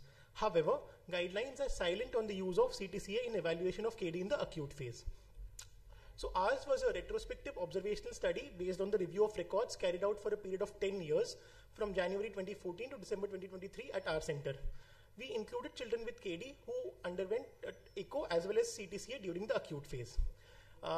Technical specifications for the first 8 years of study, we used a 128 slice scanner, whereas from Feb 2022 onwards till date, we are using a 192 detected dual source CT scanner. The advantage of this dual source CT scanner is that it can give better resolution of images with very low radiation exposure, that is less than 1 millisievert per scan. And findings of the CTCA were compared with that of 2D echo. So this is the scanner which has been used from February 2022 onwards. So we included a total of 56 children in our study. Out of 56, 49 had undergone CTCA for confirmation of the coronary artery aneurysms which were identified by 2D echo. Among the other patients, 4 had non-visualization of coronaries on echo, 2 had non-tapering of coronaries, and 1 we could not do a 2D echo because of non-availability of window because the child had an anterior chest wall ulcer. So out of the 49 patients who had a coronary artery aneurysm on the echo, 13 turned out to have a normal CTCA, whereas 36 children were found to have aneurysms on CTCA as well. Among the other patients, out of 2 patients who had non-tapering of coronaries, 1 had a coronary artery aneurysm on CTCA, whereas all the other 6 patients had normal coronaries. So this is one of the important findings of our study, that findings which were missed on echo were also picked up on CT angiography, like 8 coronary artery aneurysms in the left circumflex coronary artery, 4 coronary artery aneurysms in the distal coronaries, and 2 thrombi which were missed on echo were detected on CTCA. Also, for all the coronary artery aneurysms, we could also find the morphology and dimensions. So in this image, we can see that the right circumflex coronary artery has non-contiguous aneurysms, as well as in the LAD, as well as at the origin of the diagonal artery is also involved in the aneurysm, which can be seen in this virtual reconstruction image of the CTCA. But the echo had missed this involvement of the diagonal artery origin, which was picked up on CTCA. Similarly, over here we can see that both the LCX as well as the obtuse marginal artery are involved, but the OM branch involvement was missed on echo but picked up on CTCA. Similarly, a fusiform aneurysm was found in the mid LCX in CTCA but was missed on 2D echo.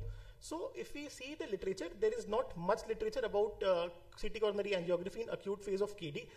First study is from 2018, in which CTCA had found more segments to be abnormal as compared to 2D echo, and 12 out of the 49 patients CTCA had been done in the acute phase. Coming to the study from 2020, no CTCA was done in acute phase.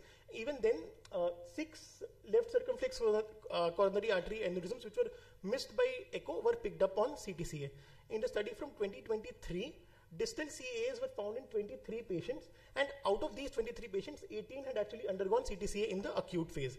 And in the study from 2024, LCX aneurysms were found in 41 out of 225 patients, and 30 out of these 41 patients had undergone CTCA in the acute phase of this study.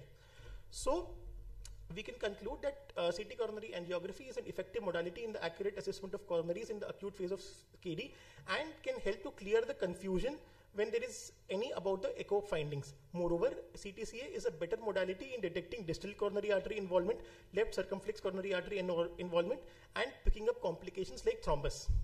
So there is a paucity of literature on the use of CTCA in the acute phase of Kawasaki disease, which can possibly be addressed by this study.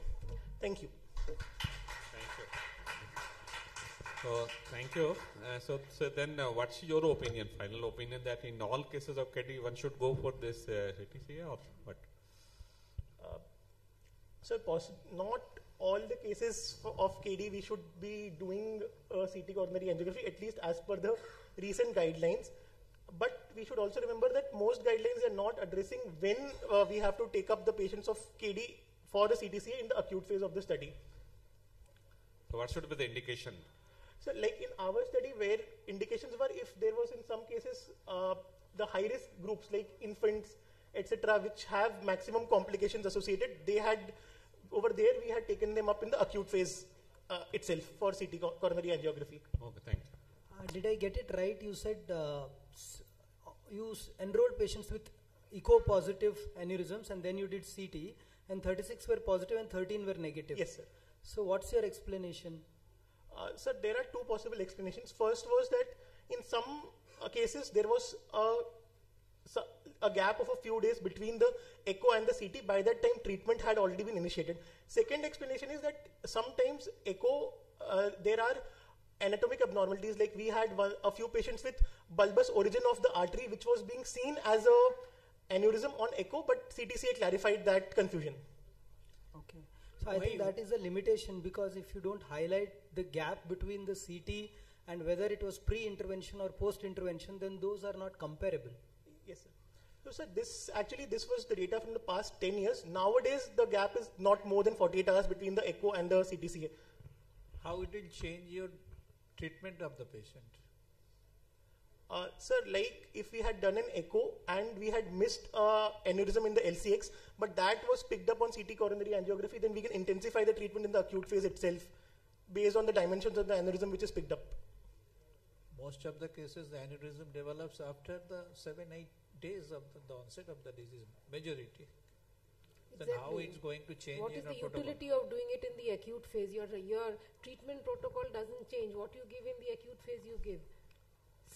Suppose you see a dilatation after 7 days. Do you think that CTCA is free of risk? Sir, at least in our experience of over the past 10 years, we have not encountered any major adverse effects after doing CT angio.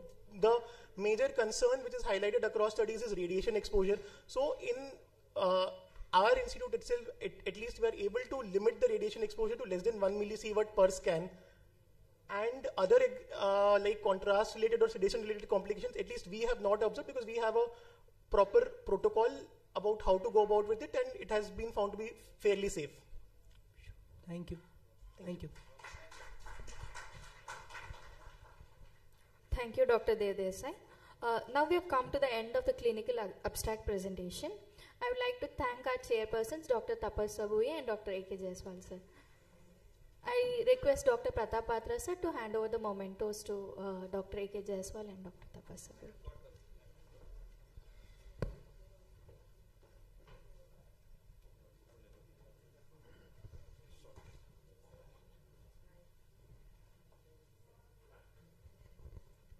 Our next session would be the basic sciences abstract presentation.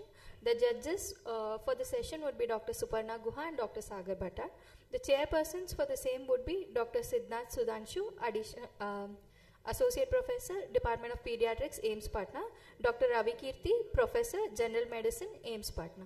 Thank you.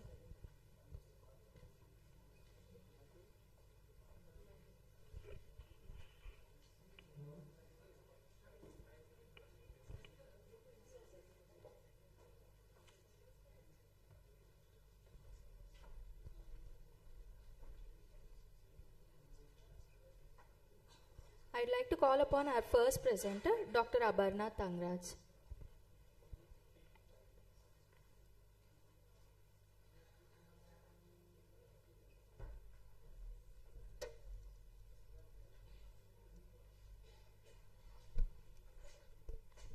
Good morning, everyone. I am Abarna from PJ Chandigarh. My study is on gene expression profiling by RT-PCR method in patients with KD.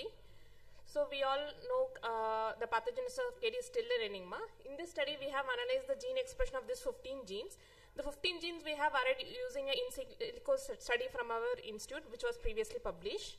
The aim of the study is to analyze the expression of these 15 genes in patients with KD and compare it with the healthy control and also with the disease control. We have done a subgroup analysis of patients who had coronary artery abnormality. In this study, we have enrolled SLE as our disease control. So we carried out our study between July 2022 to December 2023, and we have taken sample during the acute phase of the illness and 4 to 6 weeks after treatment with IVIG. We have also taken sample from the age math, healthy control and disease control. From the sample, we have done an RNA isolation, from which we have done cDNA conversion, which was used as a template for our study, and we have used GAPDH as an internal control. We have used Tachman probe assay for these 15 genes and Tachman probe probes in step 1 system for RT-PCR method. So the relative gene expression was studied using a Leveck method, and relative gene expression was calculated using 2 to the power of minus delta CT, in which the delta CT is a gene of interest minus delta CT of the housekeeping gene. Delta CT in pre-IVIG is the delta CT of pre-IVIG minus average of the controls. In case of post-IVIG, we have minus with the pre was minus post. Coming to the results, we had 40 KD patients, 10 healthy controls and 5 disease control. 6 of the KD patient and 1 of the healthy and 1 of the disease control were excluded because of abnormal result in GAPDH. Finally, we have analyzed 34 KD patients, pre and post IVIG, 9 healthy controls and 4 disease control. The age at diagnosis of the disease was 32.5 months. The duration of fever was 9 days. 14 patients had complete KD and 25 had incomplete. 11 patients had coronary artery abnormality. The male to female ratio in our cohort was 2.4:1. Of the 15 genes, 12 genes were upregulated and 3 genes were downregulated. Of the 12 genes, IL-1B and MMP9 showed 6-fold increase in expression and S100A12 showed 4-fold increase in expression. And comparing with the healthy controls, we have found that IL-1B was significantly upregulated, SPL1 and TREM1 was significantly downregulated. The table and the bar diagram shows the same.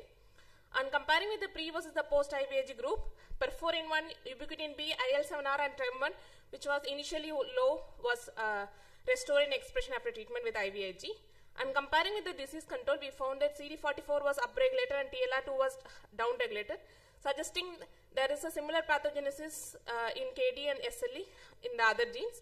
In the subgroup analysis, we found that CD44, ITGAM, TLR2 and FC gamma were downregulated in patients with coronary artery abnormality. This is the heat map analysis. The first heat map is the gene expression between patient and the healthy controls. And we can see that FC gamma R1 and IL-1B were upregulated compared to the healthy controls. And the rest of the 2 genes, SPL1 and TREM1, were downregulated. And the second heat map is the one between the pre and the post IVIG, in which we can see the perforin-1, IL-7R and ubiquitin B were like downregulated in the pre-IVIG group compared to the post-IVIG group. Coming to the strengths of the study, we are able to do gene expression study in 15 genes, and we have used Tachman assay, which is more sensitive and more faster, and we are able to analyze between the pre and the post-IVIG group. We are able to compare with the healthy controls and disease control. We could do subgroup analysis in patients who had coronary artery abnormalities. However, we could not do in a larger size population and do the functional counterpart because of the time limitation and cost. I conclude by saying this is the first gene expression study on children with KD in India.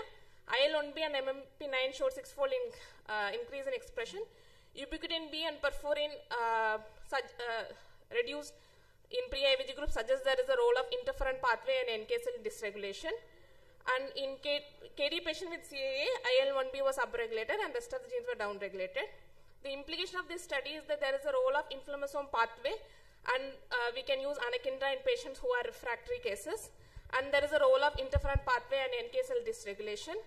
As future, we want to do further functional studies for this. And this study will help us further formulate the biomarkers in KD and those patients who have coronary artery abnormalities. I thank Indian Rheumatology Association for funding my thesis by giving a research grant for this. And I thank everyone who helped me doing this thesis in my unit. Thank you. Thank you, Dr. Abarna. Nice work. So you want to make a comment? No, I just wanted to ask you what is the novelty of your study and how do your data compare with the work that has already been done? So the novelty is like this is the first gene expression study that we have, and we could do in a little larger population, like 34 patients. So this is a novelty, and then we were able to do 15 genes, and we are able to do a subgroup analysis also and compare with the disease and the healthy control. So this is a novelty of my thing. So the thing to compare with the other studies in other countries, one is the inflammasome genes in the inflammasome pathway. There is IL-1B, which is shown to be upregulated in the other genes that has been previously described also in multiple studies. So that is the why we are nowadays more towards a use of anakinra also. Even the new updated guideline shows the role of anakinra in refractory cases. So the other gene like Fc gamma R1 receptor, they have shown more in resistant KD. But however, in my study, we were not able to enroll more of resistant KD. We had only 2 patients to compare it, to tell it we are not able to do it. So the other thing is like we are able to do a subgroup analysis like coronary artery abnormality in which the IL-1B is elevated. Even in the abroad, we are able to show the same. How many of your patients had IVIG resistance? Only 2 patients had IVIG resistance. And why did you choose SLE in particular as a control? So the bioinformatics study that we have done previously, we have found that there are few hub genes that is related in both KD and SLE. So to further study it, we have used SLE controls also. And in the existing literature, is there any difference that you have found in your study compared to what has been published elsewhere on similar genes? So the thing is like perforin and ubiquitin has not been previously well described in association with KD. So that is why I have told like this is like a new thing, because one is like interferon pathway and JAK inhibitors role, and then perforin being NK cell dysregulation, we need to be further studied. These 2 are the novel things that we have found. Other thing is like Fc gamma receptor are one that they have showed like more seen in KD, in which this study we have not found that. Thank you. Thank you. Thank you, Dr. Aparna. I would like to call upon our next presenter, Dr. Manpreet Daliwal.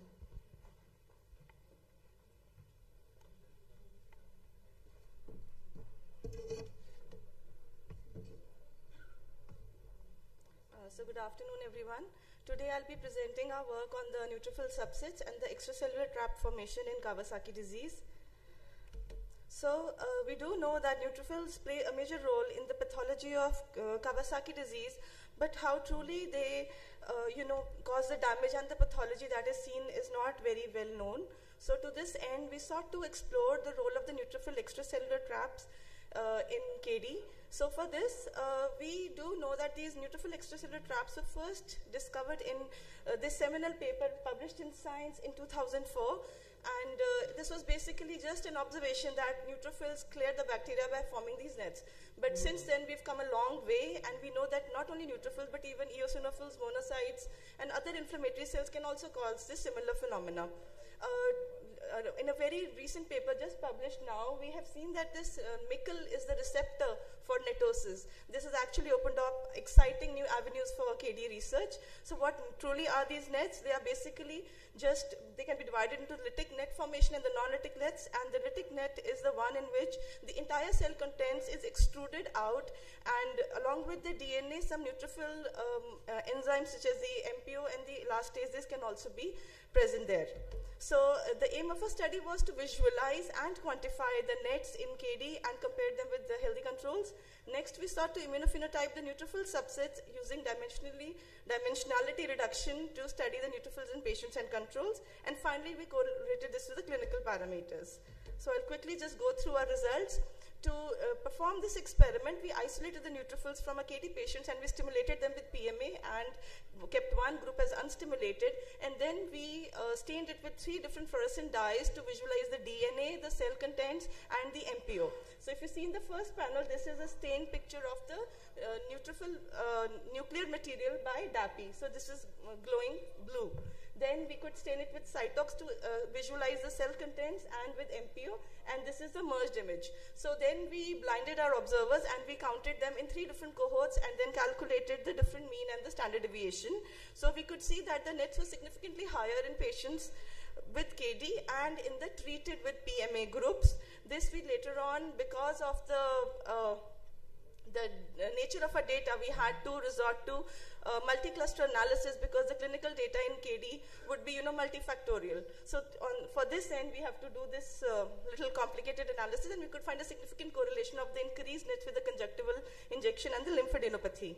So then our next question was to understand what drives the netosis. So what is truly happening in these patients? To this end, we realized that, okay, neutrophil is a very heterogeneous population of cells, and they can have at different time point during the day, the circadian rhythm also varies. So that is one limitation of our study. Our sampling was at random time points, but keeping that aside, we also looked at the inflammatory potential of the neutrophils by studying the inflammatory migration.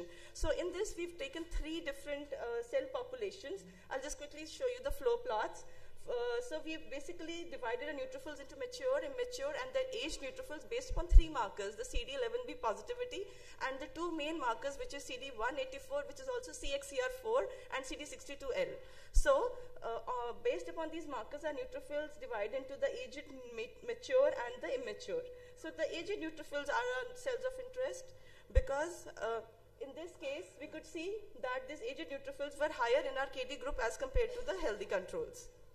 So next, we had a lot of data, and we were unable to understand how it is actually implicated in the disease process. So we did some dimensionally reduction technique by using the T-distributed stochastic neighbor embedded, or also known as TISNE. So in this case, we could see, I'll just not describe the majority of the result, but the important finding here was that in our patients, we could query this population, and we could see that this population is very interesting because it is actually neutrophil, but it is negative for all the markers that we studied. So therefore, it means that in circulation, in the patients, as well as in healthy controls, there are some new subgroups of neutrophils, just waiting to be discovered. So this was one interesting finding from our study. So what we've concluded is that the neutrophils can actually, when they reach the site of the inflammation, they can have different phenotypes. So they are something known as aged neutrophils. So these are the cells that we've studied, and these cells are known to have a higher propensity to form NETs, and they have reduced DHR and reduced phagocytosis. So this can be a major reason for the pathology seen in KD patients. Thank you, everyone, and I acknowledge my unit and my collaborators. Thank you. Very interesting. One question may I have? Yeah. Oh, sorry, yeah. So, what implications it could have on the therapeutics or on the future trends in the... So, NETs is not just, limited to KD. So, during the COVID pandemic, the pathology seen in the lungs was also attributed to the NETs.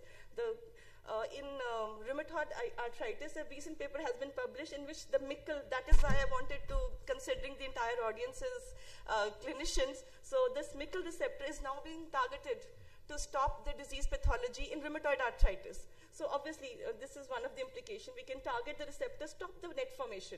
If the NETs are not recognized, then it will not perpetuate this big cycle which leads to devastating pathology. Right, thank you. Thank you, madam. At what stage should we stop this?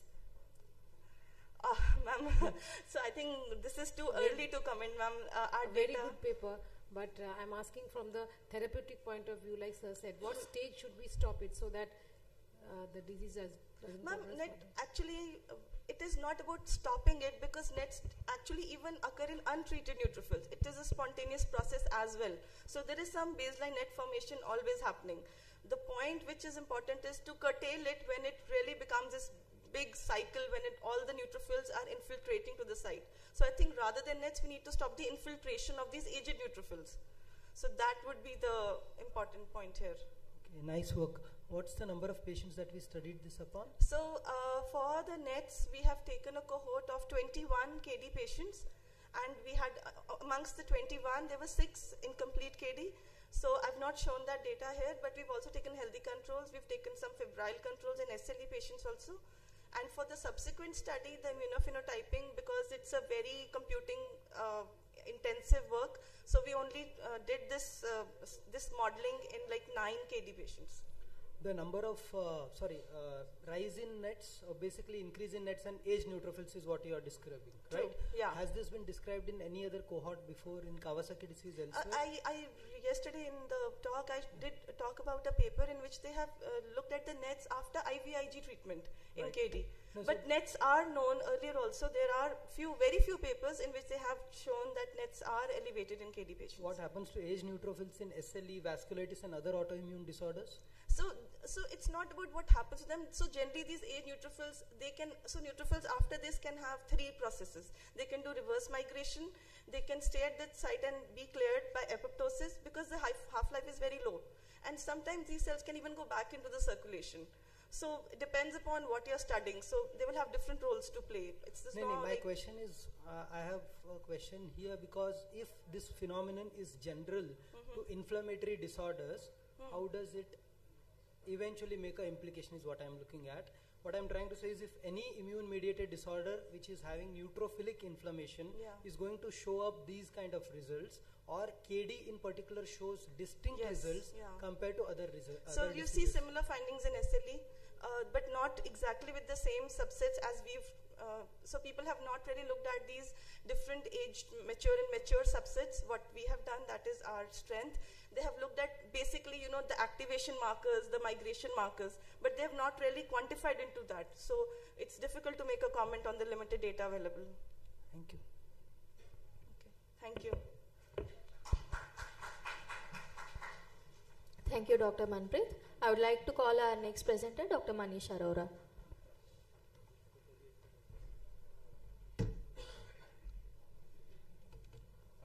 Good afternoon, everybody. I will be presenting my thesis work, which was association of single nucleotide polymorphisms of TGF-beta pathway in North Indian children with Kawasaki disease. This is the first study from the Indian subcontinent.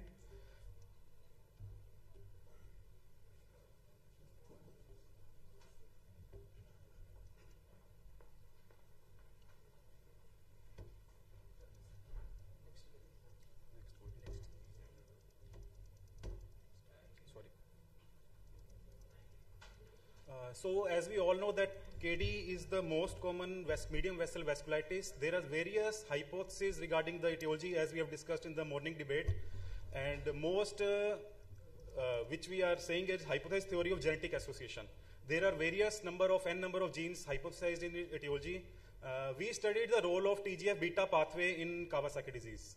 TGF-beta is an anti-inflammatory cytokine which modulates the balance of pro-inflammatory and anti-inflammatory T cells. Any defect in this pathway will shift the balance more towards the pro-inflammatory rather than anti-inflammatory, and it can lead to inflammatory manifestations. Our main aim, we compared the allele and genotype frequency of TGF-beta pathway genes in these 4 genes, TGF-B2, BR2, SMAD3 and ADAM17. These all 4 are involved in the TGF-beta pathway.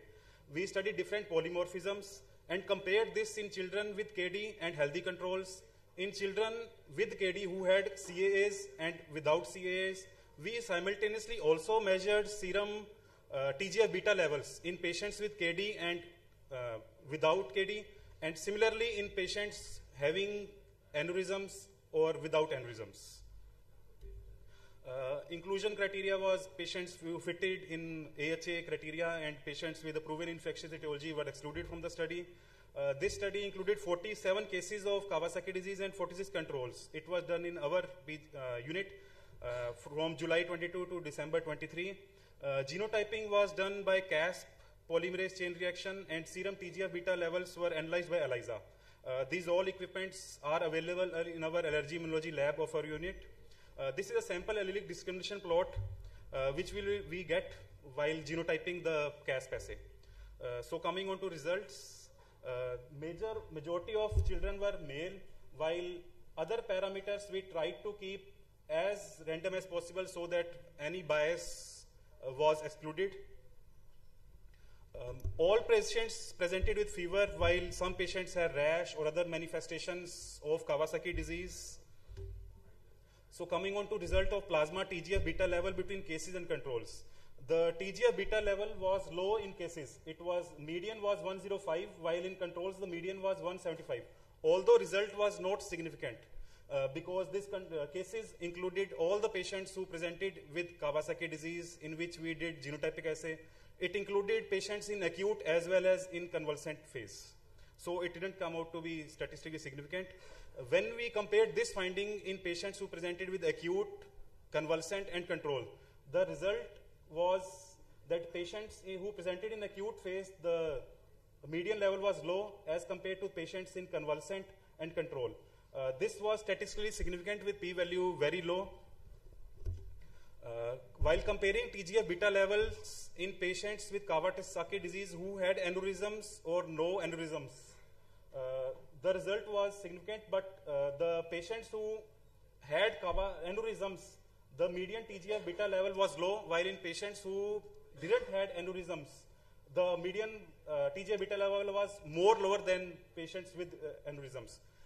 This can be because the patients who had aneurysm present late or in convalescent phase, so at that time the median TGF-beta level may have risen after acutely falling in acute phase. So coming on to genetics, SNP-RS, this 143 of SMAD3 gene is associated with development of Kawasaki disease and also with the development of aneurysm in patients with Kawasaki disease. The CT and TT genotype, allele C and T, had an odds ratio of 1.7. Similarly, this CT and TT allele had an odds ratio of 1.46. So patients having this genotype are more predisposed to developing KD and aneurysms, although result was not statistically significant. Another gene of TGF-beta2 is associated with development of aneurysms. The odds ratio was 8, although result was not significant. This SNP-RS of SMAD3 is associated with development of Kawasaki disease. While comparing with other literature, we had similar findings. The limitations of our study was smaller sample size, so it should be confirmed in other multicentric cohort, and effect of other genes in the study cohort cannot be excluded. So in conclusion, I would like to conclude that difference in TGF-beta levels in presenting acute phase and convalescent phase was significant. Similarly, in acute and control was significant, and these three genotypes or different genes of TGF-beta pathway are associated with Kawasaki disease or aneurysms. Thank you.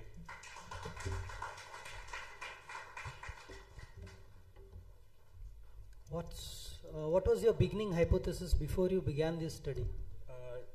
Previously done studies of similar genes of TGF-beta pathway had shown some effect of different polymorphisms in some, while some polymorphisms had no effect on this Kawasaki disease or aneurysm. No, so what is the existing literature? Is it clear on the role of TGF-beta pathway in a particular direction? Different studies are done including different population subsets. So in that different studies by different authors, in some polymorphisms of the same gene, some populations are showing effect while some populations doesn't show the same effect. So multicentric study should be done. And what is the role of TGF-beta in inflammation? TGF-beta is an anti-inflammatory cytokine. It suppresses inflammation. While TGF-beta has a role in neoangiogenicis, myofibroblast proliferation, calcifications, or remodeling of vascular architecture. So if TGF-beta levels are raised in different phases of inflammation of a vessel, it can lead to more myofibroblast proliferation leading to calcifications or stenosis of the vessel. You mentioned that TGF-beta levels were low in acute phase, convalescent phase they recovered, but the results when you did for coronary artery abnormalities did not go in sync. The patients who presented with coronary artery abnormalities, these findings were confirmed by CT angio. No. What I'm trying to ask is in patients with coronary artery abnormalities, your levels were better. Because patients who had coronary artery abnormalities presented late in the convalescent phase. Yeah.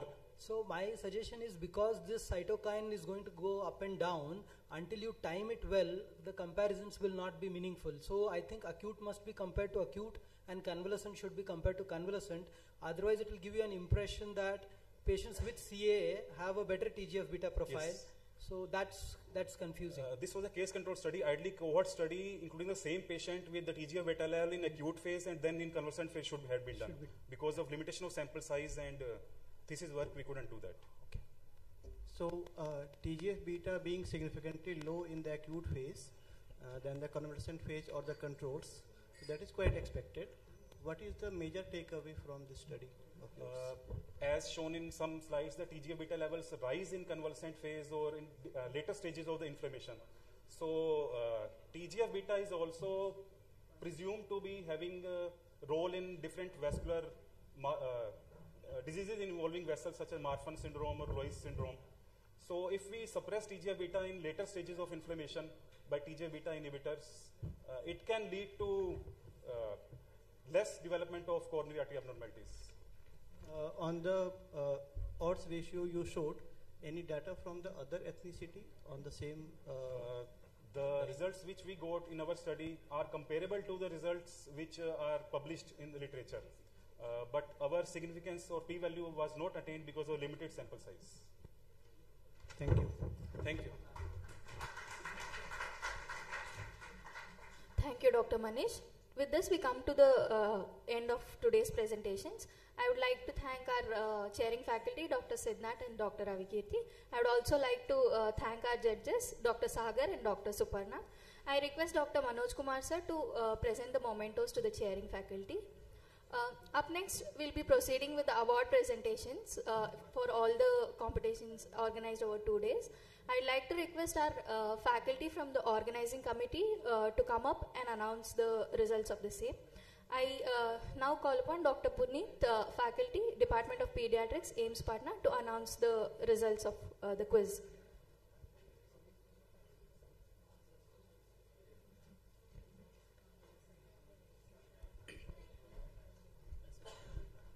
Hello, good afternoon. We'll be announcing the results of the quiz. I request Professor Arun Prasad from the Department of Pediatrics, AIMS Patna, and Dr. Rakesh Pilania to come on the stage and hand over the medals to the winners. The certificates to the winners, quiz winners, are the e-certificates which will be sent to you.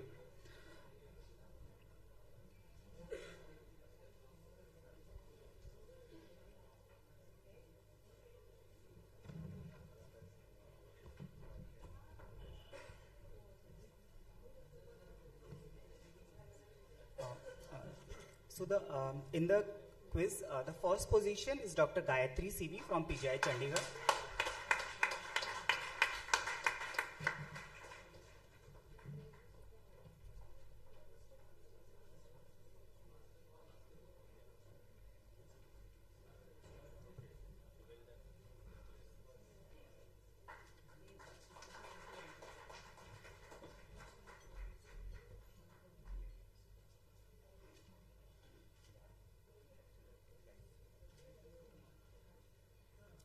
Congratulations, Dr. Gayatri. Second position is Dr. Bipin Dhakal, again from PGI Chandigarh.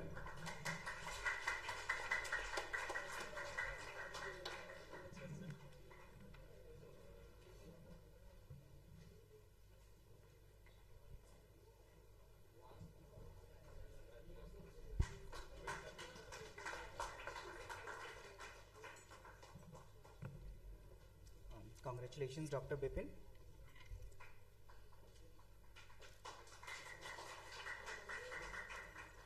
At the third position, we had 4 ties. So the 4 winners for the third position is Dr. Priyanka from ESIC Behta.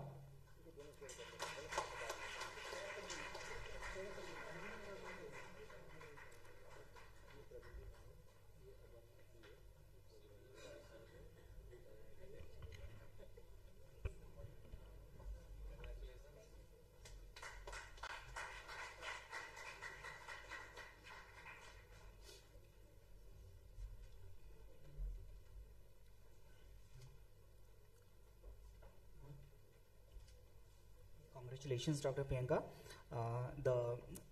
Another third position holder is Dr. Sarvik Sarkar from Bardhaman Medical College and Hospital.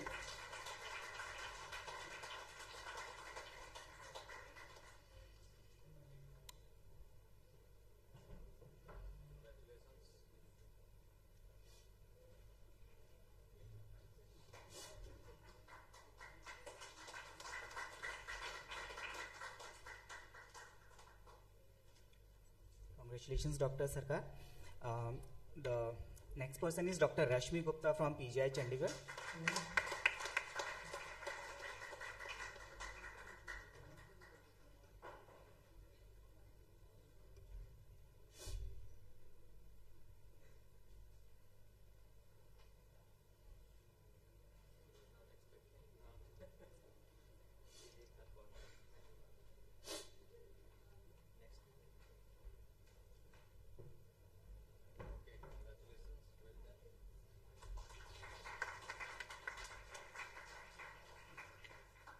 Congratulations, Dr. Rashmi. And the fourth winner is Dr. Gaurav Kachole, again from PGI Chandigarh.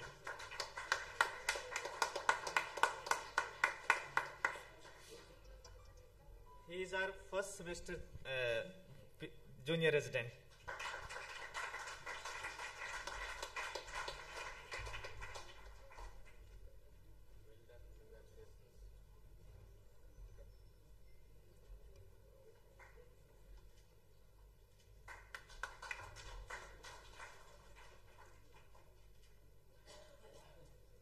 Congratulations, Dr. Gaurav. Thank you, Professor Arun Prasad and Dr. Rakesh. Thank you, everyone. And congratulations again to the winners. Thank you, Dr. Puneet. Now I'd like to call upon Dr. Paratap Patra sir to announce the results of e-poster presentation. So, in e-poster category, we have divided into original research and the case reports. And there are 3 prizes in each categories. And the case prizes is 2,000 for the first one and 1,000 for the second. And third prize is appreciation certificate. The first prize for the in the original research is goes to Rabali Pratima.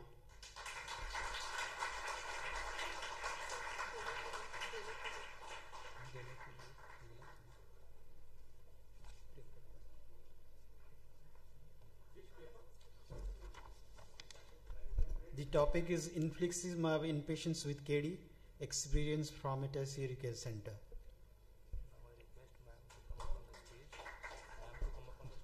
I request Suparna Goa ma'am to come to the stage and Ms. Subura Kawasaki to come on the stage.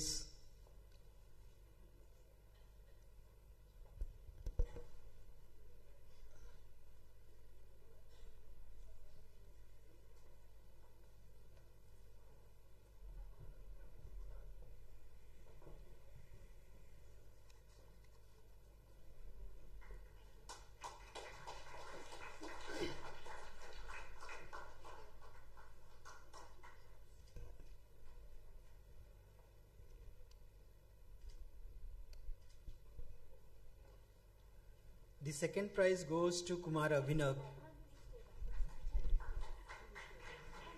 The title of research is Retrospective Analysis of Outcome of Giant Aneurysms and Risk Factors for the Development in KD, a tertiary care center experience in Kerala with 15 cases of giant aneurysm.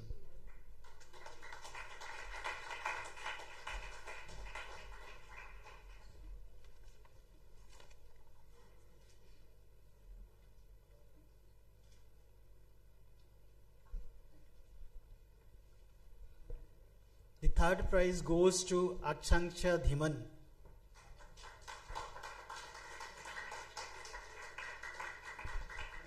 The topic is assessment of myocardial structure and functions in multisystem inflammatory syndrome in children using cardiac MRI and serum galactane.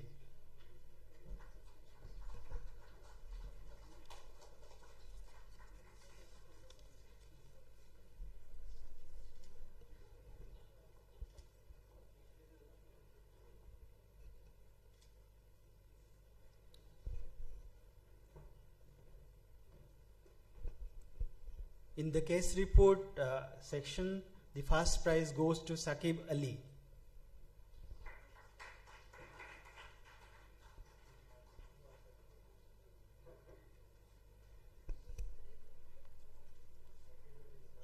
A tale of two siblings, recurrent KD or something else. My name is Shivani. I presented the paper. Okay.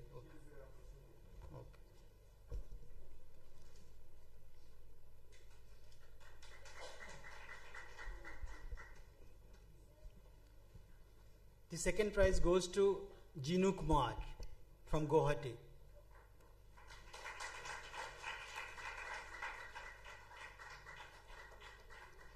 The title of the case report was Presentation of KD Complicated with Mass, Diagnostic and Treatment Challenges in 10-year-old boy.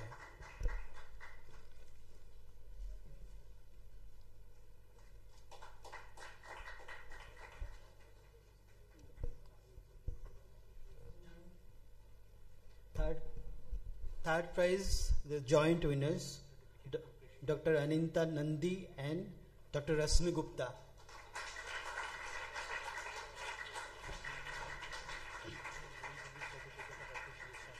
This is a certificate of appreciation. Where is Rasmi? Yeah. Please.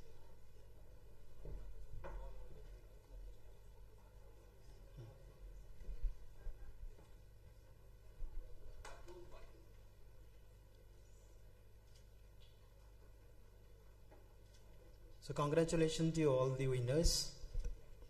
Thank you. Now we'll have group photos. Thank you, Dr. Suparna, Ms. Kawasaki, and Dr. Patra, sir. Just for 2 minutes, so now Siddhnath sir, faculty of the committee, will come and present the oral presentation award, sir. Thank you.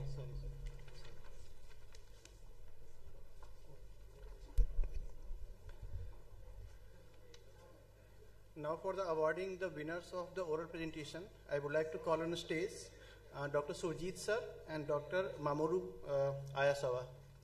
Please come on the stage.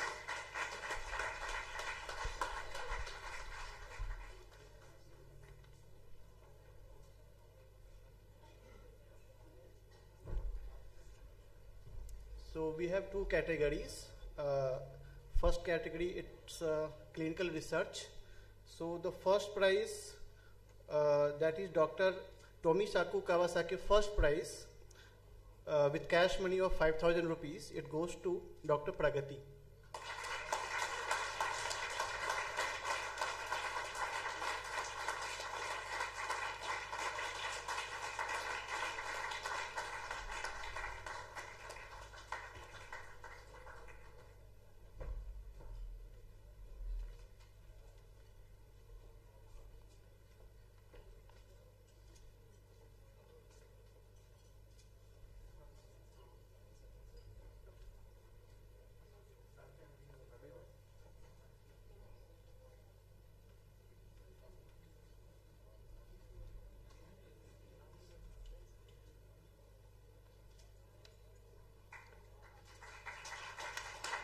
Congratulations, Dr. Pragati.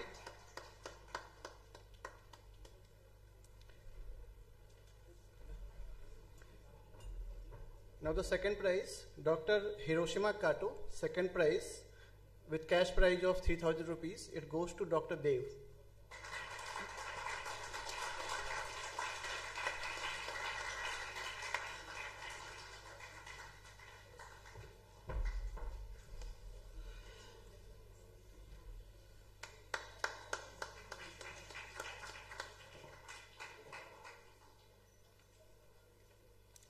Congratulations, Dr. Dev.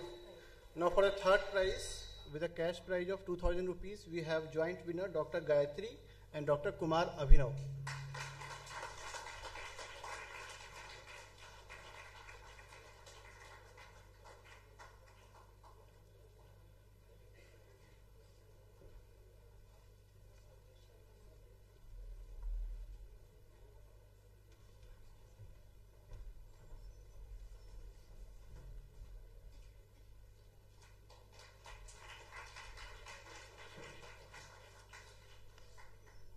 Congratulations, Dr. Gayatri and Dr. Abhinav.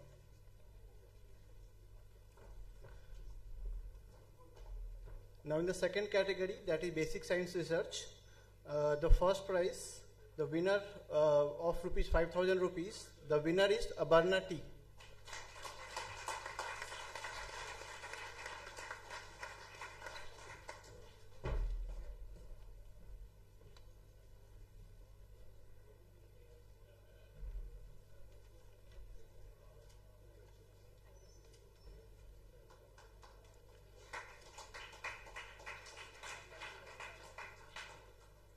Congratulations, Dr. Abarna.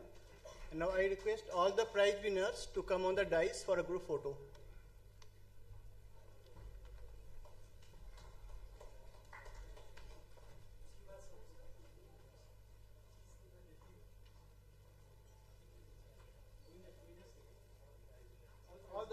All the winners, please come on the stage. Across all the categories, please come on the stage.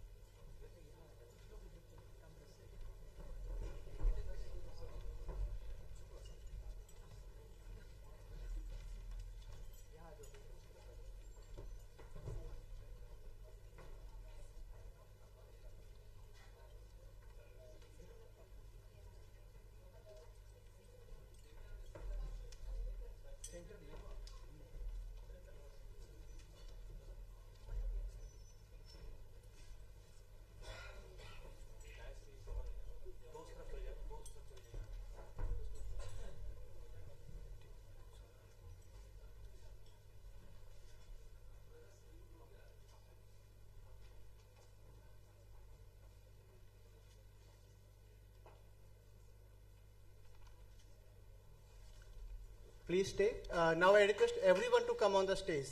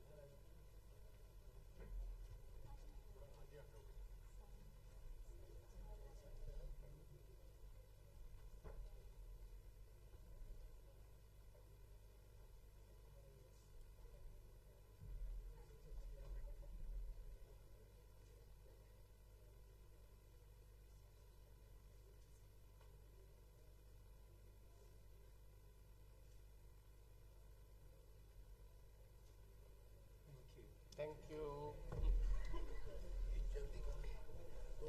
Pratap, sorry. Shall we start the session? Huh? Pratap, इसको बाद will miss the flight. Don't ask anybody now. You please don't ask anybody. You please start the session. So, we have a session. Yes. अरे भाई हम flight miss कर दिए.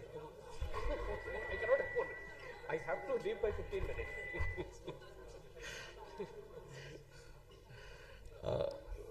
Sorry, I think I'm standing in between your lunch, but I have a flight to catch. I have to leave by the next 15 minutes, otherwise I miss the flight. So we have a short session, a 15-minute session on KD with thrombi. I request everyone to please take your chairs.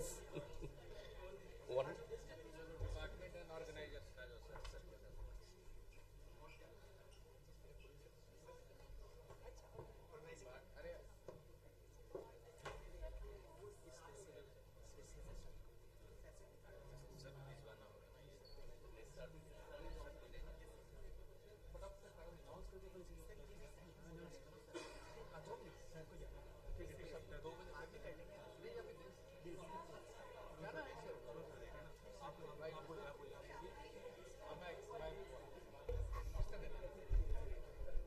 The organizing committee honors Professor Surjit Singh sir, and because of him and because of his effort, we know so much about Kawasaki disease. We know how sir has faced humiliation when he was telling, see, it is not infection, it is Kawasaki disease. So because of Surjit Singh sir, we are aware about Kawasaki disease and hope there will be research to prevent Kawasaki disease like acute rheumatic fever. So thank you, sir.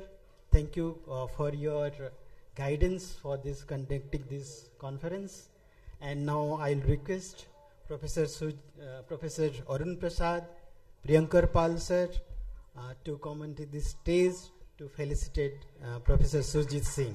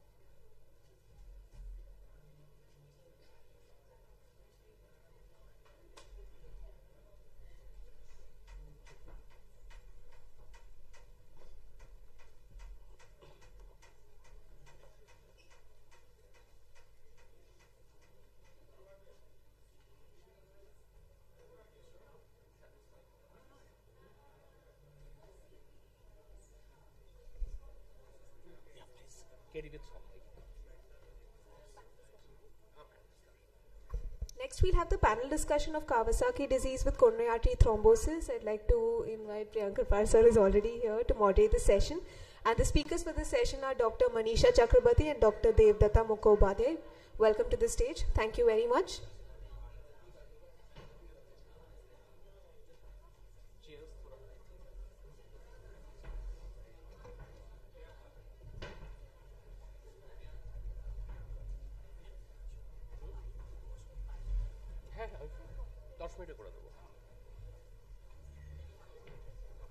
So we have discussed over the last 2 days, we have grilled everything regarding the Kawasaki disease, but what about the most dreaded complication? That is the thrombi. So that is what we ultimately dread. So there is very few experience actually regarding the thrombi, so we decided to have a session with KD patients presenting with thrombi.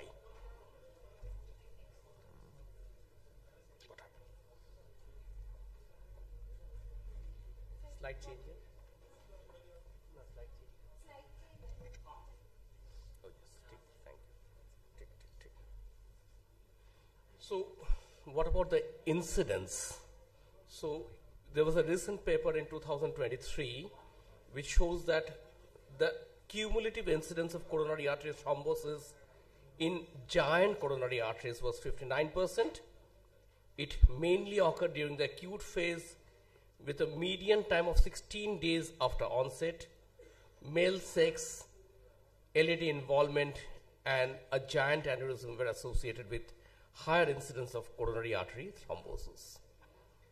If we look at our own data from the Institute of Child Health, we have an overall incidence over the last 17 years of about 1.5%. So there was a poster put up by Dr. Ravali, and we had 2 deaths.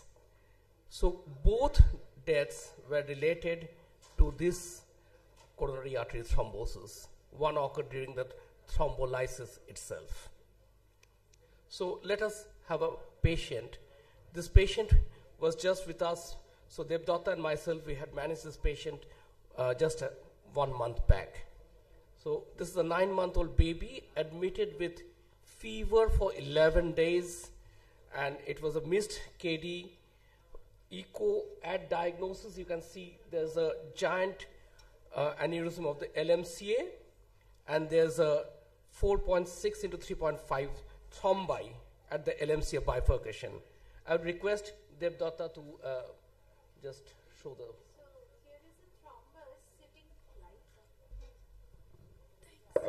Here is the thrombus sitting in the giant aneurysm of the left main artery, and you see the dilated LAD also. Slight tilt shows the LAD to be uniformly dilated distally also. And over here we find another fusiform aneurysm in the proximal RCA. Next. And this is the video showing this, the left main having the thrombus, and then the LAD which is uniformly dilated and ectatic. So we treated the child with, of course, aneurysms at diagnosis, IVIG, infliximab, aspirin, cyclosporin. So I request the cardiologist's opinion regarding the management of the thrombi. Good afternoon. So here we have a baby who has already presented with a giant aneurysm along with the thrombus. The baby is otherwise stable, and there are no other signs, symptoms specific to the thrombus or the coronary artery abnormality, or there is no ECG changes. So in this case, we start the baby with low molecular weight heparin. As we know, the anticoagulants are the mainstay here. So already the baby is on aspirin, which is antiplatelet. We add the anticoagulant in form of low molecular weight heparin, which also has anti-inflammatory action. And then we also should consider adding a second antiplatelet drug, which is clopidogrel. So when the aneurysm is a medium aneurysm, like when the Z scores are more than 5 to 10, then we should consider this dual antiplatelet drug, clopidogrel. And also if patients are aspirin sensitive or allergic, then we add this clopidogrel right away. Also with multiple aneurysms. Yes. So day 3. Again, we find the previous aneurysm has, the previous thrombus has slightly decreased in size, but this is the huge giant aneurysm within the LMCA. But we find a new thing, that is this sludge in the bed of the LAD. And this is again, it's the color flow is showing that it is not occluding, but there is significant narrowing of the LAD now. And this is the thrombus in the bed of the LAD. Next.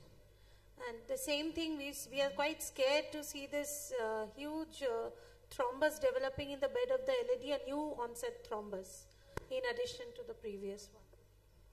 So do you think that the patient has developed a thrombus because of inadequate anticoagulation? No, as the literature reports, because of the flow dynamics, if it is a huge, big aneurysm, then even after adequate anticoagulation, there may be development of Monisha, you want to add something? Yes, along with this unfavorable flow mechanics which happens in the aneurysmal area because of the continuing inflammation, there is also decreased wall shear stress in the aneurysm. And along with that, the increased platelet activation and clotting system also adds to all this, developing a new thrombus in the system in spite of treatment. So how do you monitor the adequacy of LMWH? We check the levels of, usually we can check the levels of factor 10A, but it's not very available. But overall, it is quite safe to give this drug and can be given at home also. So unfortunately, this investigation is absent in Kolkata.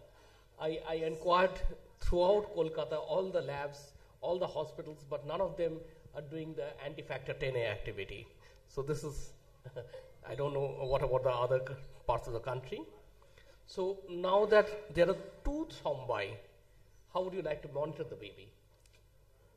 Firstly, most important would be to see whether there is any development of any inadequate perfusion, so that we can see whether there is if the baby is having symptoms like excessive crying, becoming unstable, having pallor, cold extremities, that we would make the parents aware to make us immediately bring it into attention.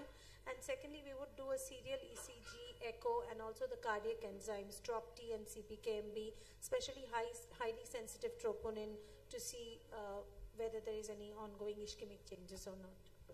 So, Monisha, what about the symptoms of MI in children?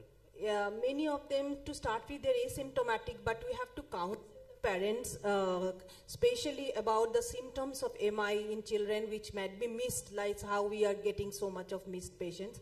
So there will be irritability, unconsolable crying or unprovoked crying for without reason. There can be sweating, unusual pallor. In older children, there can be sudden onset of breathlessness. You can see them also pallor, and in some patients, vague pain, chest pain, abdominal pain. This can also be a sign of myocardial infarction or pain in the arm. So we have to be very careful with these small children if we have diagnosed them as Kawasaki. So briefly, what about STEMI and non-STEMI myocardial infarctions? So STEMI stands for ST elevation myocardial infarction. So all myocardial infarction patients, to start with, when there is ischemia, might not have ST elevation, or there are non-specific changes. So they are named as non-STEMI. These names are all derived from our adult partners, so we are new to all these things. So non-STEMI myocardial infarction might not have STT changes, while a STEMI will have ST elevation. Other signs of myocardial infarction, we can have pathological Q waves where it should not be.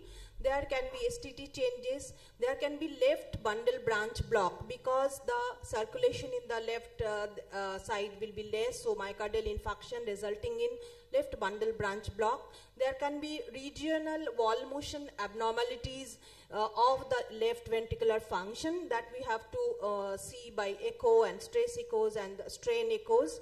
So these are the, in briefly, signs and symptoms we should see before going ahead. So basically, STEMI is where you have a tissue necrosis, and non-STEMI is pathologically It's the tissue imbalance necrosis. between the myocardial oxygen demand and the supply. So what will be the indications of thrombolysis? So we are giving anticoagulants to this patient till now. So when do you really want to go and hit for a thrombolysis? If there is a complete occlusion and we know that immediate PTCA, that is, we cannot take to maybe the intervention team is not prepared to do a intervention in that smaller child. In those cases, immediately we have to start thrombolysis. And also, as per the guidelines, if there is a large thrombus and the child develops symptoms of either clinical symptoms or having ECG changes or having elevated cardiac enzymes, in those cases we do need to start thrombolysis. And these are the guidelines. Manisha, just briefly the thrombolysis protocol. Yes, thrombolysis, if it is an acute state, so if we can take the baby within 90 minutes to the cath lab, so we most preferred is thrombolytic by giving them alteplase. So that is the tissue plasminogen activator, which is given as IV through the bolus plus continuous infusion over 6 to 12 hours, and they are added with a unfractionated heparin when we consider about thrombolysis. In some centers, they also high dose of TPA is not given. In that case, TPA is added along with glycoprotein 2B3A inhibitor, which is the abciximab or epiflipride. So these medicines are also added along with tissue TPA, and they are given under close monitoring, because explaining the risk of bleeding versus this thrombosis, we have to go ahead and consider this treatment. And following up all these patients with also statins and beta blockers to be added along with this treatment, because they have also shown to improve, like beta blockers by decreasing the myocardial oxygen demand, and the statins by helping in the endothelin remodeling is also shown to be beneficial.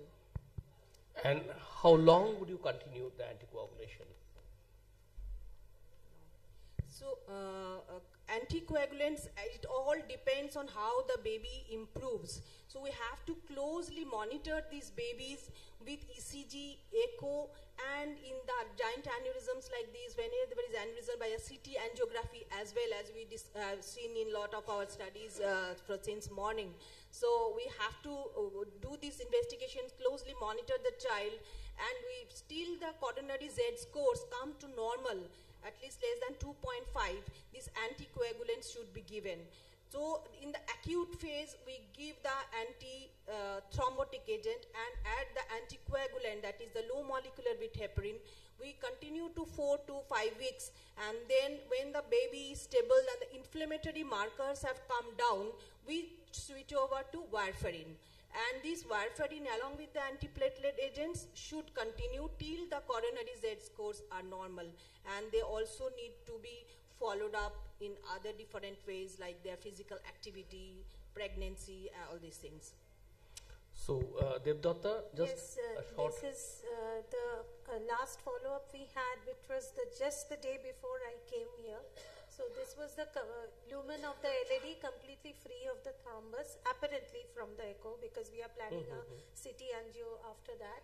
Here it is, this thrombus has also, both the thrombus are not seen in the echo at least, and the RCA dimensions have also come down. And if we can see the video, there you can see the lumen is free of the thrombus, at least echo-wise, but we do have plans for the CT angio to delineate further. And so if you can see that these are the serial, so from 9th November when we started treating the child, and then 28th November you can see that the thrombi, at least echocardiographically, they are absent, and the aneurysms also have significantly reduced in size. So I won't go through the cases, just a final.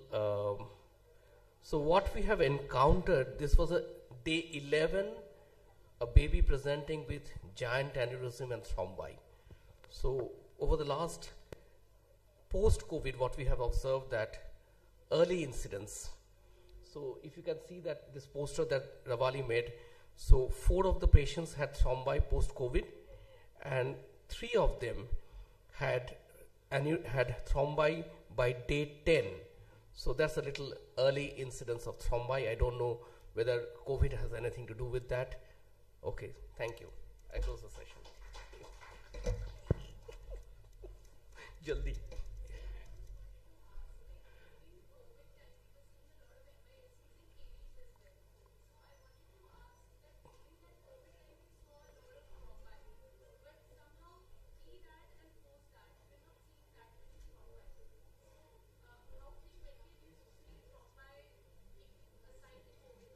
So over the last 2 months, we have 2 patients with thrombi. So one of the patients was a 6-year-old child who received IVIG on day 6 and went on to develop giant aneurysms and thrombi. So I don't know. So it's difficult to predict actually, unless we know their pathophysiology in more details. Actually, who will develop and who will not develop, I don't think anyone can say beforehand. No, we have not. We have not. I don't know, because there is no other previous history. Otherwise, the children are completely well. It's just an acute event, and then they go on to develop the thrombi. Okay, thank you. Thanks for, sorry for hurrying up the session. Thank you.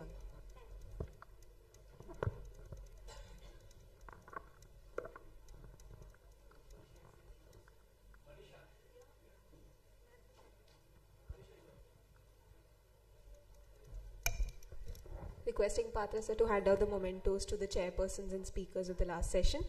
And for the last session of our conference, the topic is serious and unsolved complication, huge giant aneurysms of the coronary artery. We have our speaker Dr. Mamoru Ayusawa, and the chairpersons for this session are Dr. A.K. Jaiswal and Dr. Satish Loganathan.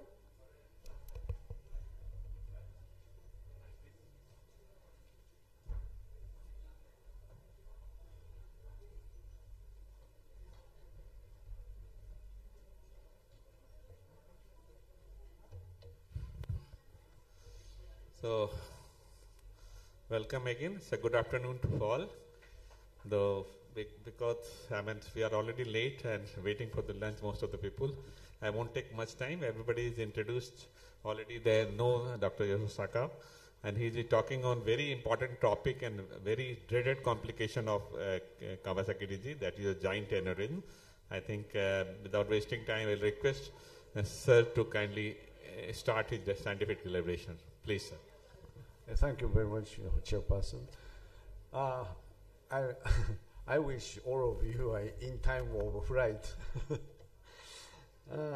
So let's take my presentation. And I'm very honored to join this conference. And in the program of this session, my talk is titled, titled this slide. So in part of this theme, I would like to talk including my serious experience of Kawasaki disease. My talk is a rare case report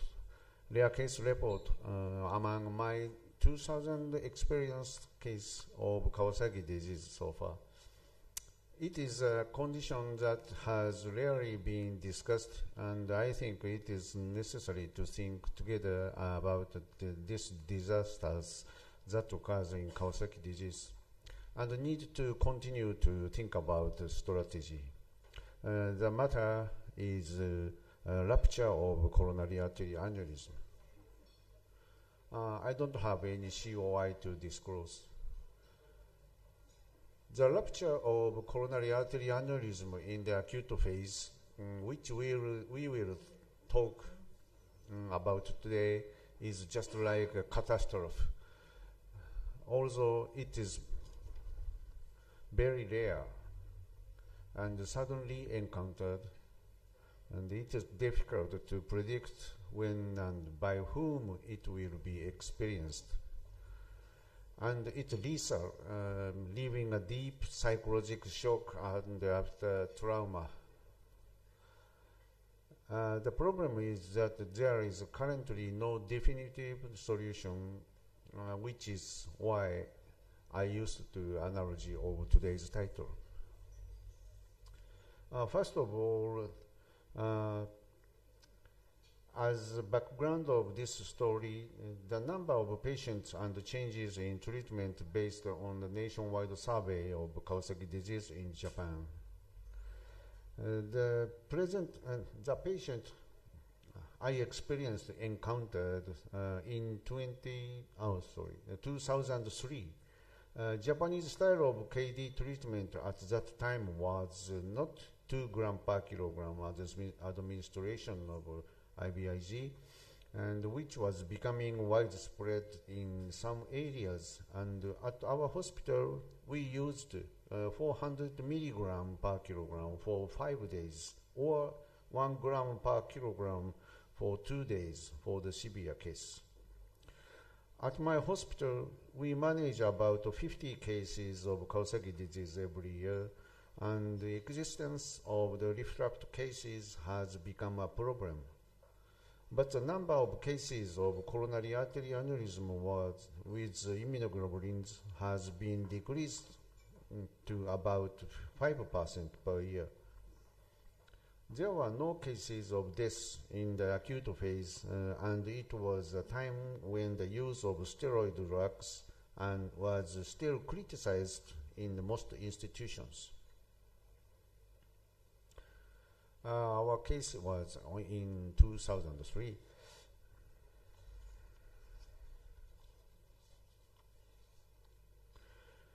The case was a 5-year-old boy who went to the first hospital for swelling of the right cervical lymph node for 3 days and fever from the third day. There is nothing special in his past history and family history. At the first hospital, he was prescribed the antibiotics, but from the next day, it's a 4th, 6th day, all the main symptoms of Kawasaki disease spread, and he admitted to the hospital. Kawasaki disease was diagnosed, and IVIG 1 gram per kilogram was administered on the 6th day, and the 2nd day of hospitalization. The next 7th day, the first cardiac echo was performed, and a bilateral giant coronary aneurysm already with a diameter of 7 to 8 millimeter was already observed, and he was referred to our hospital at noon on the same day. When he was admitted to our hospital, he still had a fever 39 degrees Celsius and every sign of Kawasaki disease. There were no abnormal findings in heart or breathing sound, and no gallop pericardial reflection lab was heard. Laboratory findings showed typical Kawasaki disease inflammation findings, such as white blood cell over 20,000 and CRP maybe 160 in Indian unit. Showing strong inflammation, and as well as a decrease in HDL cholesterol of 14 and an increase in urinary white blood cells. After hospitalization, additional IVIG was given to the total of 2 grams per kilogram, and a small amount of hypoalbuminemia was corrected. On the 8th day after hospitalization, the fever tended to reduce, but the next day I had a relapse. The boy had relapse fever. So IVIG was added, and not only aspirin, but also all other drugs such as urinastatin, which was considered to be effective for the inhibition of neutrophil cell elastomers, was used. I finally got a fever resolution, but white blood cell was still over 16,000 and CRP was 80. And growth of coronary artery aneurysm did not stop, and calcium antagonists were added on the 9th day and beta blockers on the 11th day to suppress blood pressure and pulse. The coronary artery status on echo from the 7th day of illness is shown. On the 7th day at the hospital, the LAD was 9 millimeter and the RCA was 5 millimeter.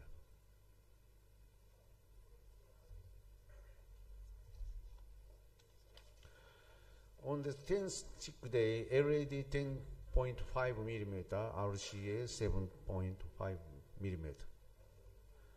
Then the 12th day, the LAD was 16.9 millimeter and the RCA was 10 millimeter. And the LAD in particular increased to huge aneurysm that I had never experienced before.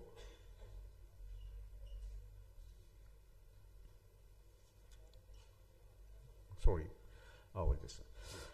Inside, a blood clot was seen slowly flowing. At this time, we had experience investigating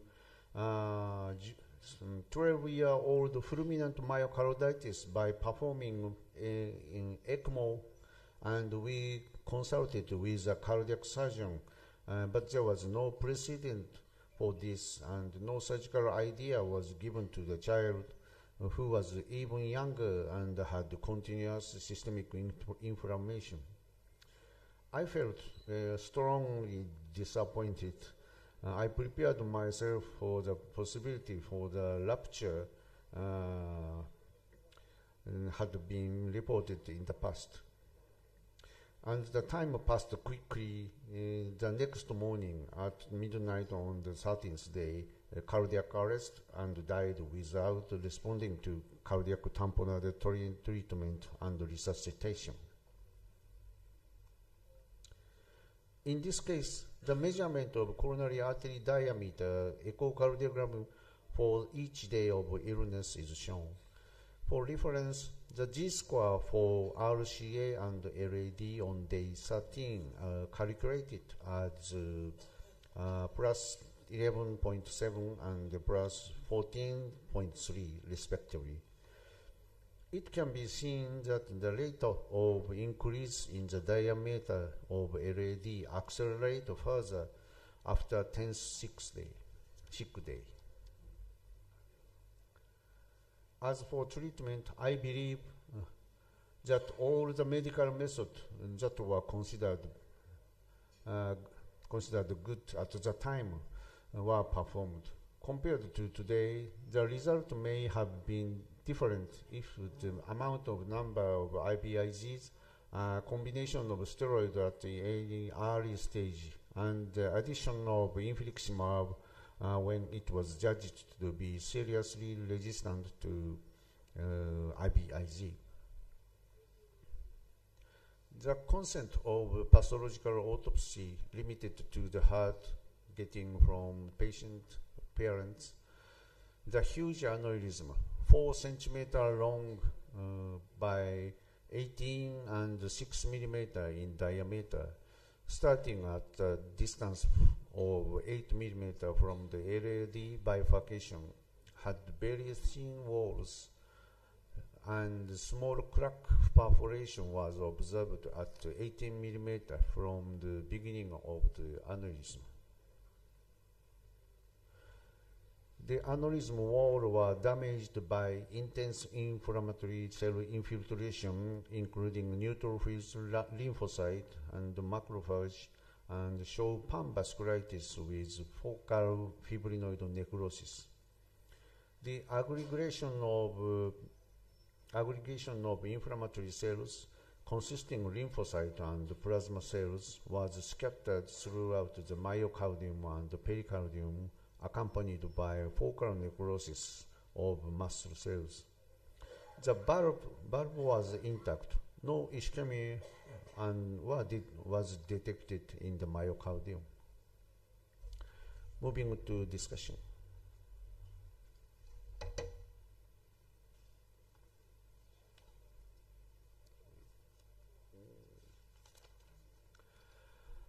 A research group of Ministry of Health and Welfare in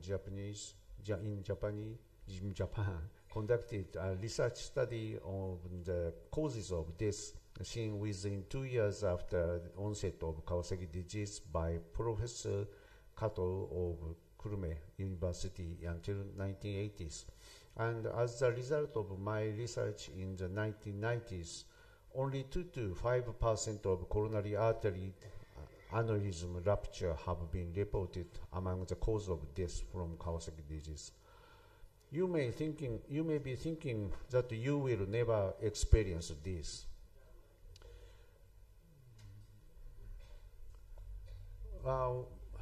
Most recently, Dr. Vissi in Italy compiled data on 117 deaths worldwide and found that 14 cases of coronary aneurysm rupture accounted for 12%. This may be due to the fact that the rate of the deaths due to myocardial infarction has decreased to 41% of total KDE deaths.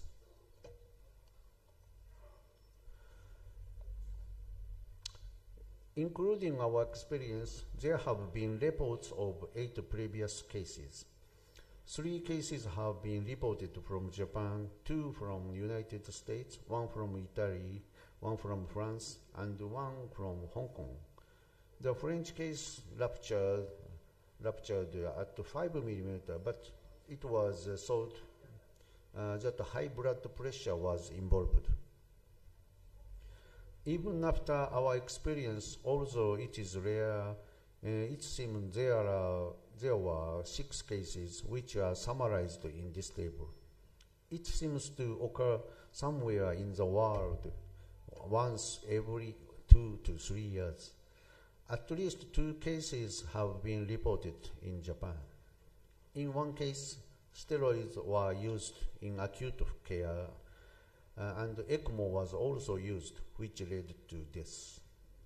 As a result, 11 of these 14 cases will die, and if they develop the disease, it will be considered almost fatal under conventional method. In addition, boys accounted for 85%. The age of the disease and the date of rupture of the 14 cases in the table are graphed. Half of the children were under 1 year old, and it is occurred in children over 3 years old, and some 10-year-olds, which seems to have become stronger to some extent, but died. Sick days may be divided into those that ruptured in sick day 10 to 16 when the coronary aneurysm continues to expand, and those who, after 20 days, when the aneurysm stopped growing to some extent. In Japan guideline, Fukazawa notes that the cause leading to rupture are similar, and even though IVIG is effective, coronary artery aneurysm continue to grow rapidly until rupture. In addition, most of them are boys, and there are 2 peaks on sick day, and that it occurs not only in children under 1 year of age, but also in older children. In addition, there are many cases in which the size of aneurysm rapidly expands to more than 10 millimeter on 10 to 15 sick days, and we think that it is most unfavorable condition that can be called supergiant aneurysm. It is unclear whether it is the same as the condition called infantile polyarteritis nodosa, IPN, for a long time.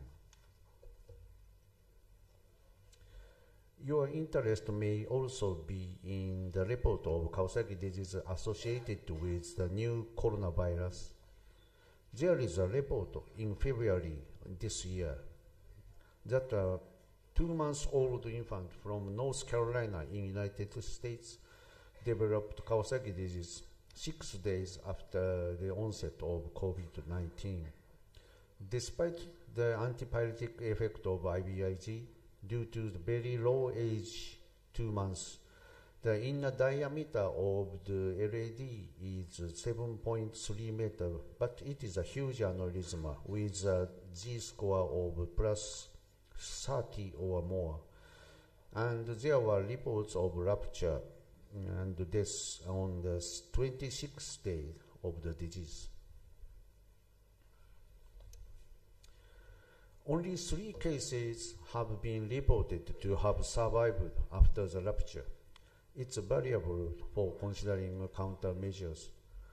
One case was reported in 1997 in a 3-year-old boy in the United States who had ruptured coronary artery aneurysm with diameter of 15 after fever for 2 weeks. And also bypass surgery using the internal thoracic artery was performed urgently. He continues to have ventricular arrhythmia from myocardial infarction, developed severe heart failure, so finally underwent a heart transplant and survived for 10 months and we don't know the afterwards. In this example, there is an interesting description that 1 week after transplant, the fever rising and relieved by IVIG.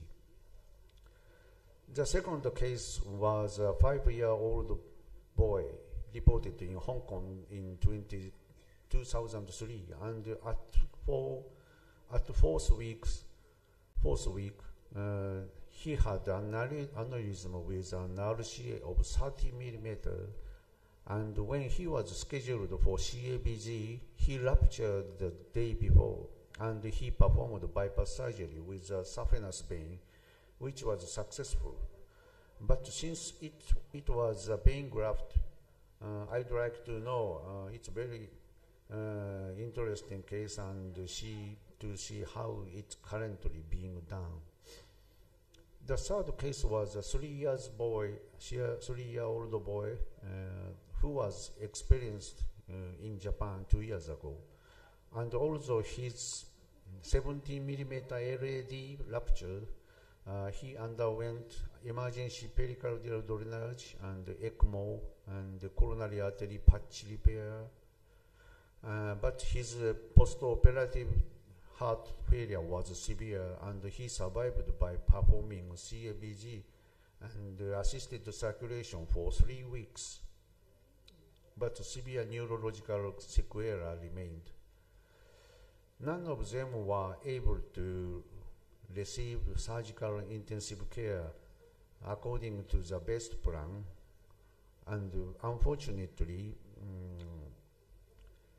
strategy to coronary artery rupture in the acute phase is not yet clear. As a possible countermeasure now, it is necessary to strongly use IVIG steroid, infliximab, cyclosporin, methotrexate to suppress the inflammation of Kawasaki disease.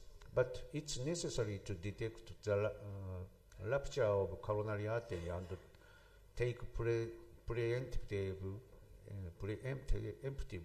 treatment.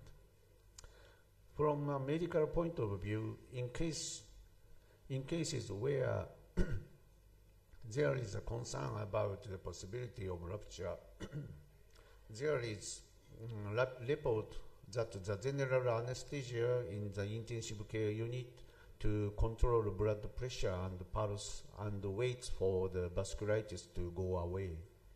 However, the speed of deterioration of coronary artery aneurysm in those cases experienced is remarkable, and it seems that the pathology is different from the cases that are stabilized in this way. It is necessary to consider measures including PCPS, ECMO, and assisted circulation for children, as well as treatment for coronary arteries. From the viewpoint of whether it is possible to prevent the onset of the disease, is it possible to prevent illness if you notice the earlier date of illness? We don't know where it occurs, but is there an environment where you can do an echo within 5 days? Is it necessary to stratify the initial treatment of Kawasaki disease, and is it necessary to include the echo at the first visit in the criteria? And at the hospital where your experience of Kawasaki disease has increased, be sure to consider strategies for such cases with intensivists and cardiac surgeons.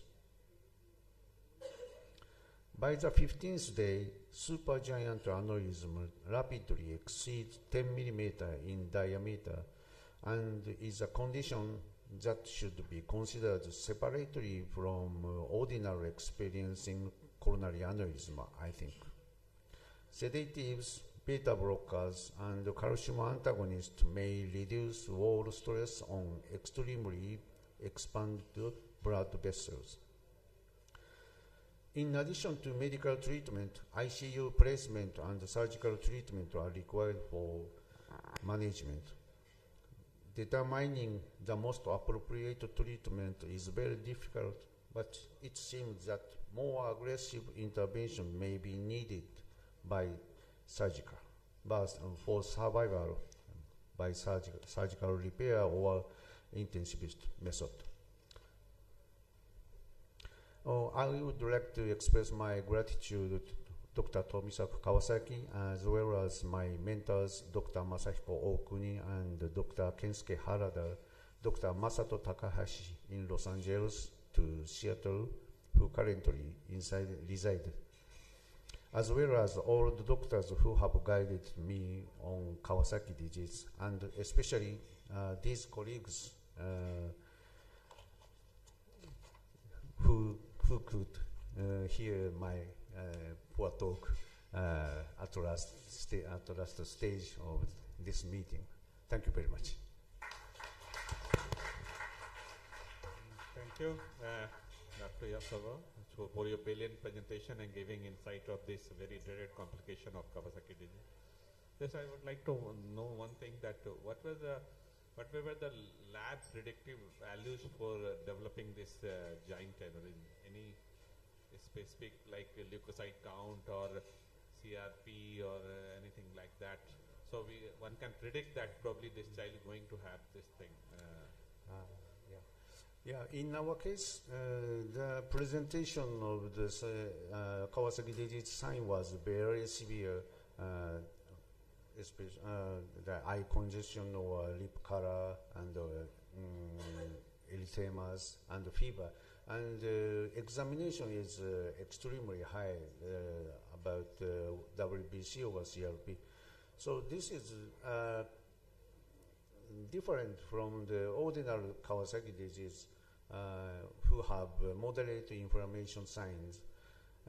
But there are some patients who have such serious inflammation sign in the other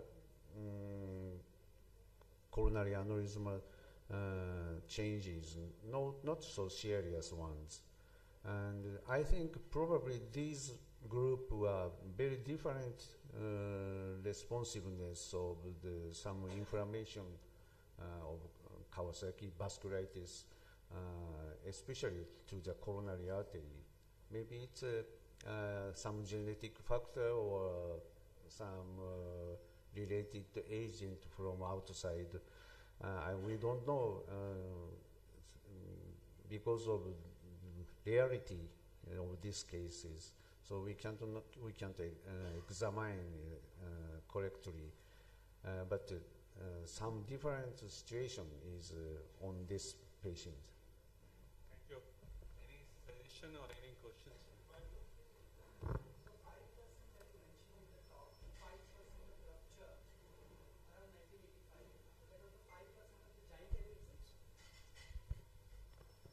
You mean the 5% of such cases is with a giant or not? No. No, the 5% were the cases that ruptured out of the giant aneurysm? Sorry. You mean the 5% is different? Out of total. 1985 to 2000 data that you showed, the rupture was more, or basically the giant aneurysms were more then and they are less now in Japan 30, 40 years back? As a general situation in Japan, such a giant aneurysm is very, very rare. But I think probably the number, by the number of annual number of the patients of Kawasaki in Japan, probably 10 or so patients have more than 10 millimeter of aneurysm. Even using every medical treatment we know. So maybe such cases are a little bit different, as I said.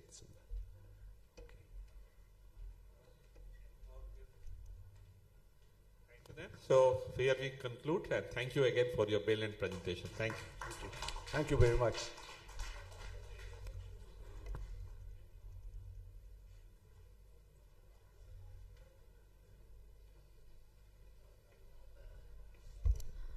Thank you, Dr. Mamoru Ayusava, and thank you, Dr. A.K. Jaiswal, sir. With this session, we have come to the end of our conference. I would like to extend a heartfelt thanks to all our esteemed dignitaries, the speakers, the delegates, and last but not the least, the organizing committee and every one of us who have worked tirelessly to make this conference a reality. Your dedication to advancing the field of Kawasaki disease is truly commendable. I hope this journey of 2 days helps us to translate cutting-edge research and the already available knowledge into actionable practices that improve outcomes. Thank you.